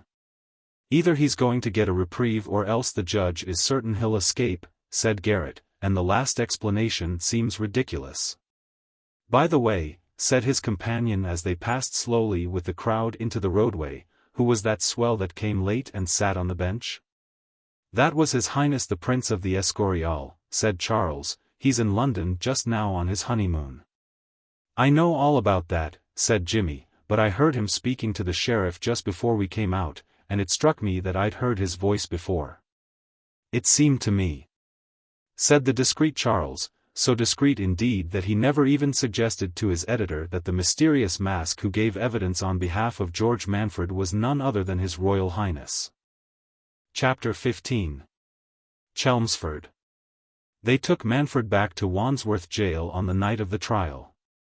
The governor, standing in the gloomy courtyard as the van drove in with its clanking escort, received him gravely.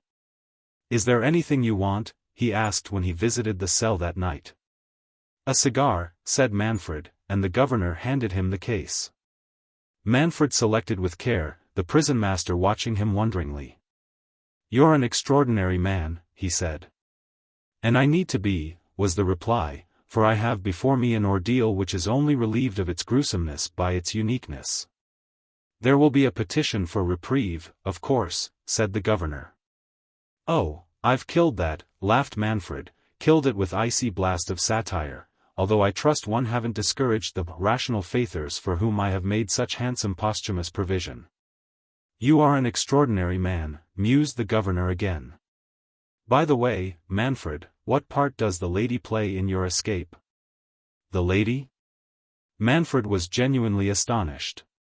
"Yes, the woman who haunts the outside of this prison, a lady in black, and my chief warder tells me singularly beautiful."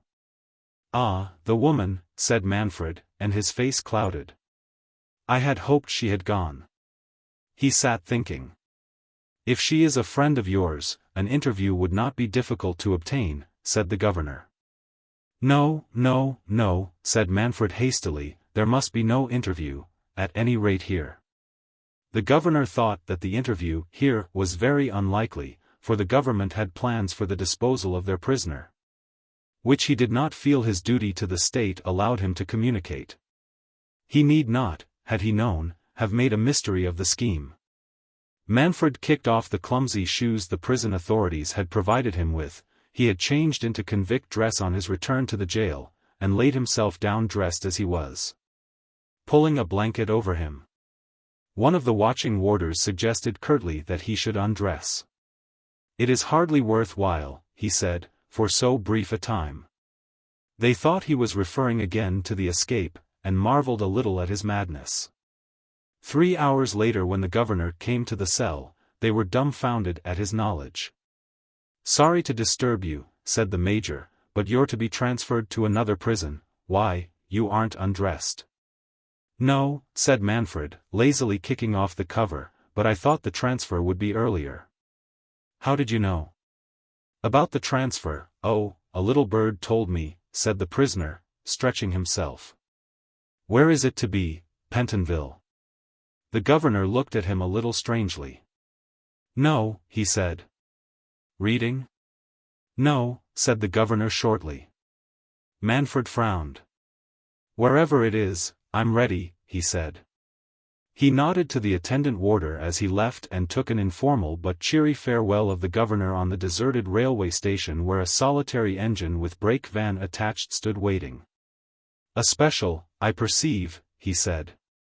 Goodbye, Manfred, said the governor and offered his hand. Manfred did not take it, and the major flushed in the dark. I cannot take your hand, said Manfred, for two reasons. The first is that your excellent chief warder has handcuffed me, behind. Never mind about the other reason, said the governor with a little laugh. And then as he squeezed the prisoner's arm he added, I don't wish the other man any harm, but if by chance that wonderful escape of yours materializes. I know a respected officer in the prison service who will not be heartbroken. Manfred nodded, and as he stepped into the train he said. That lady, if you see her, tell her I am gone. I will, but I'm afraid I may not tell her where. That is at your discretion, said Manfred as the train moved off. The warders drew down the blinds, and Manfred composed himself to sleep. He woke with the chief warder's hand on his arm and stepped out onto the platform as the day was breaking. His quick eye searched the advertisement boards on the station. He would have done this ordinarily, because they would tell him where he was, supposing for some reason the authorities had wished to keep his destination a secret from him. But he had a particular interest in advertising just then.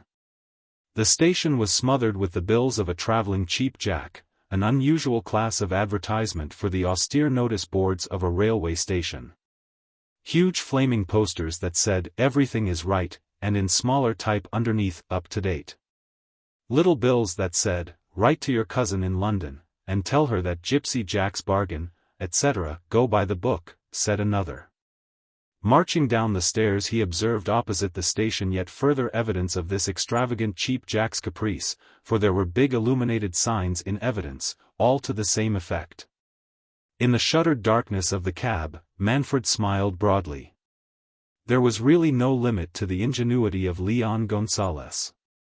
Next morning when the governor of Chelmsford Jail visited him, Manfred expressed his intention of writing a letter to his cousin, in London. "Did you see him?" asked Poicart. "Just a glimpse," said Leon. He walked over to the window of the room and looked out. Right in front of him rose the grim facade of the jail. He walked back to the table and poured himself out a cup of tea. It was not yet 6 o'clock, but he had been up the greater part of the night. "The Home Secretary," he said between gasps as he drank the scalding hot liquid, "is indiscreet in his correspondence and is generally a most careless man." It was apropos of Manfred's coming. "I have made 2 visits to the right honorable gentleman's house in this past fortnight, and I am bursting with startling intelligence. Do you know that Willington, the president of the Board of Trade, has had an affair, and that a junior lord of the Admiralty drinks like a sponge, and the Chancellor hates the War Secretary? Who will talk all the time, Anne? Keeps a diary?" asked Poicart, and the other nodded. "A diary full of thousands of pounds worth of gossip, locked with a 6-penny halfpenny lock. His house is fitted with the Magnocelli system of burglar alarms, and he keeps 3 servants." "You are almost encyclopedic," said Poicart. "My dear Poicart," said Leon resentfully. "You have got a trick of accepting the most wonderful information from me without paying me the due of adopting the following flattering attitudes: primary, incredulous surprise; secondary, ecstatic wonder; tertiary, admiration blended with awe." Poicart laughed outright, an unusual circumstance. "I have ceased to wonder at your cleverness, illustrious," he said, speaking in Spanish, the language these 2 men invariably used when alone. "All these things are beyond me," Poicart went on. yet no man can say for all my slow brain that I am a sluggard in action." Leon smiled. The work of the last few weeks had fallen heavily on them both. It was no light task, the preparation of 3 months in Morocco. The first word of every 7th paragraph formed the message that he had to convey to Manfred, and it was a long message. There was the task of printing it, arranging the immediate publication, the placing of the book in the list, and generally thrusting it under the noses of an unappreciative public. As sailors store life belts for possible contingencies, so, in every country had the 4 just men stored the equipment of rescue against their need. Poicart, paying many flying visits to the Midlands, brought back with him from time to time strange parts of machinery. The lighter he carried with his luggage, the heavier parts he smuggled into Chelmsford in a strongly built motor car. The detached house facing the prison was fortunately for sale, and the agent who conducted the rapid negotiations that resulted in its transfer had let fall the information that the clients hoped to establish a garage on the Colchester road that would secure a sensible proportion of the Essex motor traffic. The arrival of 2 rough-painted chassis supported this view of the new owner's business. They were enterprising people, these new arrivals, and it was an open secret, on the road, that Gypsy Jack, whose caravan was under distress, and in the hands of the bailiff, had found financial support at their hands. Albeit Jack protested vigorously at the ridiculous suggestion that he should open in Chelmsford at an unpropitious season, and sniffed contemptuously at the extravagant billing of the town. Nor did he approve of the wording of the posters, which struck him as being milder than the hilarious character of his business entertainment called for. "Them Heckfords are going to make a failure," said Mr. Peter Sweeney in the bosom of his family. He occupied Faith Home, an ornate villa on the Colchester road. Before his momentous conception of the Rational Faithers, it had borne the more imposing title of Palace Lodge, this by the way. They've got no business ability, and they're a bit gone on the sherbet. For a high priest of a new cult, Peter's language was neither pure nor refined. And they haven't got the common politeness of pigs, he added ambiguously. "I took the petition there today," Peter went on indignantly, "and the chap that come to the door. Oh, what a sight! Looked as if he'd been up all night, eyes red, face white, and all of a shake. 'Good mornin', Mr. Heckford,' says I, 'I've come about the petition.' 'What petition?' says he. 'The petition for the poor creature now lyin' in Chelmsford,' says I, 'under sentence of death, which is legal murder,' I says. 'Go to the devil,' he says. They were his exact words, 'Go to the devil.' I was that upset that I walked straight away from the door. He didn't even ask me in, and, just as I got to the bottom of the front garden, he shouts, 'What do you want him reprieved for? Hasn't he left you a pot of money?'" Mr. Peter Sweeney was very much agitated as he repeated this callous piece of cynicism. "That idea," said Peter solemnly and impressively, "must not be allowed to grow." It was to give the lie to the wicked suggestion that Peter arranged his daily demonstration, from 12 to 2. There had been such functions before, mass meetings with brass bands at the very prison gates, but they were feeble mothers' meetings compared to these demonstrations on behalf of Manfred. The memory of the daily service is too fresh in the minds of the public, and particularly the Chelmsford public, to need any description here. Crowds of 3,000 people were the rule, and Peter's band blared incessantly. Whilst Peter himself grew hoarse from the effect of railing his denunciation of the barbarous methods of a medieval system. Heckford Brothers, the new motorcar firm, protested against the injury these daily paraders were inflicting on their business. That same dissipated man, looking more dissipated than ever, who had been so rude to him, called upon Peter and threatened him with injunctions. This merely had the effect of stiffening Peter Sweeney's back, and next day the meeting lasted 3 hours. In the prison, the pandemonium that went on outside penetrated even to the seclusion of Manfred's cell, and he was satisfied.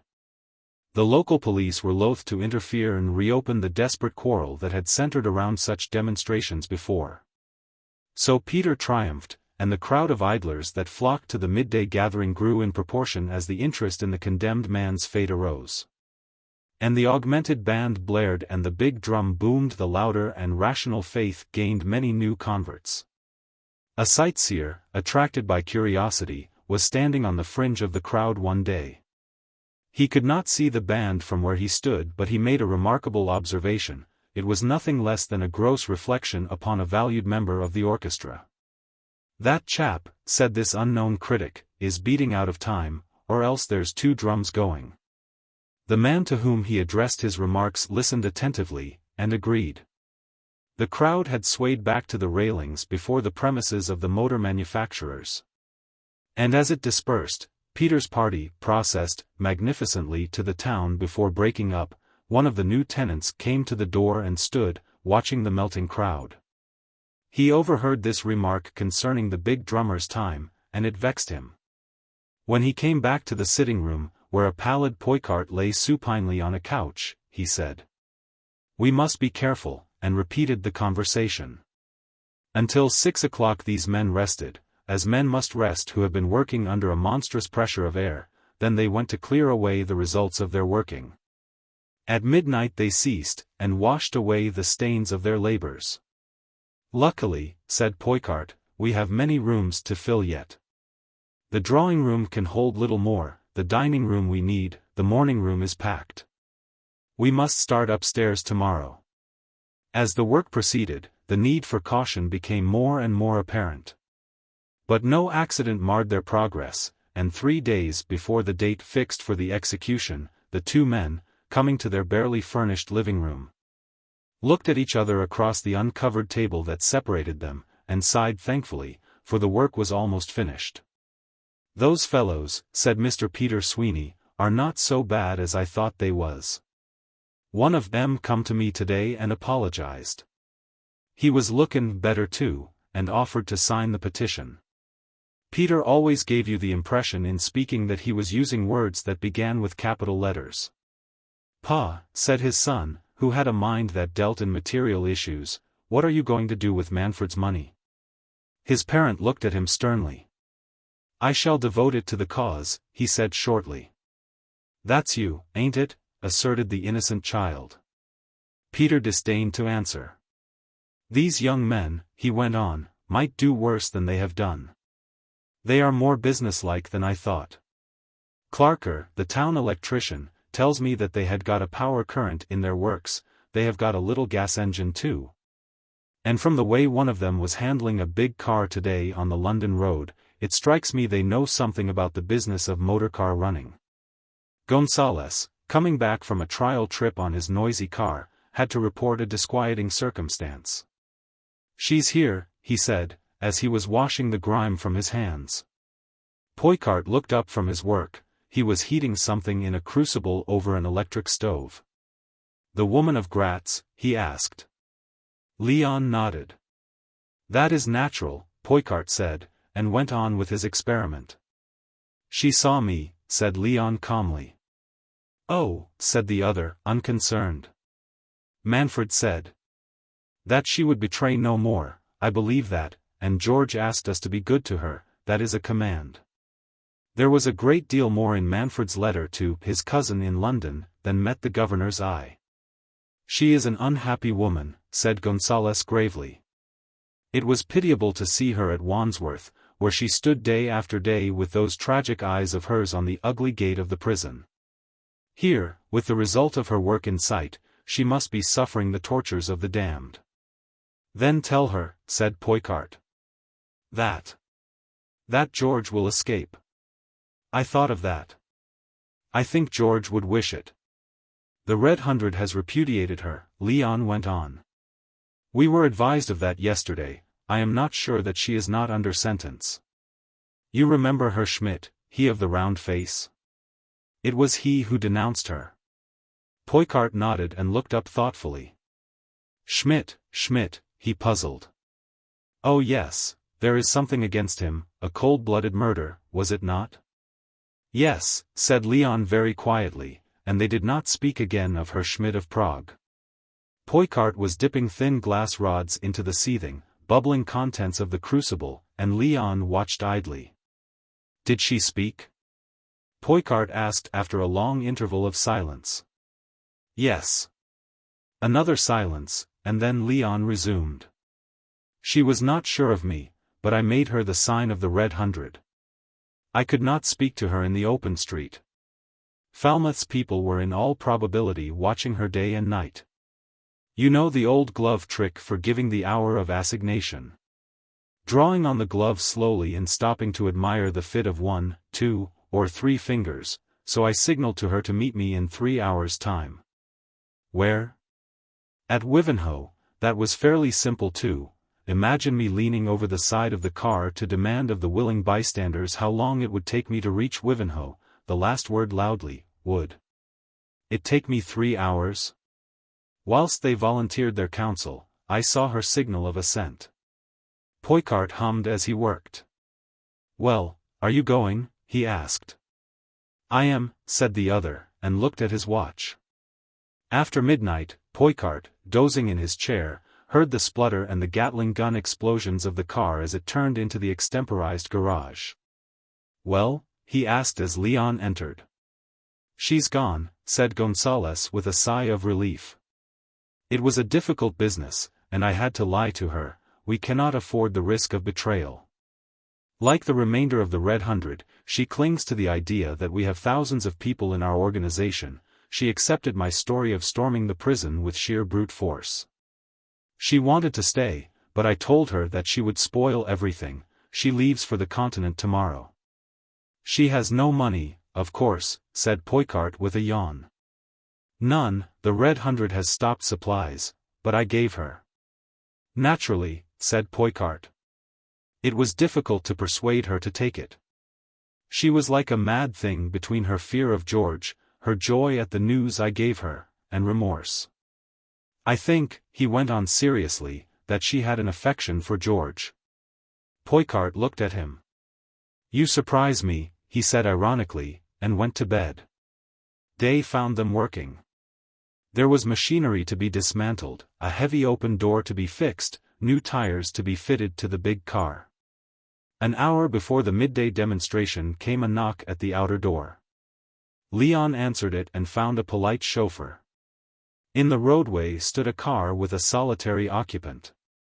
The chauffeur wanted petrol. He had run himself dry. His master descended from the car and came forward to conduct the simple negotiation. He dismissed the mechanic with a word. There are 1 or 2 questions I would like to ask about my car, he said distinctly. Come inside, sir, said Leon, and ushered the man into the sitting room. He closed the door and turned on the fur-clad visitor. Why did you come? He asked quickly. It is terribly dangerous, for you.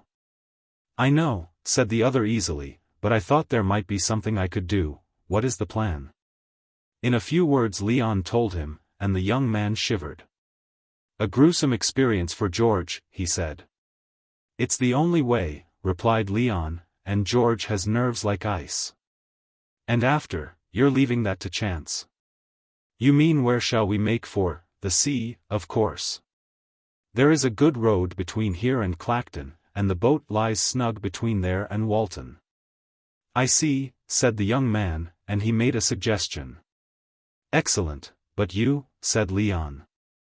I shall be all right, said the cheerful visitor. By the way, have you a telegraph map of this part of the world? Leon unlocked a drawer and took out a folded paper. If you would arrange that, he said, I should be grateful. The man who called himself Cortlander marked the plan with a pencil. I have men who may be trusted to the very end, he said.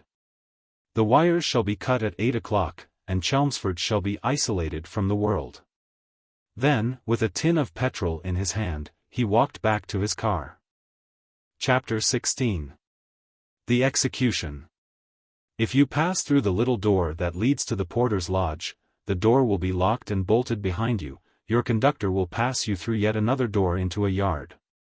That is guarded by the ponderous doors of the prison at the one end and by a big steel gate at the other. Through this gate you reach another courtyard, and bearing to the right, you come to a flight of stone steps that bring you to the governor's tiny office.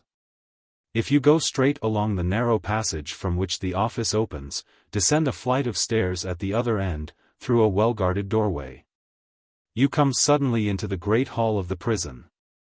Here galleries run along both sides of the hall, and steel gangways and bridges span the width at intervals. Here, too, polished stairways crisscross, and the white face of the two long walls of the hall are pitted with little black doors. On the ground floor, the first cell on the right as you enter the hall from the governor's office is larger and more commodious than its fellows.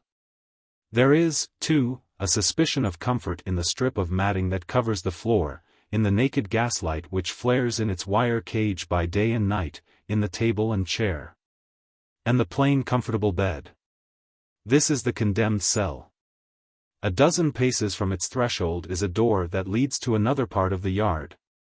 And a dozen more paces along the flagged pathway brings you to a little unpretentious one-storied house without windows, and a doorway sufficiently wide to allow two men to pass abreast. There is a beam where a rope may be made fast, and a trapdoor, and a brick-lined pit, colored with a salmon-pink distemper. From his cell, Manfred was an interested listener, as day by day the uproar of the demonstration before the gates increased. He found in the doctor who visited him daily a gentleman of some wit. In a sense, he replaced the governor of Wandsworth as an intellectual companion, for the master of Chelmsford was a reserved man, impregnated with the traditions of the system. To the doctor, Manfred confided his private opinion of the rational faithers. "But why on earth have you left them so much money?" asked the surprised medico. "Because I dislike cranks and narrow, foolish people most intensely," was the cryptic reply. "This Sweeney," he went on. "How did you hear of Sweeney?" asked the doctor. "Oh, one hears," said Manfred carelessly. Sweeney had an international reputation. "Besides," he added, not moving a muscle of his face, "I know about everybody." "Me, for instance?" challenged the man of medicine.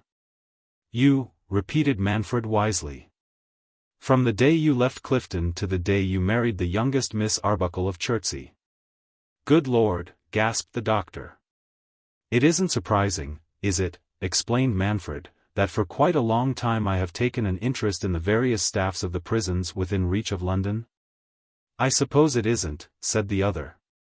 None the less he was impressed.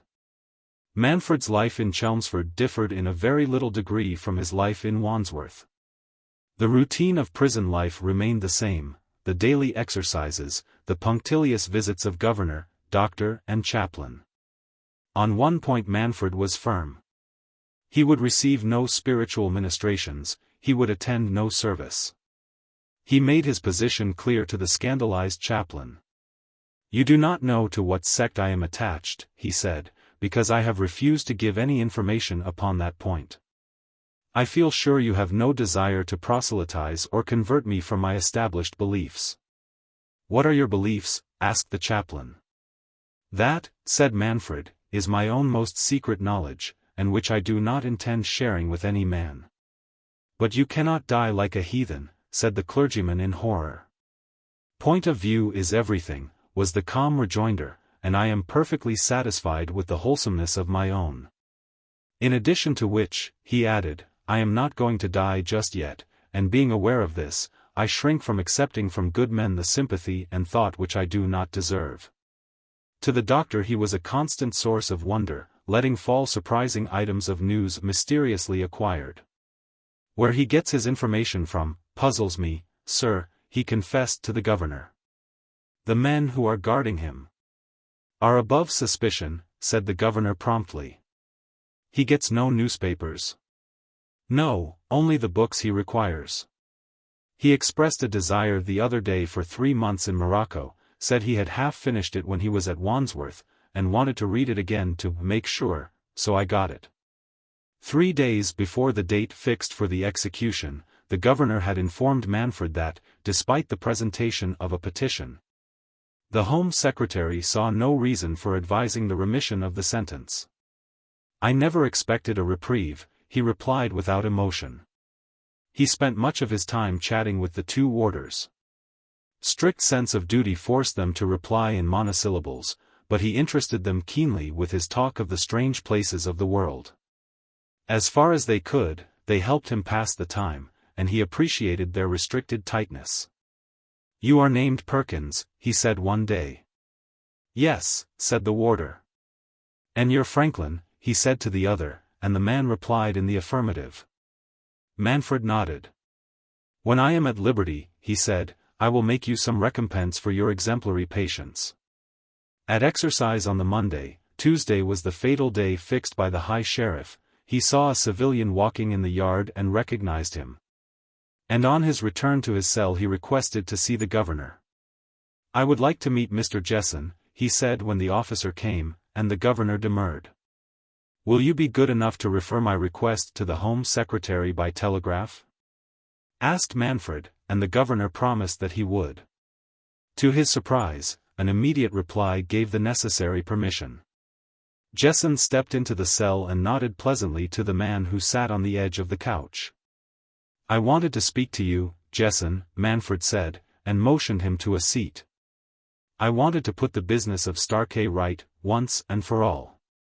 Jessen smiled. "That was all right.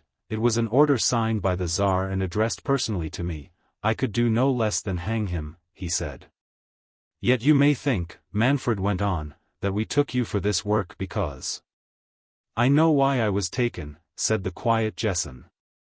"Starkey and Francois were within the law, condemned by the law, and you strike only at those the law has missed." Then Manfred inquired after the guild, and Jessen brightened. "The guild is flourishing," he said cheerfully. "I am now converting the luggage thieves, you know, the men who haunt railway stations." "Into?" asked the other. "The real thing, the porters they sometimes impersonate," said the enthusiast, and added dolefully, "It's terribly uphill business though. Getting characters for the men who want to go straight and have only a ticket of leave to identify them." As he rose to go, Manfred shook hands. "Don't lose heart," he said. "I shall see you again," said Jessen, and Manfred smiled. "Again, if you grow weary of that repetition," Manfred smiled, "remember that the two words best describe his attitude in those dreadful days in Chelmsford." There was no trace of flippancy in his treatment of the oppressing situation. His demeanor on the occasions when he met the chaplain was one to which the most sensitive could take no exception, but the firmness was insuperable. "It is impossible to do anything with him," said the despairing minister. "I am the veriest child in his hands. He makes me feel like a lay preacher interviewing Socrates." There was no precedent for the remarkable condition of affairs, and finally, at Manfred's request, it was decided to omit the ceremony of the religious service altogether. In the afternoon, taking his exercise, he lifted his eyes skyward, and the warders, following his gaze, saw in the air a great yellow kite, bearing a banner that advertised some brand or other of motor tires. "Yellow kite, all right," he improvised, and hummed a tune as he marched round the stone circle. That night, after he had retired to rest, they took away his prison clothes and returned the suit in which he had been arrested. He thought he heard the measured tramping of feet as he dozed, and wondered if the government had increased the guard of the prison. Under his window the step of the sentry sounded brisker and heavier. "Soldiers," he guessed, and fell asleep. He was accurate in his surmise. At the 11th hour had arisen a fear of rescue, and half a battalion of guards had arrived by train in the night and held the prison. The chaplain made his last effort, and received an unexpected rebuff, unexpected because of the startling warmth with which it was delivered. "I refuse to see you," stormed Manfred. It was the first exhibition of impatience he had shown. "Have I not told you that I will not lend myself to the reduction of a sacred service to a farce? Can you not understand that I must have a very special reason for behaving as I do, or do you think I am a sullen boor rejecting your kindness out of pure perversity?" "I did not know what to think," said the chaplain sadly, and Manfred's voice softened as he replied. "Reserve your judgment for a few hours, then you will know."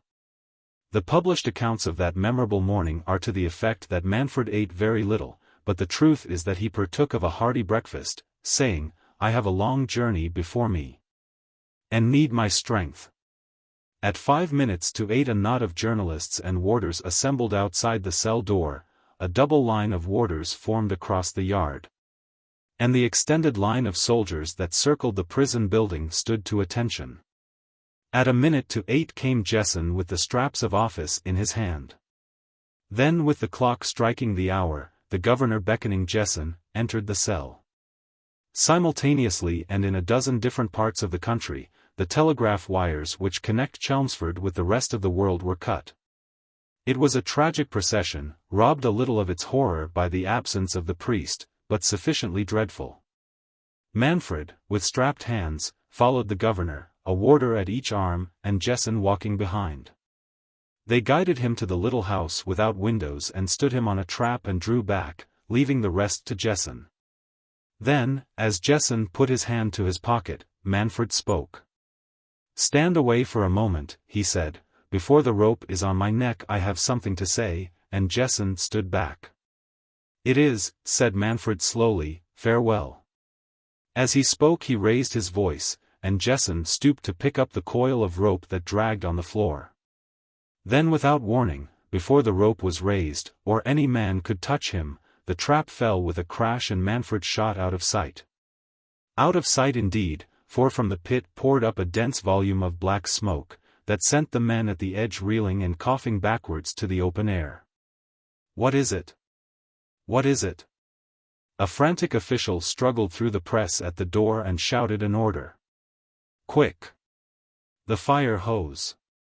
The clanging of a bell sent the men to their stations. "He is in the pit," somebody cried, but a man came with a smoke helmet and went down the side. He was a long time gone, and when he returned he told his story incoherently. "The bottom of the pit's been dug out, there's a passage below and a door, the smoke, I stopped that, it's a smoke cartridge." The chief warder whipped a revolver from his holster. "This way," he shouted, and went down the dangling rope hand over hand. It was dark, but he felt his way. He slipped down the sharp declivity where the tunnel dipped beneath the prison wall and the men behind him sprawled after him. Then without warning he ran into an obstacle and went down bruised and shaken. One of the last men down had brought a lamp, and the light of it came flickering along the uneven passage. The chief warder shouted for the man to hurry. By the light he saw that what confronted him was a massive door made of unpainted deal and clamped with iron. A paper attracted his attention. It was fastened to the door, and he lifted the lantern to read it. "The tunnel beyond this point is mined." That was all it said. "Get back to the prison," ordered the warder sharply. Mine or no mine, he would have gone on, but he saw that the door was well nigh impregnable. He came back to the light stained with clay and sweating with his exertions. "Gone," he reported curtly. "If we can get the men out on the roads and surround the town." "That has been done," said the governor, "but there's a crowd in front of the prison, and we've lost 3 minutes getting through." He had a grim sense of humor, this fierce silent old man, and he turned on the troubled chaplain. "I should imagine that you know why he didn't want the service now." "I know," said the minister simply, "and knowing, I am grateful." Manfred felt himself caught in a net, deft hands loosened the straps at his wrists and lifted him to his feet. The place was filled with the pungent fumes of smoke. "This way." Poicart, going ahead, flashed the rays of his electric lamp over the floor. They took the slope with one flying leap, and stumbled forward as they landed, reaching the open door. They paused whilst Leon crashed it closed and slipped the steel bolts into their places. Poicart's lamp showed the smoothly cut sides of the tunnel, and at the other end they had to climb the debris of dismantled machinery. "Not bad," said Manfred, viewing the work critically. "The rational faithers were useful," he added. Leon nodded. "But for their band you could have heard the drills working in the prison," he said breathlessly. Up a ladder at the end they raced, into the earth-strewn dining room, through the passage, inches thick with trodden clay. Leon held the thick coat for him and he slipped into it. Poicart started the motor. "Right." They were on the move, thumping and jolting through a back lane that joined the main road 500 yards below the prison. Leon, looking back, saw the specks of scarlet struggling through the black crowds at the gates. "Soldiers to hold the roads," he said, we're just in time, let her rip, Poicart. It was not until they struck the open country that Poicart obeyed, and then the great racer leapt forward, and the rush of wind buffeted the men's faces with great soft blows. Once in the loneliest part of the road they came upon telegraph wires that trailed in the hedge. Leon's eyes danced at the sight of it. "If they've cut the others, the chase is over," he said. "They'll have cars out in half an hour and be following us. We are pretty sure to attract attention, and they'll be able to trace us." Attract attention they certainly did, for leaving Colchester behind, they ran into a police trap, and a gesticulating constable signaled them to stop. They left him behind in a thick cloud of dust. Keeping to the Clacton road, they had a clear run till they reached a deserted strip where a farm wagon had broken down and blocked all progress. A grinning wagoner saw their embarrassment. "You can't pass here, mister," he said gleefully, "and there ain't another road for 2 miles back." "Where are your horses?" asked Leon quickly. "Back to farm," grinned the man. "Good," said Leon. He looked round, there was nobody in sight. "Go back there with the car," he said, and signaled Poicart to reverse the engine. "What for?" Leon was out of the car, walking with quick steps to the lumbering wreck in the road. He stooped down, made a swift examination, and thrust something beneath the huge bulk. He lit a match, steadied the flame, and ran backward, clutching the slow-moving yokel and dragging him with him. What's this?" demanded the man, but before he could reply there was a deafening crash, like a clap of thunder, and the air was filled with wreckage. Leon made a second examination and called the car forward. As he sprang into his seat he turned to the dazed rustic. "Tell your master that I have taken the liberty of dynamiting his cart," he said. And then, as the man made a movement as if to clutch his arm, Leon gave him a push which sent him flying, and the car jolted over the remainder of the wagon. The car turned now in the direction of Walton, and after a short run, turned sharply toward the sea. 20 minutes later 2 cars thundered along the same road, stopping here and there for the chief warder to ask the question of the chance-met pedestrian. They too swung round to the sea and followed the cliff road. "Look," said a man. Right ahead, drawn up by the side of the road, was a car. It was empty. They sprang out as they reached it, half a dozen warders from each car. They raced across the green turf till they came to the sheer edge of the cliff. There was no sign of the fugitive. The serene blue of sea was unbroken, save where, 3 miles away, a beautiful white steam yacht was putting out to sea. Attracted by the appearance of the warders, a little crowd came round them. "Yes," said a wondering fisherman, "I seed 'em. 3 of 'em went out in one of they motor boats that go like lightnin'. They're out o' sight by now." "What ship is that?" asked the chief warder quickly and pointed to the departing yacht. The fisherman removed his pipe and answered, "That's the royal yacht." "What royal yacht?" "The Prince of the Escorials," said the fisherman impressively. The chief warder groaned. "Well, they can't be on her," he said.